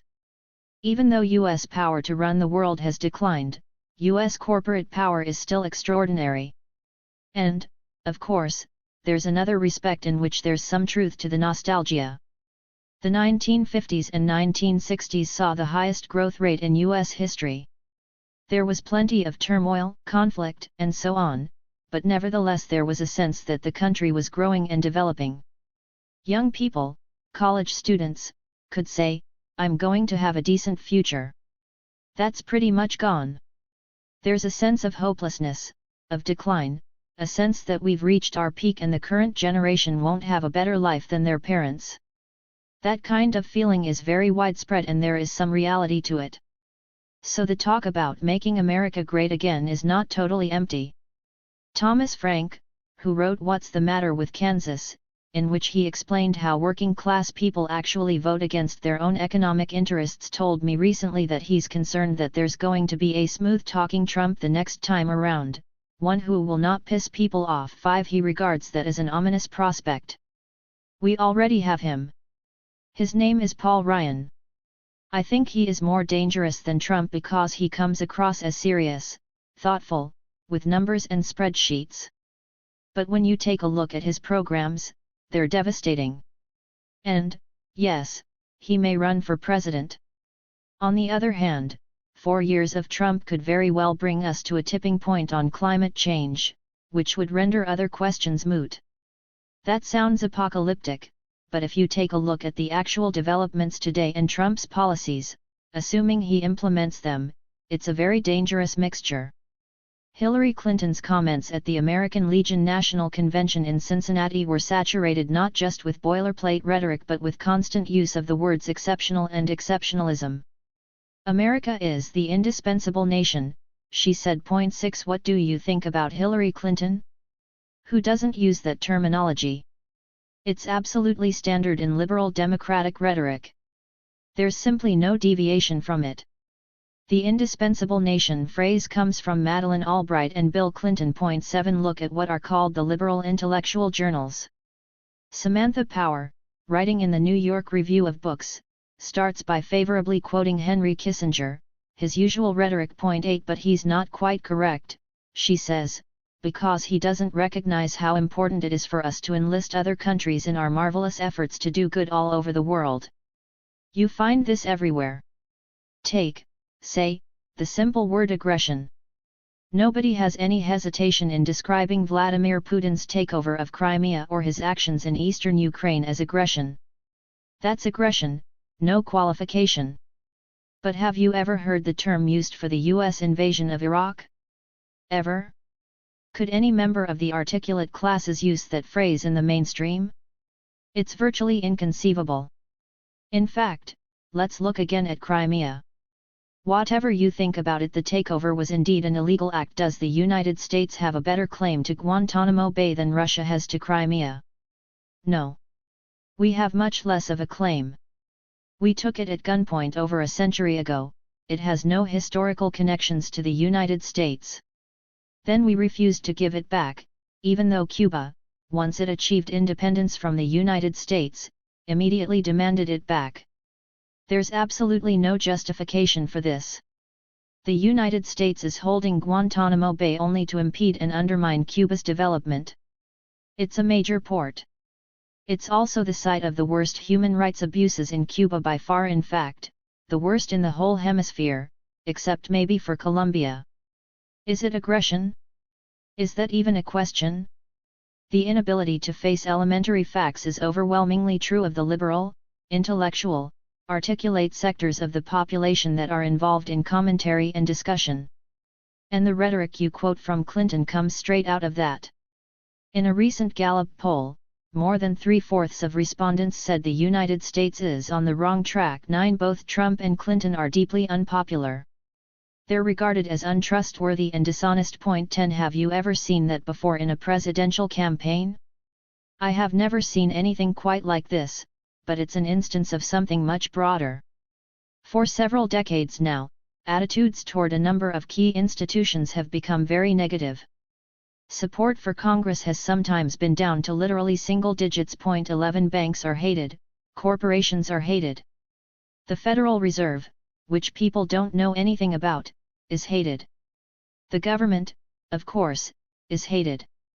About the only institution that gets consistently pretty high ratings is the military, for other, separate reasons. I think the distaste for the candidates is just a reflection of a pervasive malaise, a sense that everything is going wrong. And that's been increasing for quite a few years. There are polls going back decades showing that some 70% of the population believes that the government doesn't work for the people but, rather, is run by a few big interests looking out for themselves. 12. It's that feeling that Trump-style rhetoric about making America great again is attempting to appeal to. Everything's going wrong, everyone in the world is pushing us around, nobody is listening to us. Trump is now being violently denounced for saying that Putin is a stronger leader than Obama, because Putin gets what he wants and we don't. 13 But that's a feeling that people definitely have. Why isn't everyone in the Middle East doing what we want them to do? Why is China building bases in the South China Sea when we don't want them to? Note, all of this assumes that the world is supposed to be ours, the South China Sea is supposed to be an American lake, the countries on the Russian border are ours to control. Of course, we would never accept, say, Russian forces in Mexico or Chinese aircraft carriers off the coast of California. The world is supposed to be ours, but people aren't listening. Why? What's happening? We've got to make America great again. All of this is part of the sense that we're going in the wrong direction. At the same time, parents can see that their children do not have the kind of future that they themselves aspired to. In fact, social mobility in the United States, contrary to the Horatio Alger myth, is quite low compared to other developed societies. 14. And, of course, there's tremendous poverty. Just travel around Boston. It looks like it's collapsing. I can remember the first time I went to Europe, in the early 1950s, when Europe was still recovering from the war. When you came back home, it was like returning to some kind of paradise as compared with Europe. Now it's the other way around. If you go to a poor country, like, say, Portugal, and come back here, it looks like you're returning to wreckage. The infrastructure is collapsing, the roads don't work, the bridges are falling, we don't have a healthcare system, schools are declining. Back in the 1950s, John Kenneth Galbraith wrote about private affluence and public squalor. 15. But now it's become much more dramatic. Private affluence for very narrow sectors has gone through the roof and public squalor is almost everywhere you look. People can see that. They can see their children loaded down with school debt, lacking good opportunities. It's easy to blame foreigners, immigrants, people who are worse off than you are. That's Trump's line, his standard misdirection. But the background phenomena are real. Student debt is at $1.30 trillion. 16. I talked to a couple of young people in Boulder, Colorado. One is $40,000 in debt, the other one $100,000 in debt. Furthermore, student debt is designed so you can't get rid of it. You can't declare bankruptcy the way a business can, the way Trump has done over and over again, and then start over. The debt is with you forever. Even your Social Security can be garnished by the government to pay it. So it's a permanent burden and a very strong disciplinary force. It means your options are limited. In the 1960s, there was a general feeling of, well, I can take off a couple of years and become an activist. Then I'll go back and pick up my life. That has changed. Now you're trapped. If you try to go back, you won't be able to. You don't have the same choices available to you. You've got to subordinate yourself to power. What do you think of the Our Revolution organization formed in the wake of Bernie Sanders' defeat in the Democratic primaries? Personally, I would prefer that he drop the word revolution, because what he's proposing are mildly reformist initiatives. Which is not to say they're bad. We could use mildly reformist initiatives, but let's not give people the illusion that there's some dramatic change taking place. Sanders's proposals, which I favor, are basically a version of New Deal liberalism. They would not have surprised somebody like Dwight Eisenhower, who famously said that anyone who doesn't accept the New Deal doesn't belong in American politics. 17. That was a long time ago, and it's significant that in today's context Sanders is seen as so extreme. His proposals don't challenge or question the fundamental system of capitalist authoritarianism. That's not even under discussion, obviously. What he proposes is a good basis for doing better, but it's not a revolution. There are now a number of popular movements developing out of the Sanders campaign, like the brand new Congress group, which look quite sensible. They're also reformist, of course, but there's nothing wrong with that. Can you talk about what's being called lesser evil voting or strategic voting? How do you respond to people who say, I want to vote my conscience? Or, conversely, bring it on. I'm going to vote for Trump, because that will break the system and speed up the revolution? Lesser evil voting should be simply called elementary rationality and elementary morality. If you live in a swing state, you have several choices.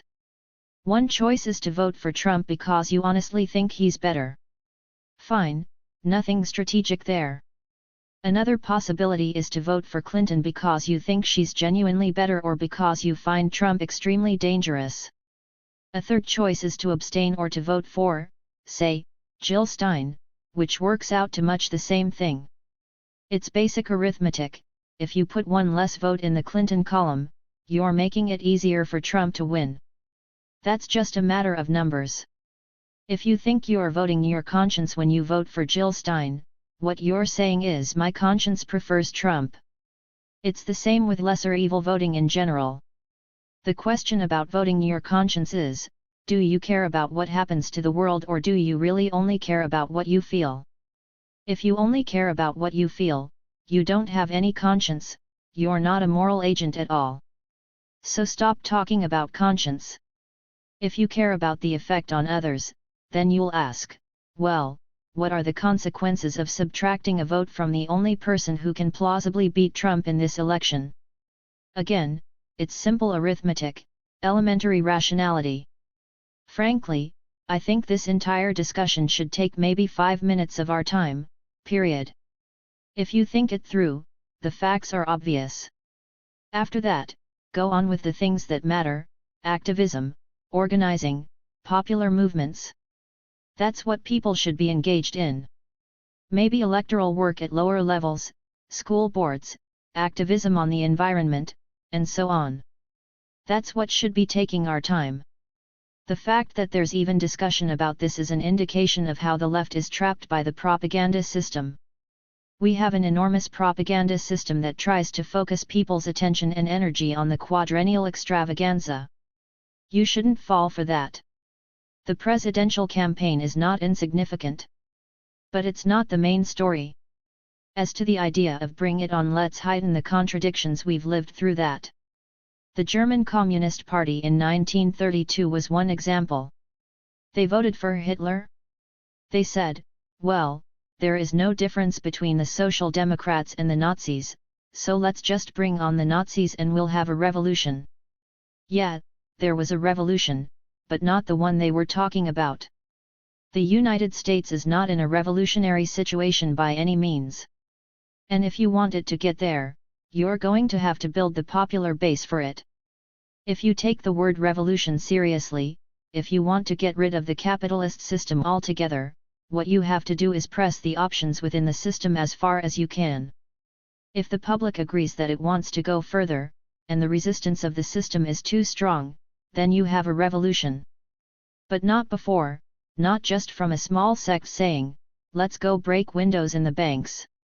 What do you think about the Brexit vote and the rise of right-wing political parties in Europe? First of all, it's not very clear that Brexit will be implemented. There are lots of possible arrangements that might be worked out.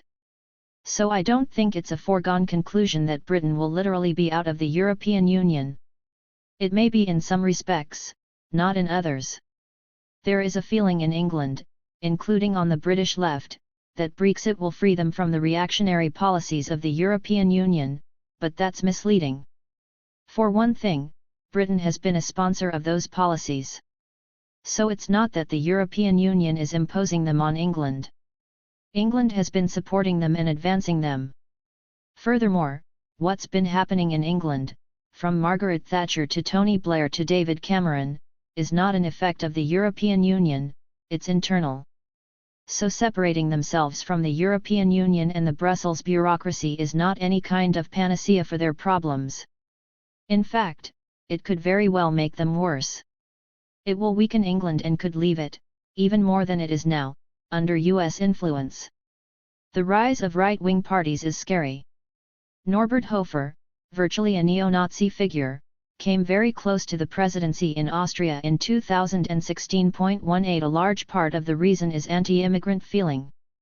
In Denmark, you also see anti-immigrant, anti-Muslim feeling against the tiny fraction of the population who are not blonde and blue-eyed. Europe has always been much more racist than the United States, in my opinion. The racism hasn't been as visible because the populations have been fairly homogeneous. But as soon as the homogeneity begins to change, even slightly, the racism comes out into the open. Take France, for example. The North African population there lives under awful conditions.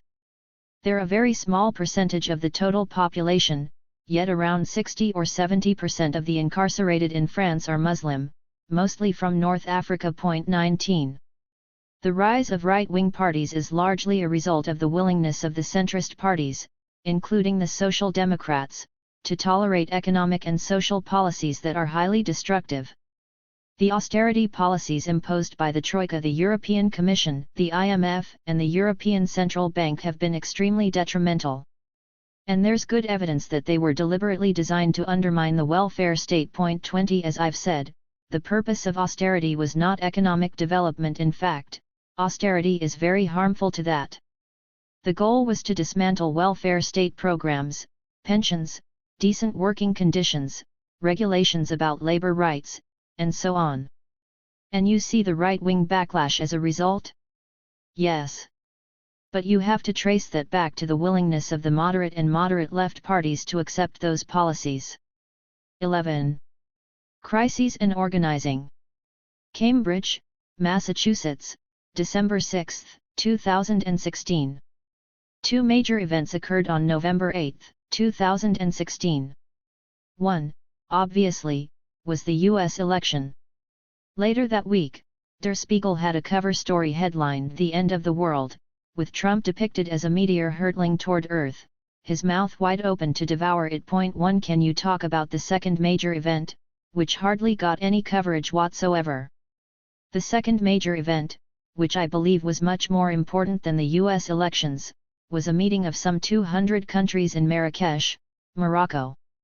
The meeting, called COP22, the 22nd Annual Conference of the Parties on Climate Change, was a follow-up to the Paris climate negotiations of December 2015, which ended up only making some verbal commitments on climate change, without fully spelling them out.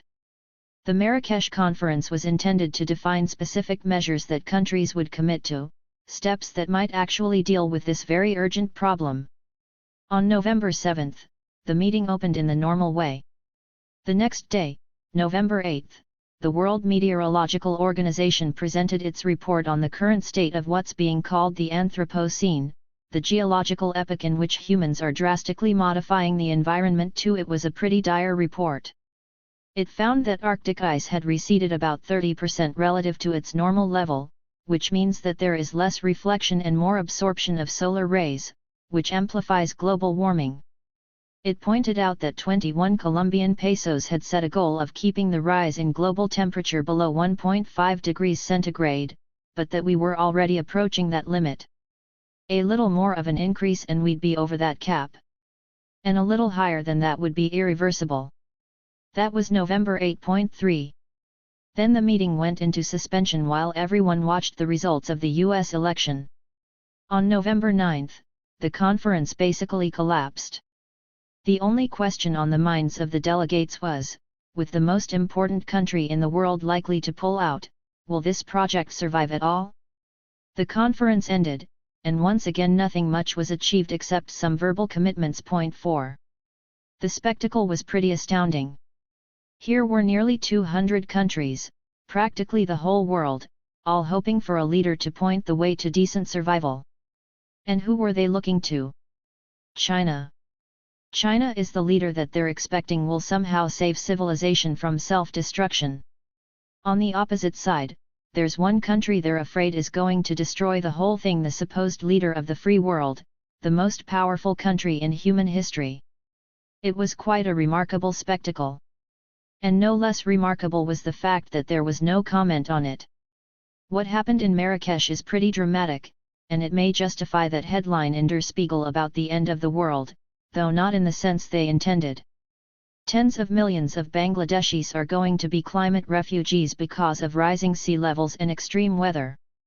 Atiq Rahman, the top Bangladeshi climate scientist, says, these migrants should have the right to move to the countries from which all these greenhouse gases are coming. Millions should be able to go to the United States. 5. His comment was noted in a sentence buried in the New York Times. It should have been the headline, because it illustrates something quite significant about what's called the migrant crisis. Actually, Pope Francis put it pretty well. He said that migrants are not the cause of the crisis but the victims of the crisis. 6.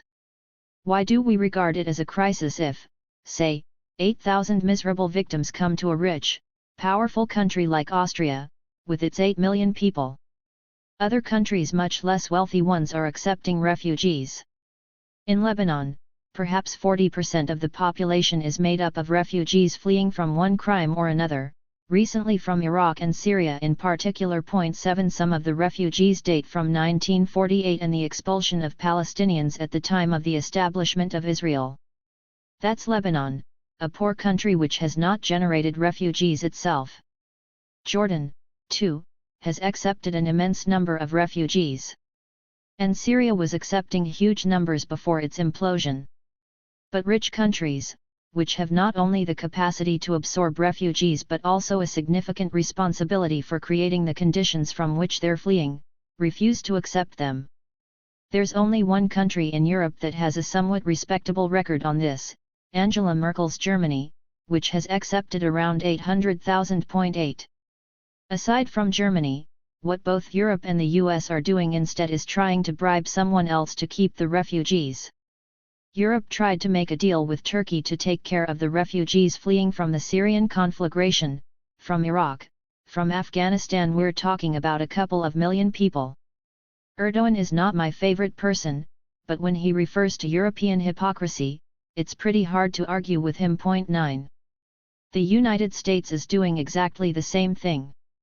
When people flee from the northern tier of Central America, from the 3 countries that were devastated by Reaganite atrocities, El Salvador, Guatemala, and Honduras, we expect Mexico to stop them from reaching our borders.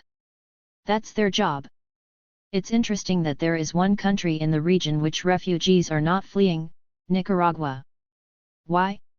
It's the one country that the US government basically didn't ruin.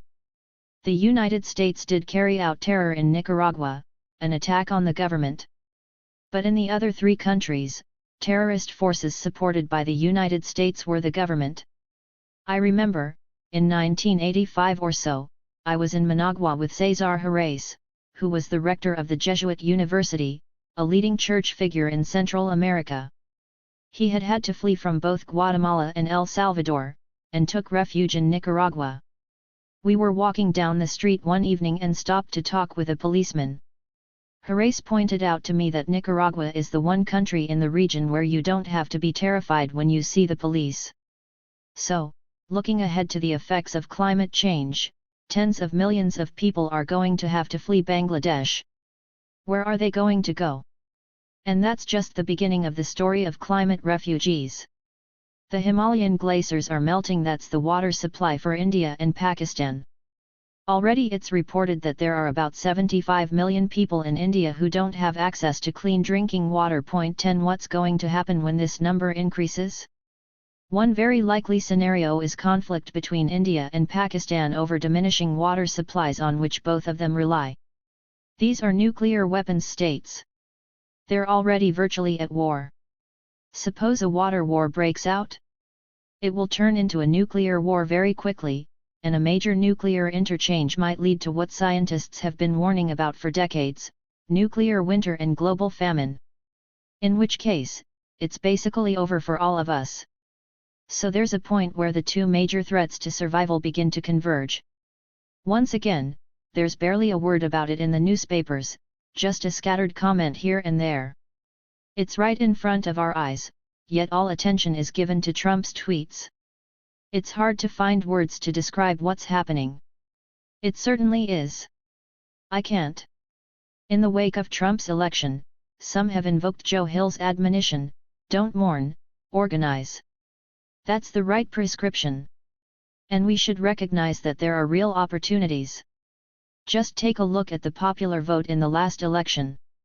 Clinton won by about 2.7 million votes. More significant, among younger people, she won by a huge margin. And even more significant, in the primaries, among younger people, Sanders won by an even bigger margin. That's the hope for the future, if it can be organized and mobilized. And it can. What would be some ways to organize against Trump?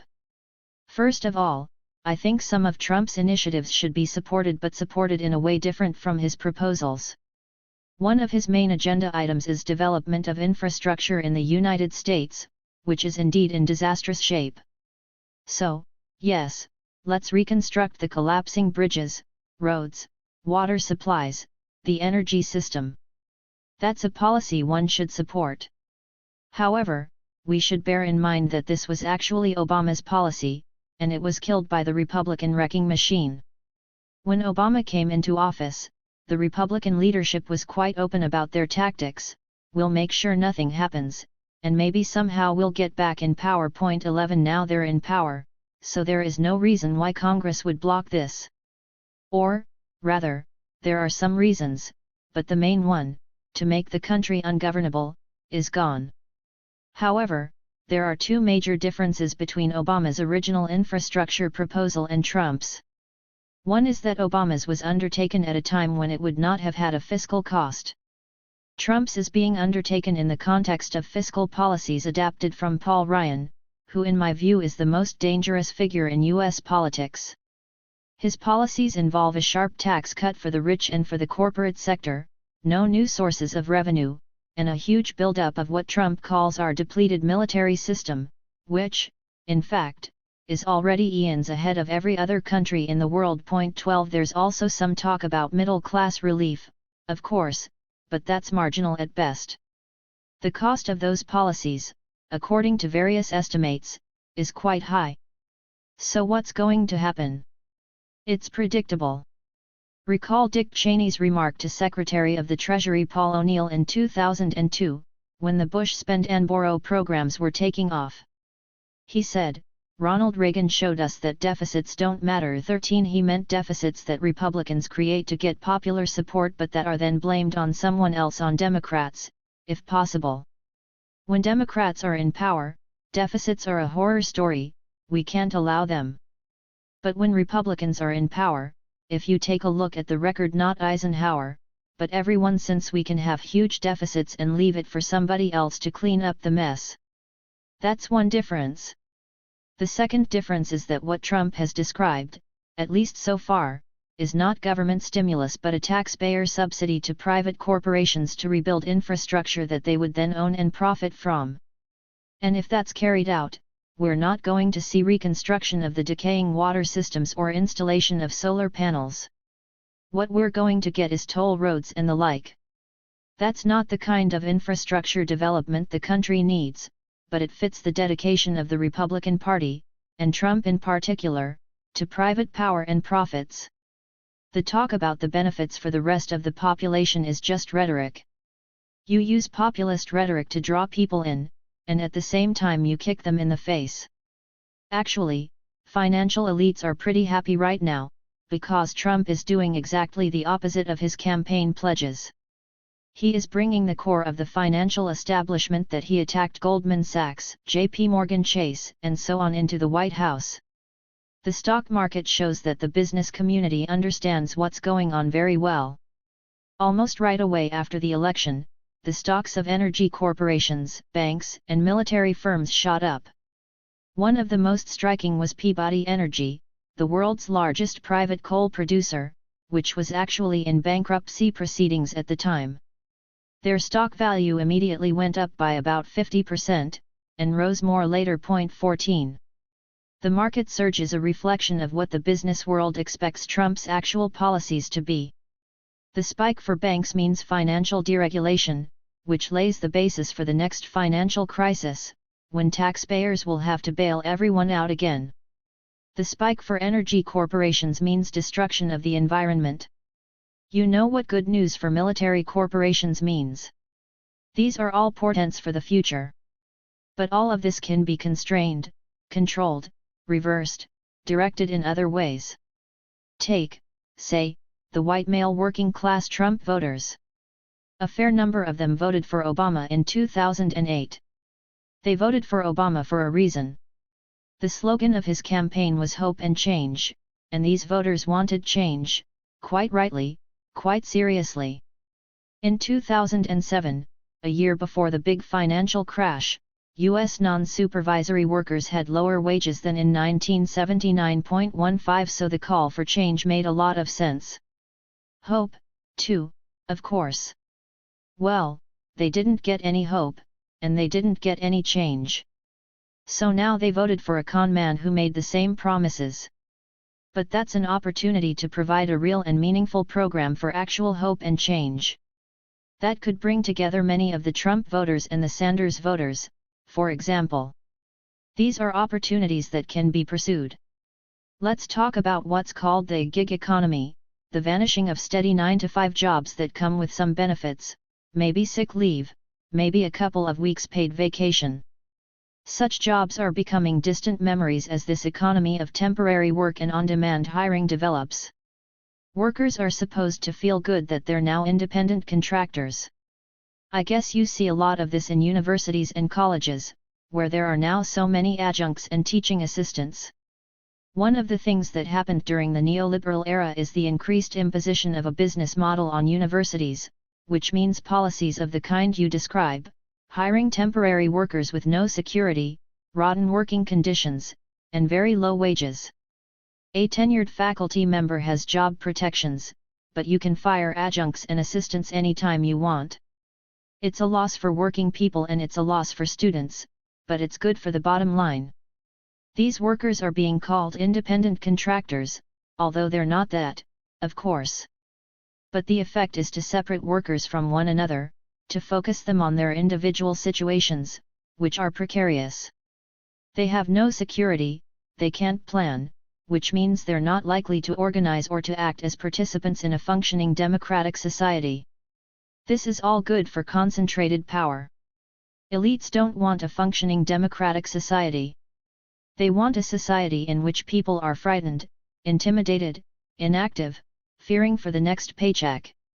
What about the related phenomenon of private car services such as Uber and Lyft? Some people find them very convenient, but they're a real threat to the livelihood of taxi drivers. They certainly are.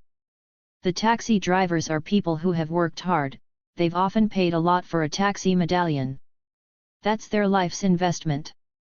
And it's being undermined and taken away by part-timers. You can understand the part-timers, they need the work. But you can also easily understand the concern of working people who organized, perhaps unionized, and had developed a life that offers them some degree of security and benefits. During the presidential campaign, there was a lot of focus on the middle class but virtually no mention of the poor, other than by Bernie Sanders. With the proposed cuts to Medicaid, Head Start, Pell Grants, food stamps, and a number of other anti-poverty programs, the poor are going to get the short end of the stick once again. Why are they so marginalized politically? Because they're powerless, unorganized, without resources. Immigrants, single mothers, they're just trying to survive. And a lot of it is racialized. For these people to organize and act is extremely difficult, so it's easy to disregard them. There's a very interesting study by Arlie Hochschild, a sociologist who lived for 5 years in a Tea Party stronghold in Louisiana, trying to understand the point of view of the people there. 16 She wanted to solve what she describes as a great paradox, the same one Thomas Frank and others have talked about: why are people voting for politicians who are out to destroy them? These people live around the bayou, they hunt and fish, and have memories of a wonderful life in a lush environment. Now it's all being destroyed by petrochemical plants. There is a cancer alley there now. The people are angry. And yet they vote for the candidate who plans to increase the damage. Hochschild offers an interesting image. She says the people she is writing about see themselves as standing in line. They've worked hard all their lives, they did all the proper things, they went to church, they studied the Bible, they had families, the husband went to work, the wife stayed home and took care of the kids. They did everything right, just as their parents did, and they were slowly moving forward in the line. That's the American dream. Then, all of a sudden, the line stalled, and now they're about where they were 25 or 30 years ago, or even further back. Ahead of them, some people are going off into the stratosphere. But that doesn't bother them, because the essence of the American dream is that if you have merit, you're supposed to benefit. What bothers them is the people behind them, the poor, the worthless ones who haven't worked hard or done anything right. And all of a sudden, the federal government comes along and takes those people and puts them ahead in the line. It's a myth, but there are enough particles of truth scattered in the myth that it can be made to look credible. Remember the welfare queens, who were supposedly going to the welfare office in their limousines and stealing your pay? Now the immigrants are being favored, along with the African Americans, the Latinos, the assorted scroungers. It's the makers versus the takers. And the federal government is to blame for putting the scroungers ahead of the hard-working, decent, sober folk. So they hate the federal government. They're being devastated by pollution from the petrochemical plants, but their image of the EPA is some guy in a business suit who comes down there and tells them they're not allowed to fish but doesn't do anything about those plants. And all this fits together with religious beliefs, elements of white supremacy, patriarchal commitments. There's an internal logic that makes some sense, even though, in the broader context, it's self-destructive. But here, too, change is possible. And there are opportunities for organizing. I was looking recently at the Populist Party platform of 1892 in Omaha. It called for nationalization of railroads and steamship lines, nationalization of telephone and telegraph systems. Point 17. How would you characterize what is called populism today? That was the original populist movement. It was a movement of radical farmers that started in Texas and spread to Kansas and throughout the Midwest. In that period, agrarian society was being marginalized in favor of state capitalist industrialization. Farmers were being strangled by northern finance, by bankers, by merchants, and forced to work within a highly exploitative system. These people maintained the individualist Republican conception that a person is free only if no one is giving them orders. So wage labor was considered not all that different from slavery. It was temporary, you could get out of it, but it was a form of bondage. That background gave rise to a radical populist movement, which made efforts to unify with the growing industrial organized working class. The populists were crushed, partially by force. But theirs was the most democratic movement in U.S. history. It later degenerated into racism, xenophobia, and anti-Semitism. But its origins were highly progressive, and it helped shape the progressive movement of the early 20th century. What's called populism today is something quite different. It means opposition to established institutions, which can take all kinds of forms. It could be highly leftist and progressive, or it could be neo-Nazism. Were you impressed by the resistance that the Standing Rock Sioux mobilized against the Keystone XL oil pipeline? Yes, though the Trump administration has already said it will approve the existing plans for the pipeline route. Point 18. Still, a broad alliance coalesced around one of the most oppressed minorities in this country, the Native Americans. Yes, many issues converged: native rights, treaties that are again being broken, local environmental effects, water rights. And then there's the broader point: the oil should stay in the ground. Unfortunately, even if the pipeline is rerouted, which doesn't look likely, the oil is not going to stay in the ground. 12. The Trump presidency. Email exchange, June 20, 2017. You have spoken about the difference between Trump's buffoonery, which gets endlessly covered by the media, and the actual policies he is striving to enact, which receive less attention. Do you think he has any coherent economic, political, or international policy goals? What has Trump actually managed to accomplish in his first months in office? There is a diversionary process underway, perhaps by design, perhaps just a natural result of the propensities of the figure at center stage and those doing the work behind the curtains. At one level, Trump's antics ensure that attention is focused on him, and it makes little difference how. Who even remembers the charge that millions of illegal immigrants voted for Clinton, depriving the pathetic little man of his grand victory? 1. Or the accusation that Obama had wiretapped Trump Tower. 2. The claims themselves don't really matter. It's enough that attention is diverted from what is happening in the background. There, out of the spotlight, the most savage fringe of the Republican Party is carefully advancing policies designed to enrich their true constituency, the constituency of private power and wealth, the masters of mankind, to borrow Adam Smith's phrase. These policies will harm the irrelevant general population and devastate future generations, but that's of little concern to the Republicans.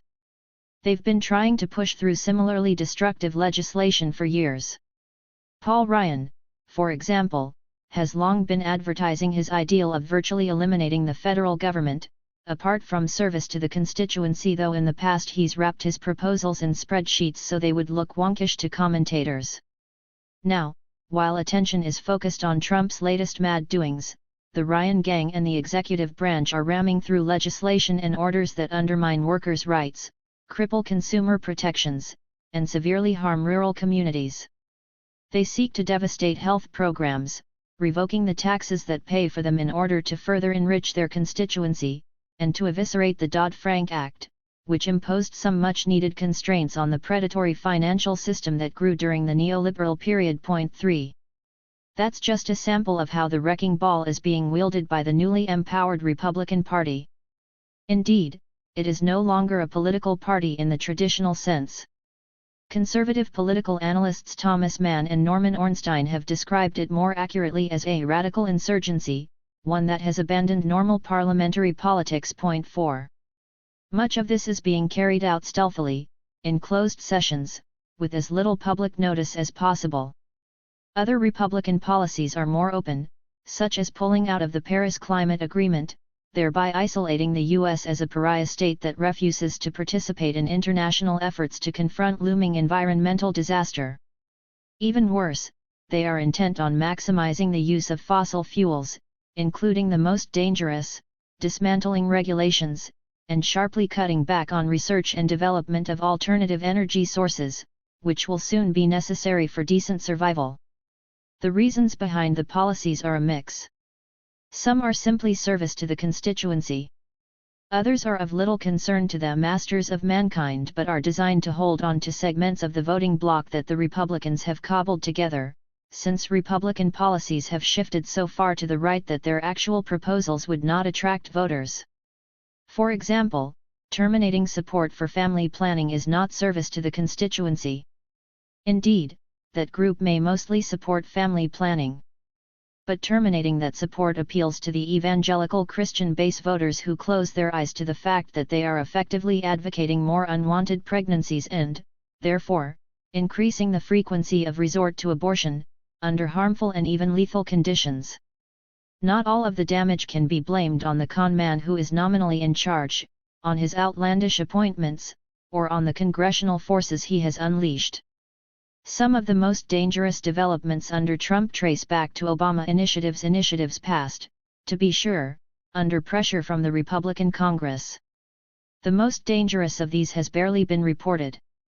A very important study in the Bulletin of the Atomic Scientists, published in March 2017, reveals that the Obama nuclear weapons modernization program has increased the overall killing power of existing U.S. ballistic missile forces by a factor of roughly 3, and it creates exactly what one would expect to see, if a nuclear-armed state were planning to have the capacity to fight and win a nuclear war by disarming enemies with a surprise first strike. 5. As the analysts point out, this new capacity undermines the strategic stability on which human survival depends. And the chilling record of near-disaster and reckless behavior of leaders in past years only shows how fragile our survival is. Now this program is being carried forward under Trump. These developments, along with the threat of environmental disaster, cast a dark shadow over everything else and are barely discussed, while attention is claimed by the performances of the showmen at center stage. Whether Trump has any idea what he and his henchmen are up to is not clear. Perhaps he is completely authentic, an ignorant, thin-skinned megalomaniac whose only ideology is himself. But what is happening under the rule of the extremist wing of the Republican organization is all too plain. Do you see any encouraging activity on the Democrats' side? Or is it time to begin thinking about a third party? There is a lot to think about. The most remarkable feature of the 2016 election was the Bernie Sanders campaign, which broke the pattern set by over a century of U.S. political history. A substantial body of political science research convincingly establishes that elections are pretty much bought. Campaign funding alone is a remarkably good predictor of electability, for Congress as well as for the presidency. It also predicts the decisions of elected officials. Correspondingly, a considerable majority of the electorate, those lower on the income scale, are effectively disenfranchised, in that their representatives disregard their preferences. In this light, there is little surprise in the victory of a billionaire TV star with substantial media backing, direct backing from the leading cable channel, Rupert Murdoch's Fox, and from highly influential right-wing talk radio, indirect but lavish backing from the rest of the major media, which was entranced by Trump's antics and the advertising revenue that poured in. The Sanders campaign, on the other hand, broke sharply from the prevailing model. Sanders was barely known. He had virtually no support from the main funding sources, was ignored or derided by the media, and labeled himself with the scare word socialist. Yet he is now the most popular political figure in the country by a large margin. 6. At the very least, the success of the Sanders campaign shows that many options can be pursued even within the stultifying two-party framework, with all of the institutional barriers to breaking free of it. During the Obama years, the Democratic Party disintegrated at the local and state levels. The party had largely abandoned the working class years earlier, even more so with Clinton trade and fiscal policies that undermined U.S. manufacturing and the fairly stable employment it provided. There is no dearth of progressive policy proposals. The program developed by Robert Pollin in his book Greening the Global Economy is one very promising approach. 7 Gar Alperovitz's work on building an authentic democracy based on worker self-management is another. 8 Practical implementations of these approaches and related ideas are taking shape in many different ways. Popular organizations, some of them outgrowths of the Sanders campaign, are actively engaged in taking advantage of the many opportunities that are available. At the same time, the established two-party framework, though venerable, is by no means graven in stone. It's no secret that in recent years, traditional political institutions have been declining in the industrial democracies, under the impact of what is called populism. That term is used rather loosely to refer to the wave of discontent, anger, and contempt for institutions that has accompanied the neoliberal assault of the past generation, which led to stagnation for the majority alongside a spectacular concentration of wealth in the hands of a few. Functioning democracy erodes as a natural effect of the concentration of economic power, which translates at once to political power by familiar means, but also for deeper and more principled reasons. The doctrinal pretense is that the transfer of decision-making from the public sector to the market contributes to individual freedom, but the reality is different. The transfer is from public institutions, in which voters have some say, insofar as democracy is functioning, to private tyrannies, the corporations that dominate the economy, in which voters have no say at all. In Europe, there is an even more direct method of undermining the threat of democracy, placing crucial decisions in the hands of the unelected Troika, the International Monetary Fund, the European Central Bank, and the European Commission, which heeds the northern banks and the creditor community, not the voting population. These policies are dedicated to making sure that society no longer exists, Margaret Thatcher's famous description of the world she perceived, or, more accurately, hoped to create, one where there is no society, only individuals.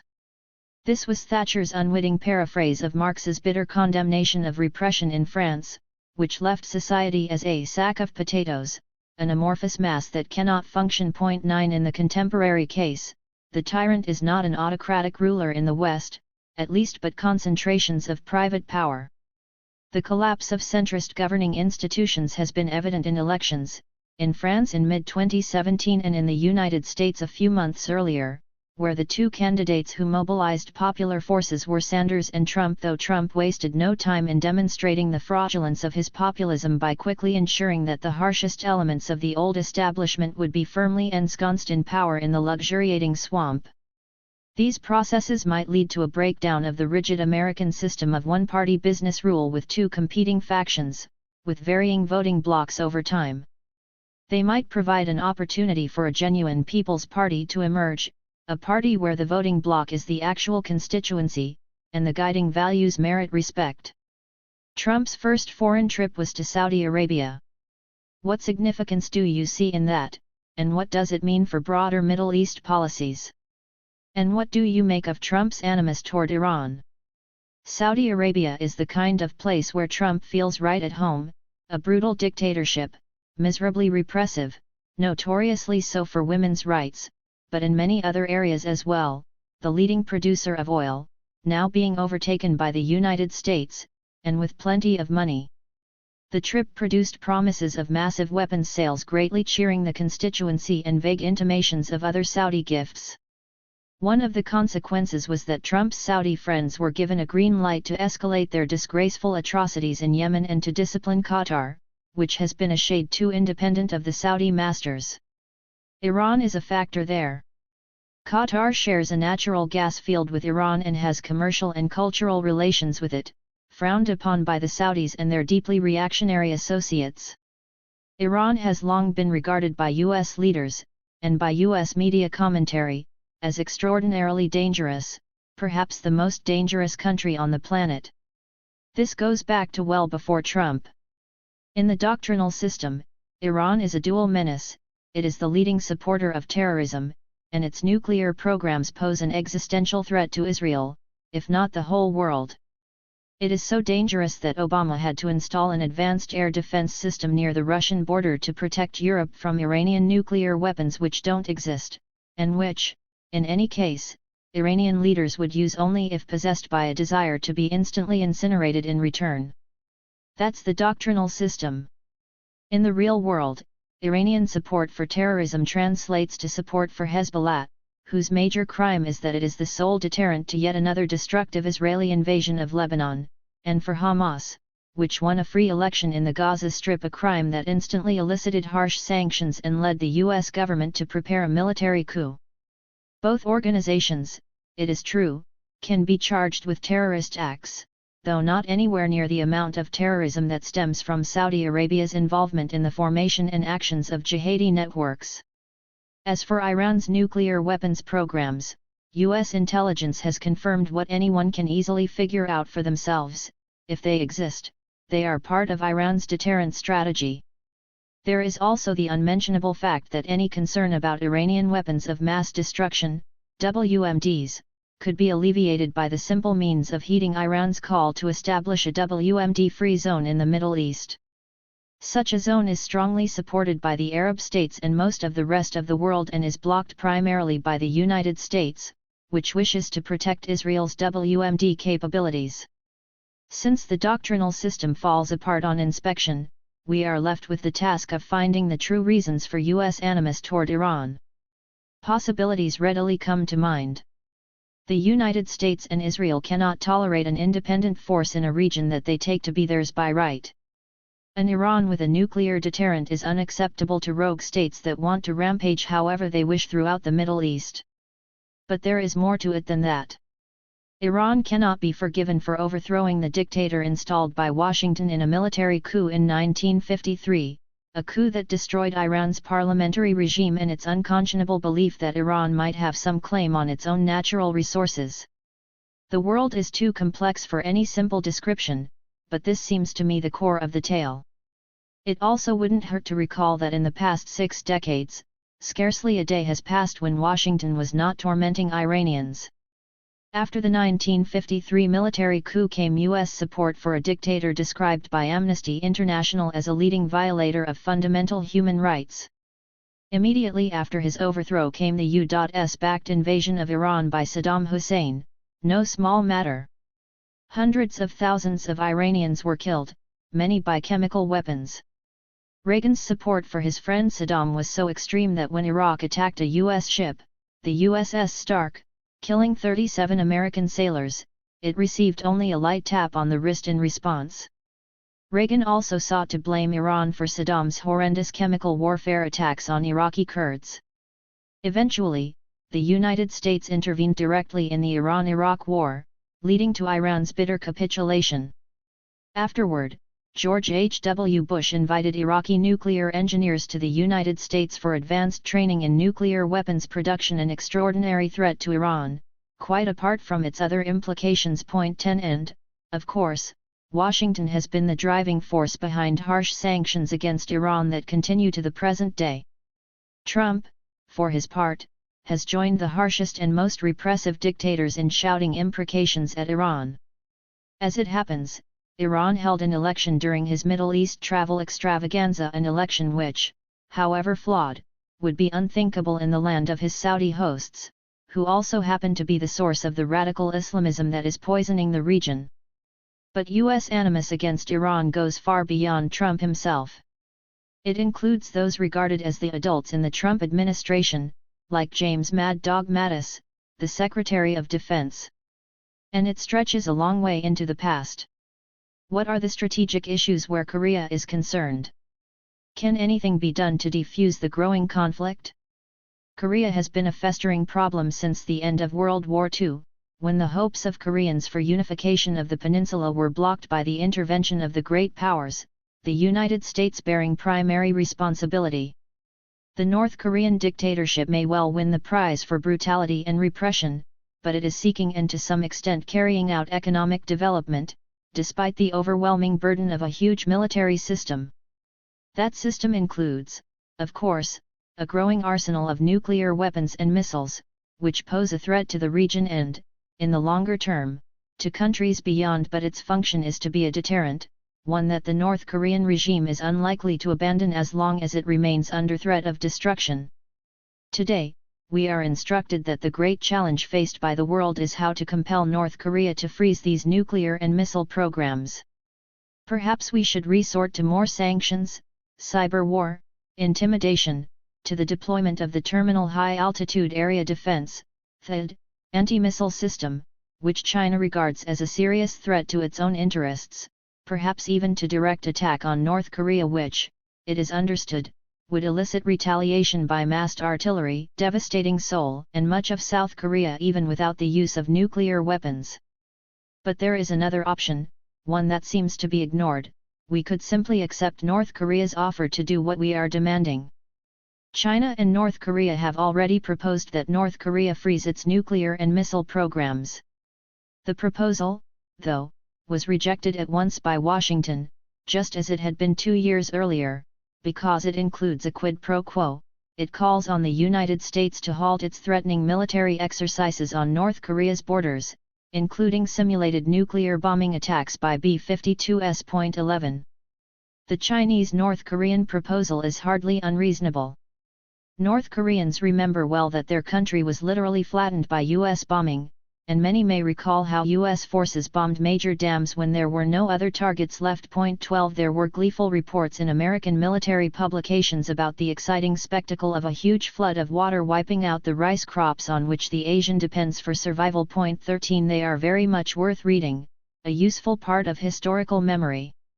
The offer to freeze North Korea's nuclear and missile programs in return for an end to highly provocative actions on North Korea's border could be the basis for more far-reaching negotiations, which could radically reduce the nuclear threat and perhaps even bring the North Korea crisis to an end.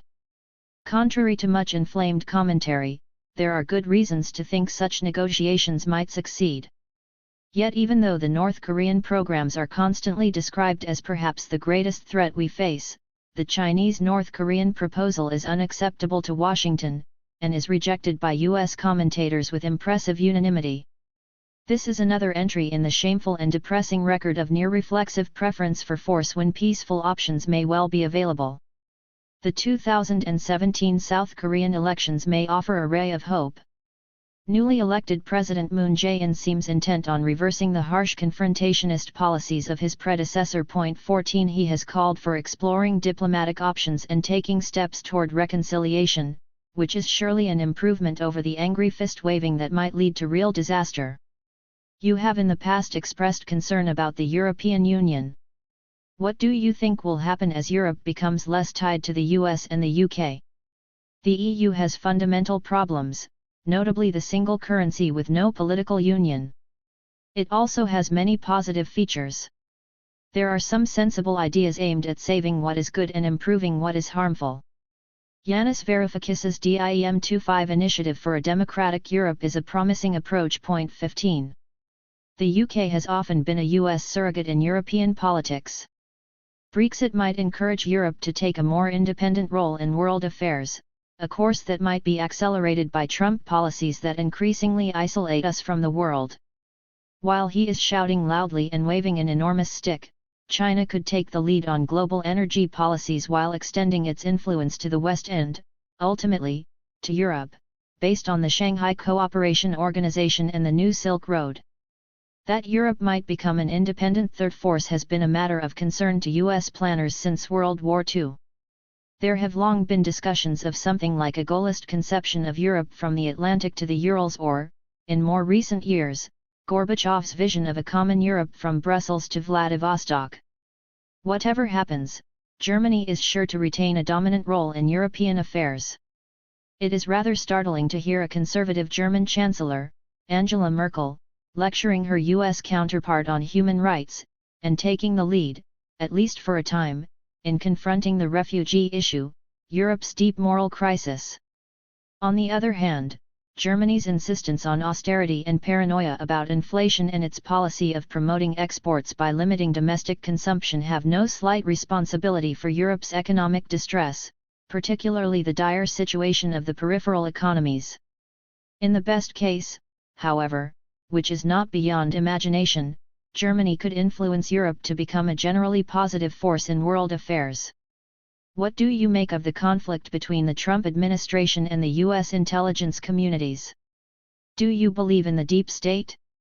There is a national security bureaucracy that has persisted since World War II. And national security analysts, in and out of government, have been appalled by many of Trump's wild forays. Their concerns are shared by the highly credible experts who set the doomsday clock, advanced to 2.5 minutes to midnight as soon as Trump took office, the closest it has been to terminal disaster since 1953, when the US and USSR exploded thermonuclear weapons. 16 But I see little sign that it goes beyond that there is any secret deep state conspiracy. To conclude, as we look forward to your 89th birthday, I wonder, do you have a theory of longevity? Yes, it's simple, really. If you're riding a bicycle and you don't want to fall off, you have to keep going fast.